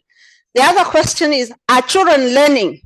Because schooling and learning are not the same. Right? Okay. So when you look at the number, the collection of issues that we promised, a number of things are still outstanding. Honorable Musiwa said that the Agenda 2040 has been assessed. We have had the first assessment in 2020, which was to mark the 5 years in progress towards implementation. And then now it's due for the second assessment of implementation, which is to mark 10 years. And these are some of the questions that the committee is reflecting on when engaging member states about, or engaging states parties, the states that are ratified. In the SADC region, all the member states have ratified the African Charter on the Rights and Welfare of the Child. So we really don't have any excuses for why the Agenda 2040 should not be fulfilled. Has there been progress? Most definitely. And if you read the report, which is also available, if you read the report on the assessment, we can say that there has been areas of progress. But I think if there is one child out of school, it's one child too many. And I think we shouldn't glory in the fact that other children are going if some children are not able to go. Just recent session that the committee had, we had a session where we spoke about the rights of children with albinism. Madam Secretary General was speaking earlier in the morning and talking about the journey we have walked as members of parliament, coming to the point of acceptance of the fact that persons with albinism have experienced discrimination in this region. In that session, when we started speaking about it from a children point of view, you realize there is still so much that hasn't been done. There is, yes, the acceptance, the general acceptance. We know that children have albinism, but we are not doing enough to make sure that they are not suffering, that they are not being targeted, that they are not dying unnecessarily. And even more importantly, we are so absorbed in the current moment that we are not thinking about the future. And it's very difficult to deal with children if you can't think about the future. Anyone who was a child when the Agenda 2040 was adopted is probably now an adult, right? Probably, but very likely maybe nearly being an adult. Because of the one challenge, that childhood is not a static condition. childhood is a transient condition. You are a child only for a certain period of time, right? And it's important for us to keep that in mind as we go into the rest of the session. Here's the thing. Childhood is about 20% of your lifetime. If we are doing very rough mathematics, it's about 20% of your lifetime. You will only be 18 once, right? If you're a child for 18 years, because we all come from countries that have ratified the African Children's Charter that says a child is any person below the age of 18. It means that you've already outlived 20% of your life. This is 20%, right? 20 times 5 is 100. I'm being very generous. So if it's 80, it's actually a quarter of your life, right? But the reason I'm putting this here is for us to remember, if 18 years is all the childhood you get, every 1 year is 6% of your childhood. Okay, now I'm doing mathematics. I want us to do mathematics because it's after lunch. You have to wake up, right? So every 1 year is 6% of a child's childhood that they will never recover.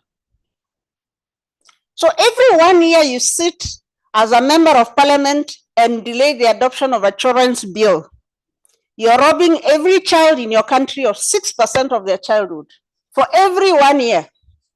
Make that 2 years, 12%. Make that 3 years. The child will never actually recover that time. So it's important for us to also keep that in mind when we deal with matters of children. Why is this urgent? It's because the most important and the most significant period in your life is also the period that runs the fastest. By the end of childhood, you are a set human being. You know what you like, you know what you don't like. You know your full body function is already established. That's not the case for a child. If you don't provide nutrition to a 5-year-old, there is something that never gets developed, that they cannot develop even if you give them the nutrition at 10 years. As an adult, you can starve today, and if I give you food in 2 weeks' time, you will recover. But a child will never recover. So I'm just hoping that we are getting the sense of why we need to treat children's issues differently. We can't afford to have the same approach, the same thinking about how we deal with other human rights and all these other political affairs that we can all deal with, but we cannot afford to apply the same approach in as far as children are concerned. So that is the context behind which we are talking about Agenda 2040. Okay, so now let me move to the mechanisms for the monitoring of the agenda. I see we are now getting an alternative approach. Okay. So within the African human rights system, within the African Union, there are a number of mechanisms that work around the subject matter of human rights. And I would imagine, of course, that this is something that is of interest to this particular committee. Within the African Union, we talk about the African human rights system, which has different parties, different bodies that do different functions to ensure that human rights are protected. Of course, on top of that hierarchy is the Treaty of the African Union, which you all know. But there are two instruments that are very critical. There is the African Charter on Human and People's Rights, which we regularly call the Banjul Charter.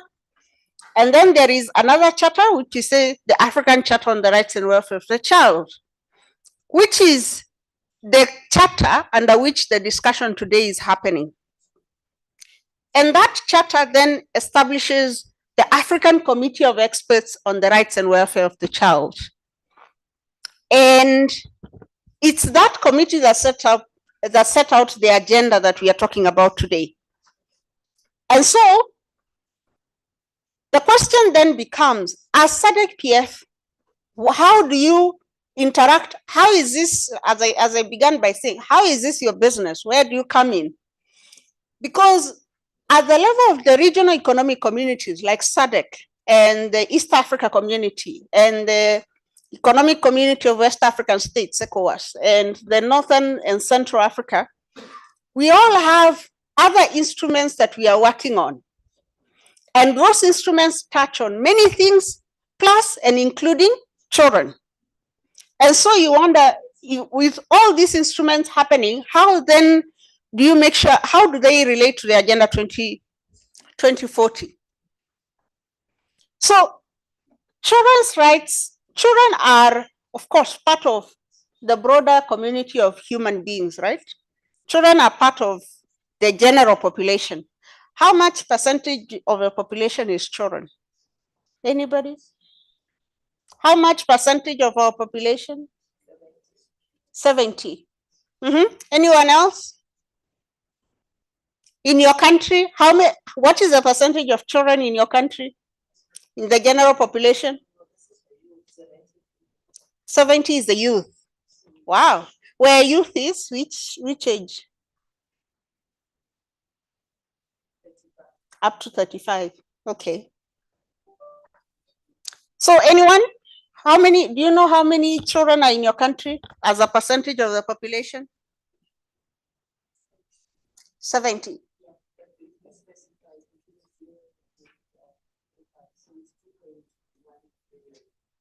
$2.1 million. That would be, yeah, quite a big number. Yes, anyone else? Do you have a guess? Okay. I think we were, okay, now wait, the previous slide. Okay, so how do I move this? Not me, it's you. Okay, let's go to the levels, the pictorial. Sorry, I think you have the wrong one. That's not the right.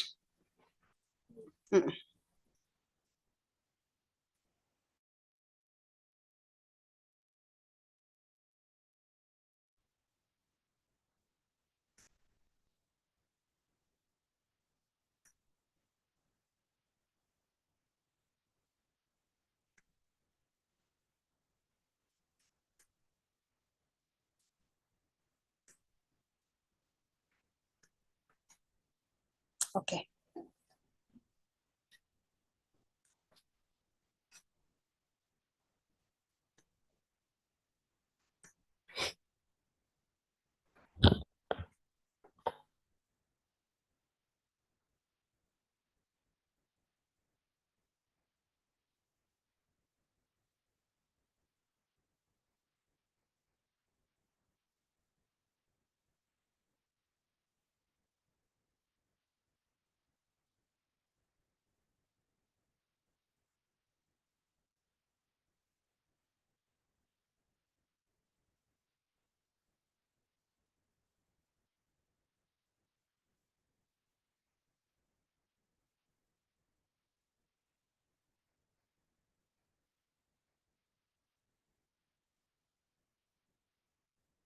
Sorry.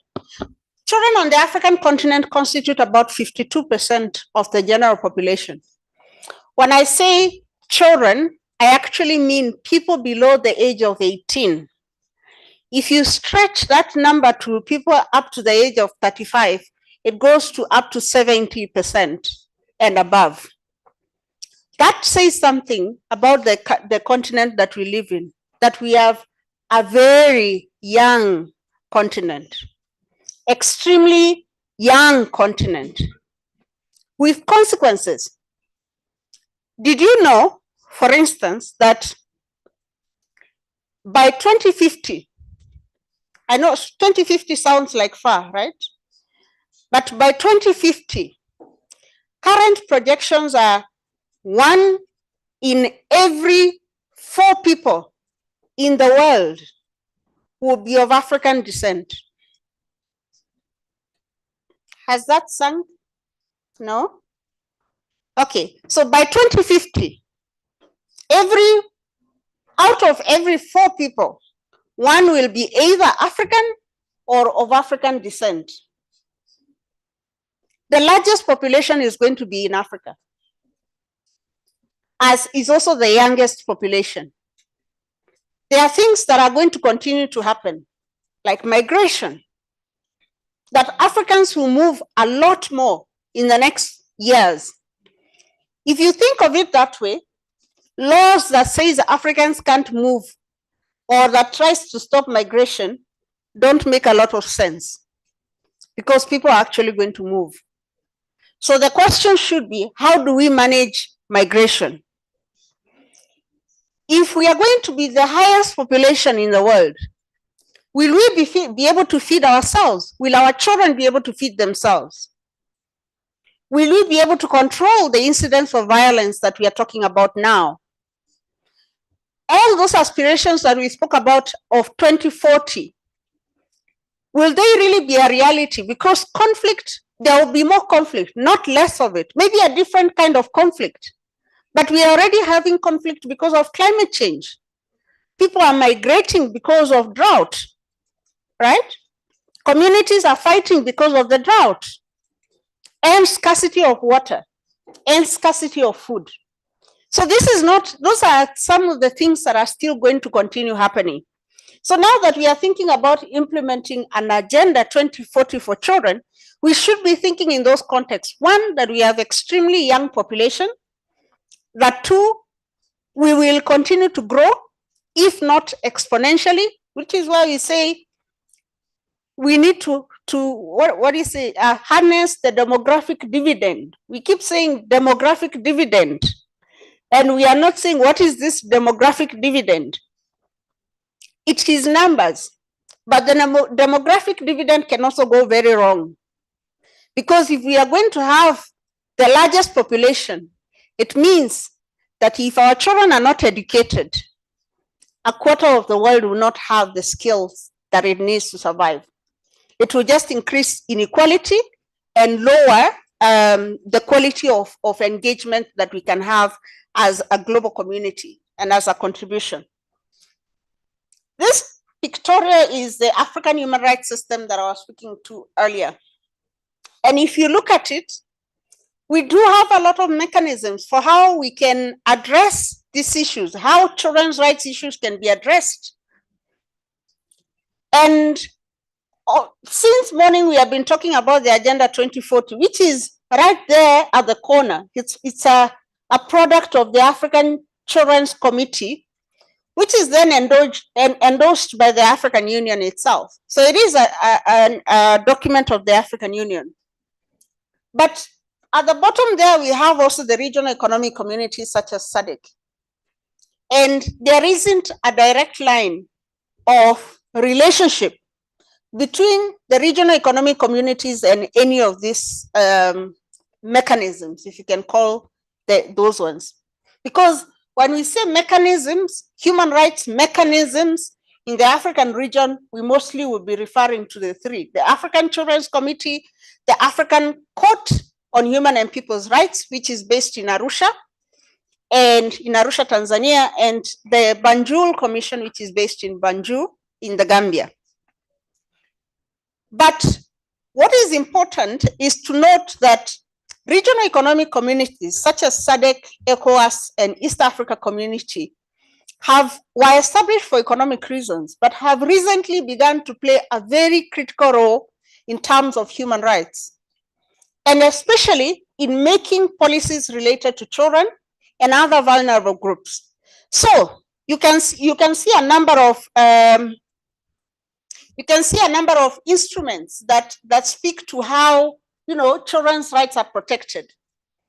I am sure we all come from a country, not from a country, but all of us know about the UN Convention on the Rights of the Child. Do we? Do we all know the UN Convention on the Rights of the Child? Okay, maybe put differently. How many of us come from a country with UNICEF, an UNICEF office? Is there a UNICEF office in your country? There is a UNICEF office, right? A majority of us come from a country with a UNICEF office. If you have a UNICEF office in your country, you most definitely know about the Convention on the Rights of the Child. But the Convention on the Rights of the Child is just one of instruments that affect children. All these acronyms, I'm not expecting you to know all of them. It's just to show you how many instruments we have adopted. The International Convention on Economic, Social, and Cultural Rights, International Covenant on Civil and Political Rights, the Convention on Elimination of Discrimination Against Women, the Convention on the Rights of Persons with Disabilities, all these at the UN level only. At the regional level, at the African Union level, then you have what we call the Women's Rights Protocol. I mean, we have the General Banjul Protocol, the African Charter on Human and People's Rights. You have the Maputo Protocol, which he says is the Women's Rights Protocol. You have the Disability Rights Protocol. You have a Refugee Convention. You have a Youth Charter, and you have the African Charter on the Rights and Welfare of the Child. That's a lot of instruments, right? Then we come further down, and in the regional economic communities, we are seeing bills, protocols, and policies. And then we have national instruments. You have your national constitution. You have most of the countries now have a Children's Act, right? At the national level, you have a Children's Act and a number of other policies. So in terms of where can we find children's rights and where can we find the standards that make it possible for us to implement Agenda 2040, we have plenty. We have a lot of them. Maybe the big question is, do we know them? Do our people actually know them? And why is it that we all know about the CRC, the Convention on the Rights of the Child, but very few of us know about the African Charter on the Rights and Welfare of the Child, which is adopted by the African Union and which is different from the CRC? Is it because, you know, as I said, is it because there is a UNICEF office in your country? Or is it because the AU is not as present in our countries as we would like it to be? So maybe to just reflect on why do we actually need a focus? Why would you need a SADC PF to pay attention to children's issues specifically, not as part of a broader agenda? But why should you dedicate time? If at all you're not convinced by the argument that I just made, the fact that more than 50% of your constituents are children. In fact, not just 50. 50 is the average, but in some countries like Uganda, 70% of the population is below 18. Yes. So if you pay attention in your own country, there might actually be slight differences here and there. If you have an entire country whose 70% of the population is below 18, is a very interesting statistic if you're interested in statistics. Because do you imagine what that country will look like in 30 years? Right? People are in their the youngest period. So anyway, the point is human rights are general, but there are some things that are very specific to children. There are things that we will not be able to speak about if we don't bring children to the table. And that helps us to be able to contextualize rights to childhood. For instance, we can talk here about the right to health, but we are all adults in this room, and health looks different when you're an adult. It's about being able to see a general practitioner when you want, or a specialist when you want. It's about access to certain things. But for a child, health looks different in the sense that they need regular monitoring. They also need vaccines.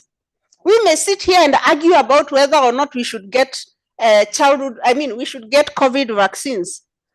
But children don't have that choice. If they don't have vaccines, certain things will happen. I think you have been following things like the polio, the re-emergence of polio. We are starting to see a new trend of re-emergence of polio on the African continent because of vaccine politics, which are being driven by adults.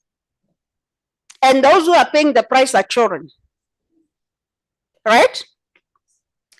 There is a question of disabilities. There is often the phrase that we make it's like a joke, but it's not a joke. You know, if you're not on the table, you're on the menu, right? Most of the time. If you're not on the table, you're probably on the menu. Sometimes it's very important to have everybody that is affected by issues around the table. And children is one of those issues. Because children don't vote, because children do not, make budget allocations, their issues are actually very secondary. Go and ask a lot of these institutions that are, that are very good with civil advocacy and going out. I'm not pointing out anyone, but for argument's sake, adults have a lot of institutions to represent them. Whether you call them labor unions or associations, even associations of persons with disability, associations of women's associations, children's issues don't make it there. It's not to say that children don't also have disability, but by virtue of being a child, you become invisible. So it's very important for us to be intentional about how we are looking at children's issues. Of course, we need to have a common language, a united language around how we talk about children, and we need to treat children as right bearers, not as recipients of charity from adults. Children don't exist because they don't exist at our will. Children are actually human beings, full human beings with their own rights.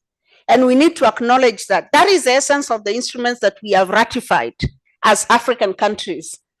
And also, having these instruments, having an Agenda 2040, enables us to get resources. Because before this, it's very difficult to articulate why you need the government to commit money to support the building of new classes or to expand quality of education. But you can say we have an obligation to do this because there is an Agenda 2040 with specific targets and we need to meet the targets. So it helps us to convene resources. But as I said, the one last thing that I would put here is that unless we bring children on the table, there are things we are never going to talk about. Like, for instance, the right to play. Right? Have you ever thought about the right to play? Have you ever discussed the right to play in your parliamentary forums? You wouldn't take it seriously. Is it an important issue? It's an important issue. Have you seen what's going on around in our cities? We are building structures everywhere, right? For city planning, there are no green spaces for children. The childhood we had, our children will never have. That's not something we are talking about. But we are the people who are making the laws. We are the people who are making the policies.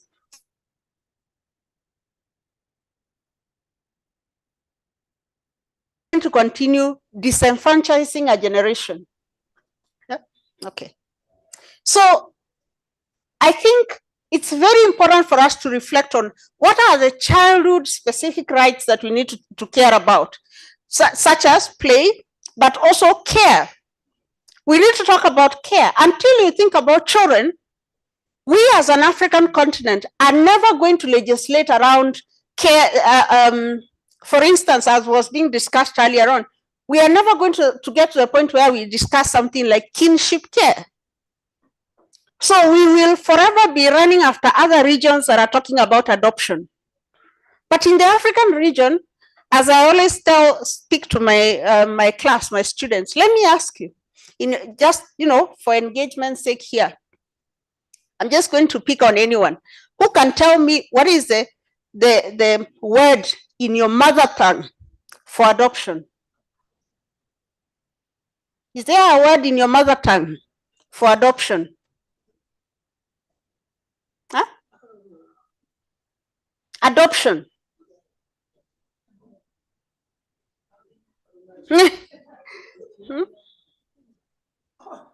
What is the word in your mother tongue for adoption?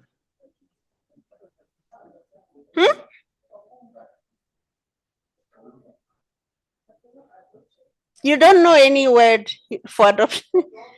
Is there? We are trying to discuss. Okay. But it looks like we are talking about the process, and we don't seem to be coming up with one word that really clearly defines adoption. Because colloquially, you are given a child. In Setswana, you are just given, but I don't know if that is adoption. Okay, sorry. Okay, yes. With the assistance of the secretariat, they said okumbwa. Which is to say adoption. Like does it correlate with any other word? I think I'll have to now quickly look back at secretariat. Yeah, it's to be adopted, it's to be thrown away, like giving.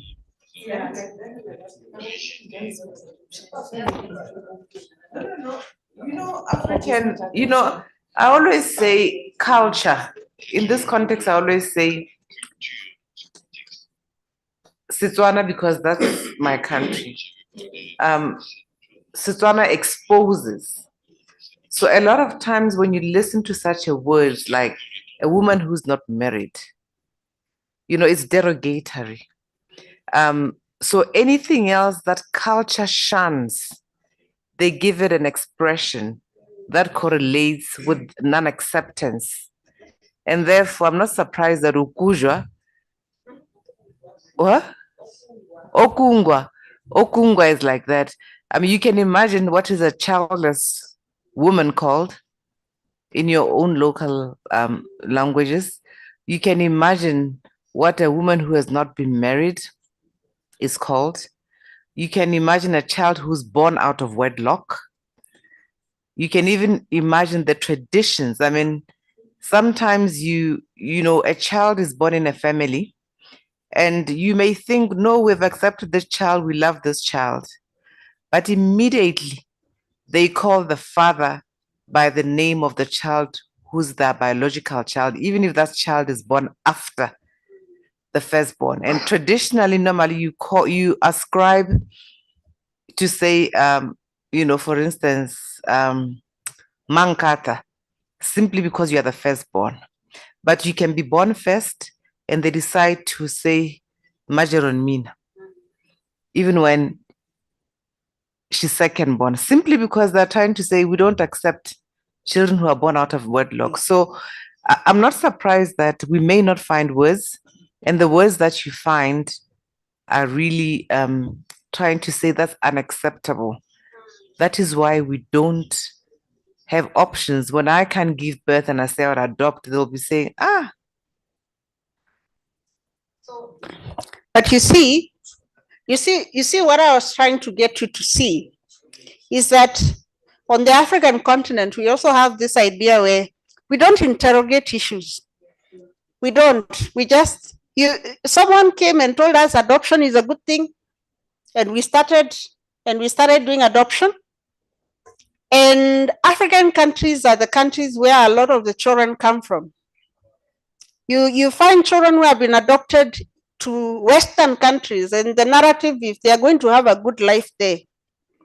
And part of the research that I have been involved in is that most parents, when their children are taken, they don't understand what's happening because there is no language to explain to them what adoption is.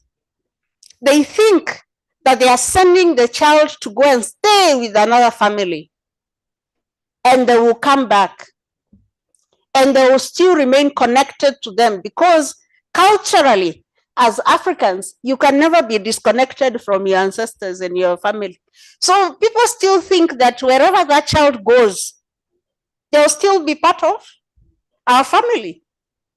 But one of the fundamental principles of adoption is severance, right? One of the fundamental principles of adoption is severance, cutting all linkages with the source. So a child will get a new name, they will get a new culture, they will have no connection. In fact, the records are hidden. They cannot reconnect with the family, right?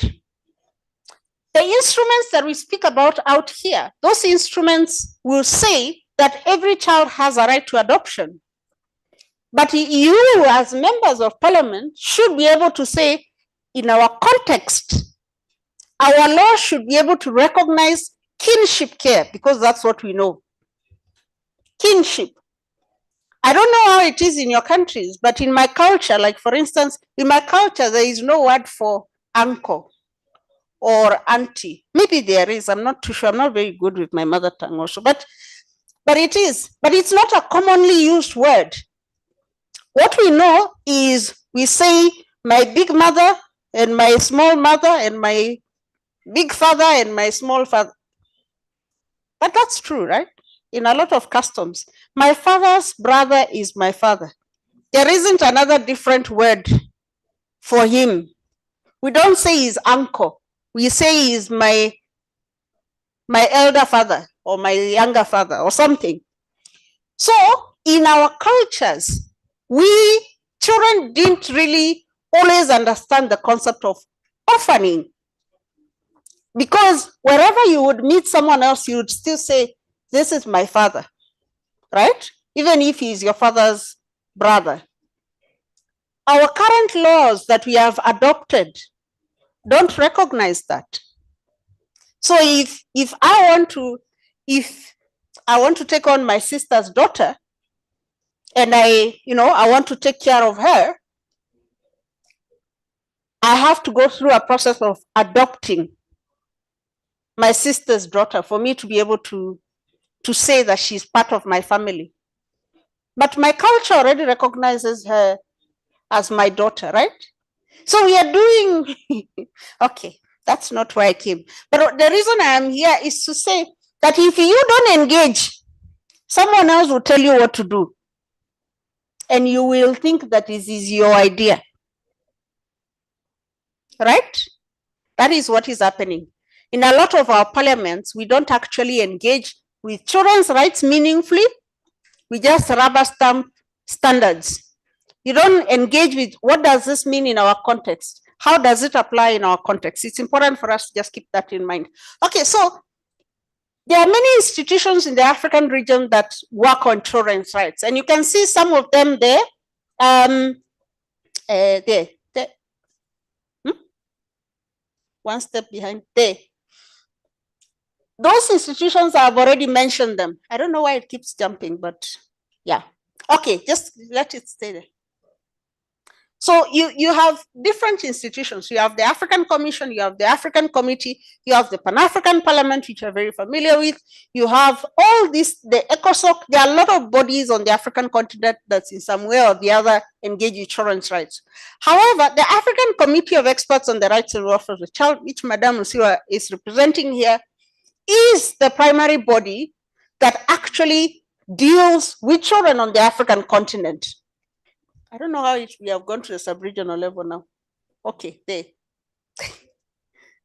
Something is happening. Okay, so this body is currently based in Maseru, right? I don't know if a lot of you know the African Children's Committee, and if you haven't been there, it's now based in Maseru since 2020. And the main reason why I brought it up is because it is a custodian of the Agenda 2040. And because it is the custodian body of the Agenda 2040, it's also the body that guides us on knowing whether or not we are actually making progress towards achieving the commitments that have been made regarding the Agenda 2040. And the committee does this in many ways. There is the 5-year assessment that we mentioned, which is currently now in the second cycle of assessment. But there is also the regular engagement with states from the mechanism. And that regular engagement with the state, it's here, it's that one. Don't move it. The regular engagement with states happens in different ways. One of those is that the committee is mandated to promote and protect human rights by engaging with different forums, such as this forum. So one way of ensuring that we are respecting and we are working towards children's rights is to ensure that we are promoting it in the appropriate forums, such as this, and the committee does that. The second is to monitor how states are implementing the charter. The African Children's Charter, the ratification of and the implementation of is #1 aspiration of Agenda 2040. And the way that the committee monitors the implementation of the charter is regularly through asking states to report.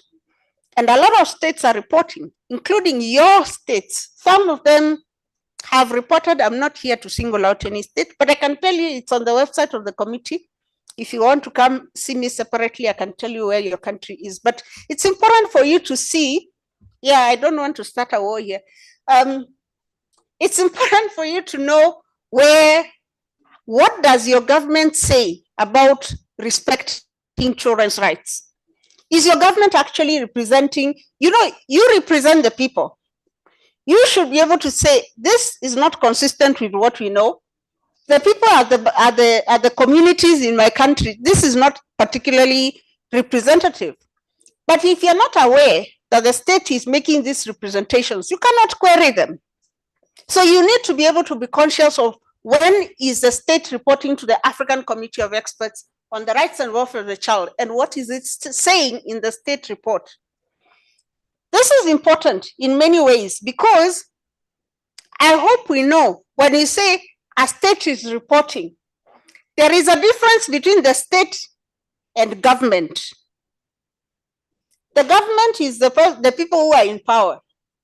The state is everybody, including opposition, including civil society, and the constituencies affected.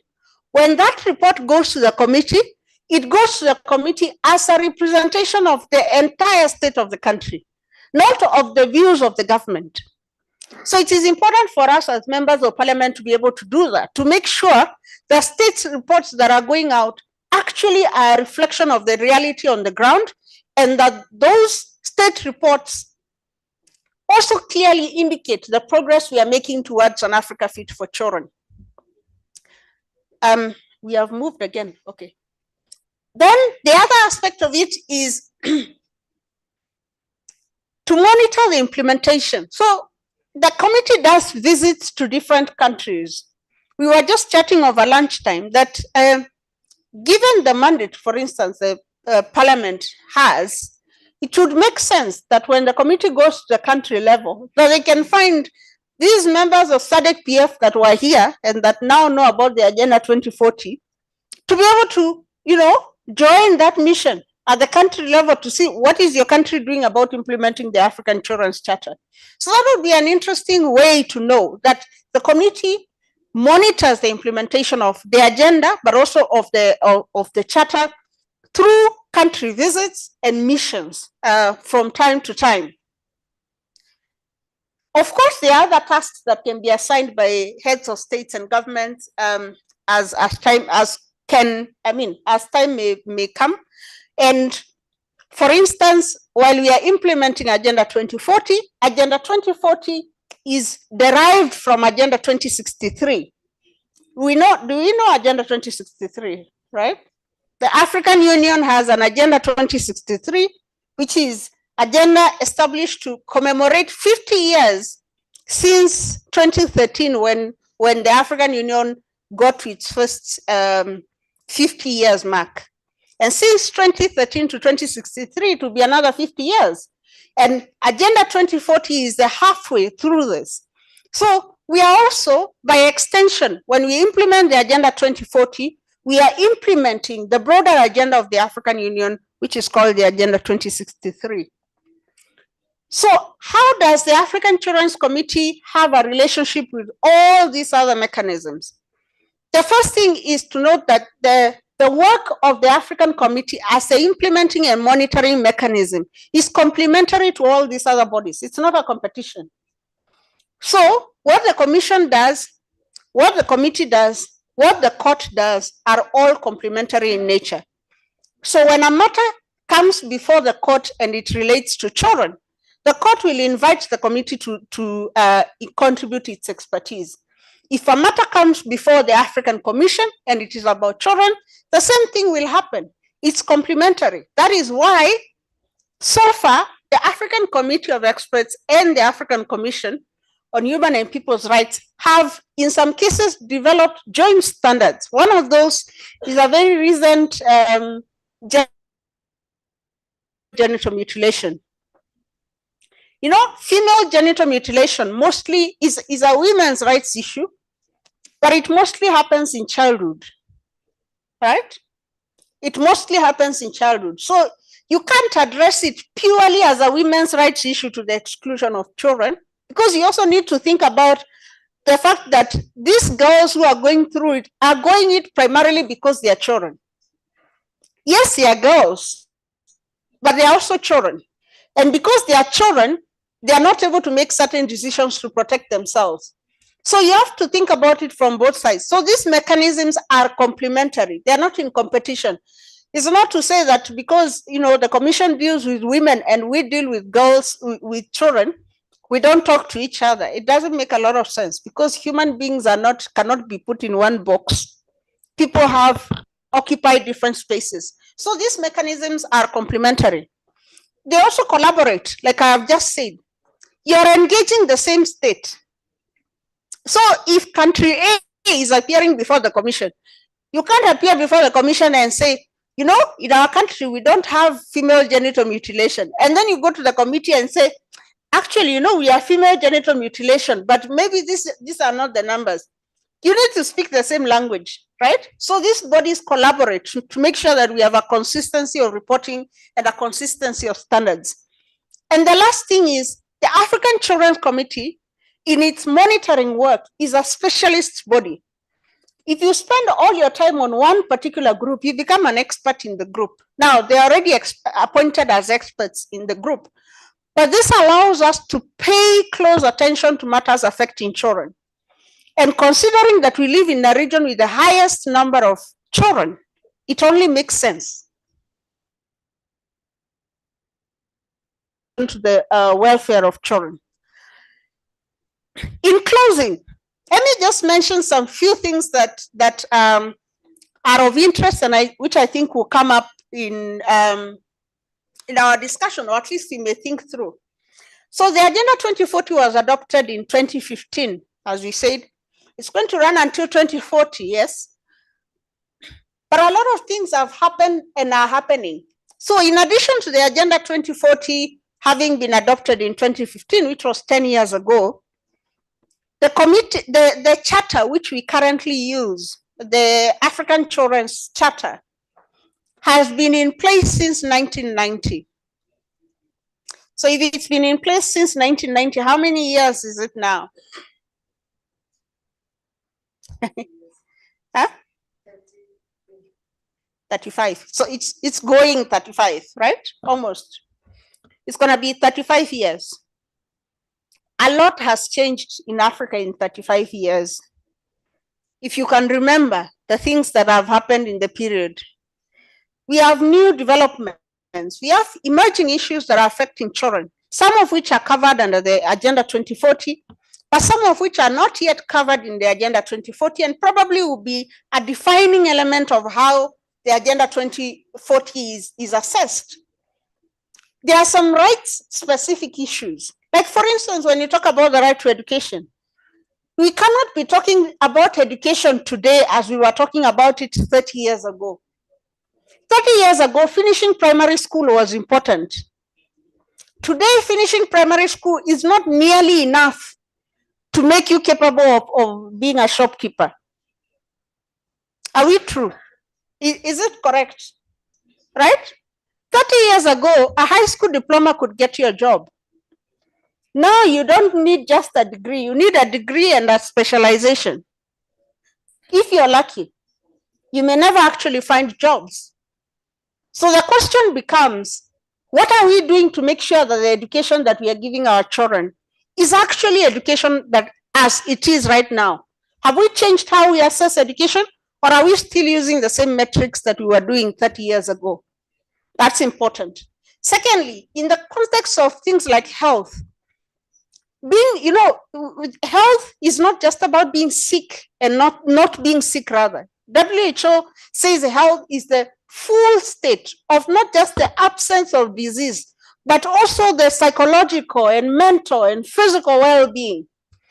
Are our laws, are our policies at national reflecting that for children? And a lot of the time it's not. We think of health in relation to children in very simplistic terms. Are children in this country getting vaccines, free childhood vaccines and free health, basic health until the age of 5. And we congratulate ourselves about that. Well, have you seen the mental health crisis that is going around in our youth? Are we going to talk about that? Are we going to talk about that we are in a generation where children are killing themselves, they become suicidal because of mental health issues? Are we going to talk about the obesity crisis? You know, that we have more and more children getting cancer because of lifestyle diseases, that we have more and more children who are now addicted to sugar. You know, sugar is a drug. Addicted, every time in the morning when I'm going to work, I see young girls, boys going to school and carrying, what do you call them? Energy drinks. You see the energy drinks. Is that normal? Of course, it's not normal because it shouldn't be. A child of 15 should not need energy drinks at 8 a.m. in the morning, right? So that tells me that the way even we are thinking about health, we are comfortable. We are not in control of the drug market. Our children are vaping for style. You know, it's very stylish to vape. Yeah? And to take the colorful drugs. I don't know the actual names, but those things are actually very fancy. Huh? They are fancy. And they are being sold to our children as a lifestyle. And the children are buying into it. And we are keeping quiet because we still think about health, health is about being sick and not getting out of bed. So this is a challenge to all of us to how are we rethinking what rights are and how are we protecting our children from it? A lot of us think that violence is out there. Violence is in our homes. We bring it ourselves. Forget the physical violence. Think about systemic economic violence, exclusion, that is pushing children to the brink. That is a form of violence. Psychological violence, having to deal with the trauma of a difficult life through and through. That is violence, right? Think about digital violence. You know how many times I have to tell myself, I am going to remove this phone and put it out there. I don't want it. Or how many times I have to say, I have to switch off the TV because I cannot anticipate what my children are going to see on TV. The violence is ingrained in our society. Is that kind of violence captured in your law? If it isn't, then you as a member of parliament are not playing your role in ensuring that you're actually protecting children against violence, because violence is no longer about sticks. The kind of violence our children are experiencing right now is a kind of violence that is driving them to kill themselves. It's called cyberbullying. It's called psychological damage from many things. But there are other things that were never there before, that which even the agenda speaks to, but doesn't speak to in general, because these things are evolving. Like, for instance, the whole idea around technology and children's rights. You know, in the African region, when you say technology, people think internet. Internet and phones. Everybody has a phone. You see, we have not even begun to appreciate the magnitude of technology. The other regions are in generative AI, and we are still here looking at phones. And we are telling our children are accessing technology. Technology is reproducing inequality at the fastest rate in history of humankind. So much that a child who is left behind technologically today will never catch up. Actually, they will never catch up. That's a huge cost. But besides that, we need to ask ourselves, how is technology changing our children? You know, for me, I laugh when I engage with teenagers, because there are some things you just say, we don't talk about things like this in public. This is private affairs. But do you know, the modern teenager has no concept of privacy. They don't know what it is. You think you have an idea of what privacy is, but they are born to a world where privacy does not exist, right? How is that changing our children? How are children going to live their lives in the next 5 years, 10 years, 20 years? So those are things we need to think about. The evolving nature of the family. How has the family changed? How is it still changing? Can we still stand up and say that the family is A, B, C, D, or has it changed so significantly that we need to recognize that? A lot of children are, in the 90s, we were talking about a lot of children being taken care of by their grandparents because of the HIV crisis. We are now currently in a generation where the children are not being taken care of. We have present absent parents. But you didn't get that, but you're there. The parents are there, but they're not there, right? So if you have present absent parents, how do you then even say that that parent should have control over what their child is doing? But you're not there. The parents are actually emotionally absent, completely disengaged. So the children are parenting themselves, right? Issues to do with climate change and sustainability and intergenerational justice, those are things we have to think about. How are we managing our current resources for the sake of future generations? So you are in a country where we are mining nickel to the last dime. We are mining diamond to the last mine. We are mining gold to the last dime. We are harvesting everything that is in the sea. We are finding every space and putting up a building. What is intergenerational justice? The child who comes 50 years from now, do they have a claim on what you are currently doing now?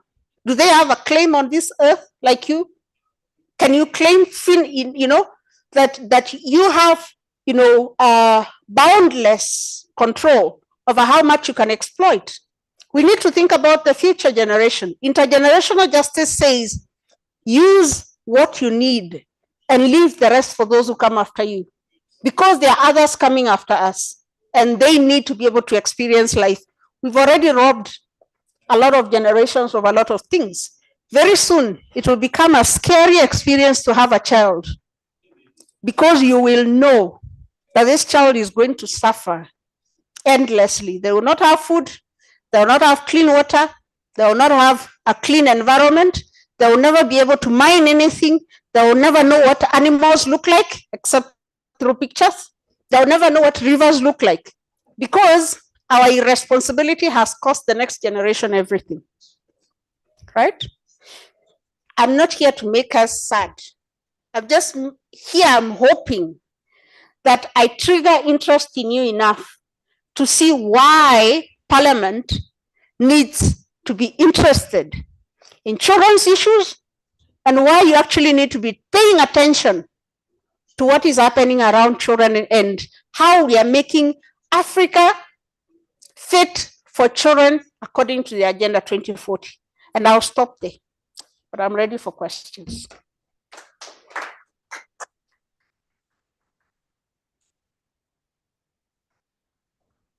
Thank you, Ms. Murungi. So I see Namibia already has her hand up. So we'll take Namibia first.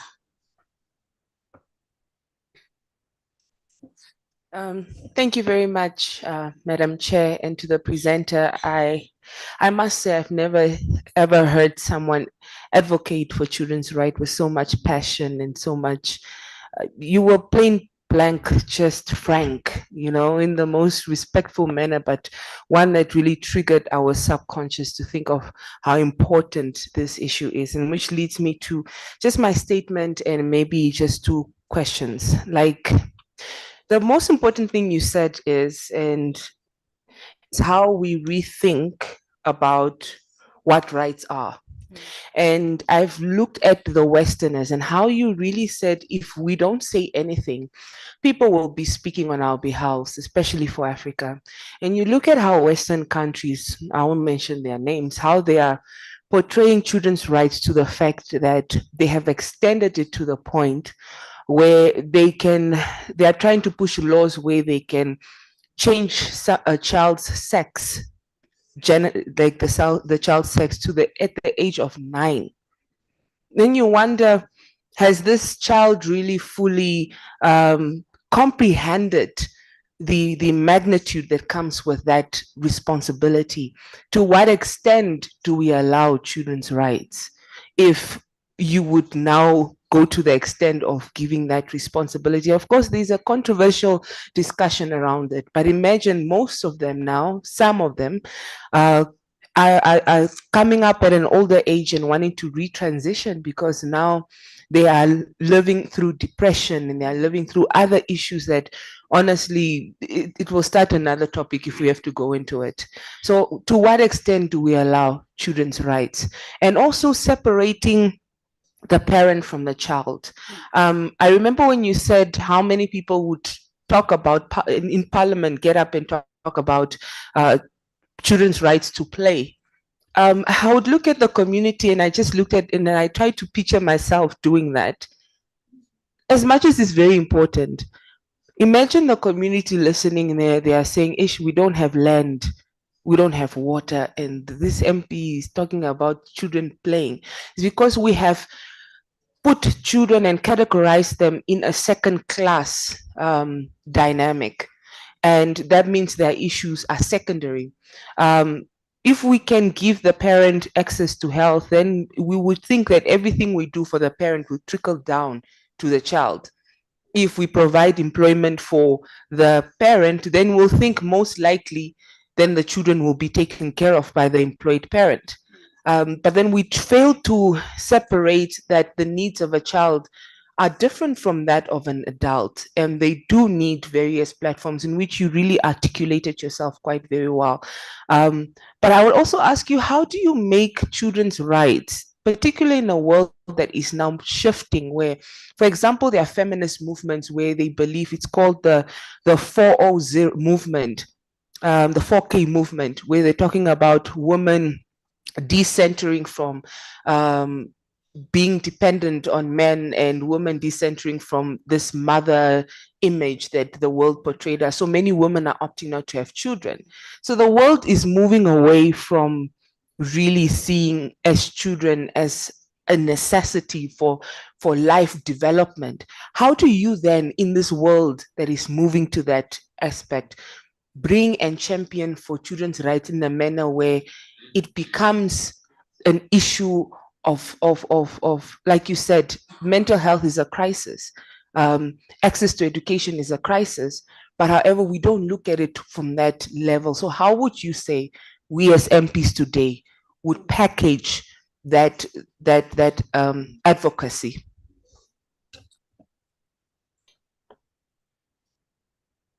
So you asked a number of, I think there's a mic that is open because I can hear myself. Oh, well, also this. You asked a number of questions. Thank you very much. I can't answer all of them, but I will try. There's a question you ask around failing to, to engage, and therefore we find that we are just, buying into ideologies. And you do point about the gender discourse. I would like to say part of the problem is we don't know enough. And sometimes, we also, when we don't engage with something, we also do something called borrowed rage. Borrowed rage, like you borrow other people's anger and you make it yours. So in Africa, we are also fighting battles that we don't even know. That are not even, there are issues here, but they are not actually nearly half as loud or as significant as they are in other contexts. And I am in the child rights space, so I'll tell you this, that of course we are making a lot of noise around the issue of children and gender and transitioning. But children in Africa are not even able to transition in any case. There are no doctors who can do it. So I don't think we are that problem yet. So I think in the meantime, we should spend time getting ahead of it and understanding how do you actually deal with this issue in an African context. So the reason why I said we have a bit of borrowed rage is because the whole issue of children gender reassignment is a discussion that has been going on a lot in the United States, mostly. And there is, as you say, a lot of children who have gone through these processes. Some of them are happy where they are, others are not happy where they are. In a lot of cases, it's hormonal changes, hormone blockers. In Africa, even me as a mature married woman, if I go to my doctor to ask for hormone treatment, they are likely to say no. 2, they are likely to say they don't have it. Or 3, they are likely to ask me, where is your husband? Why do you need it? So our children can't access those things yet. And what I think, so I'm not denying that it's an issue, but I'm also saying that Africa should not be appropriated to a war we are not part of yet.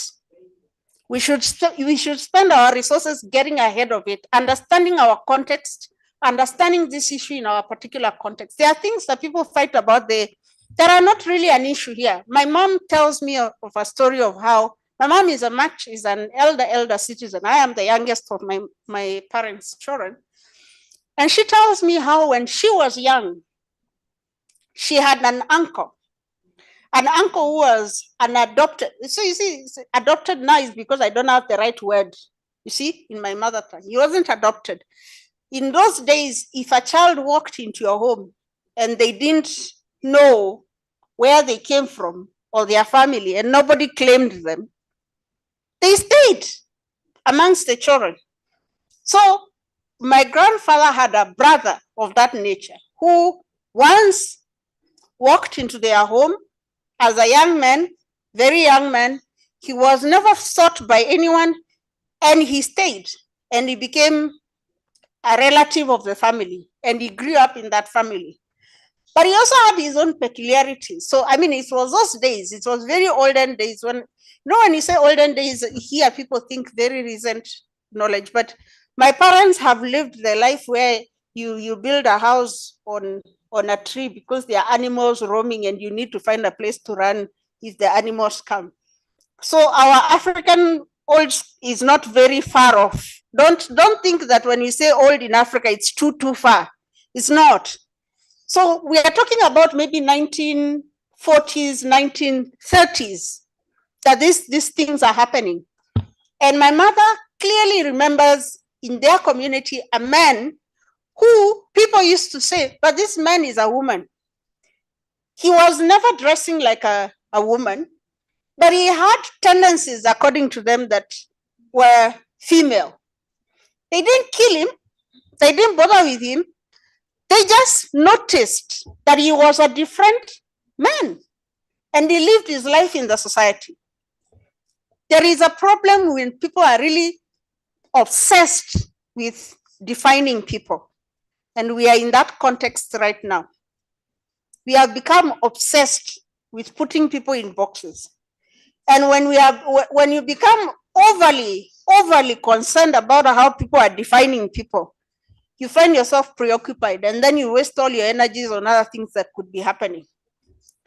Anyway, I don't think we have nearly enough time to unpack the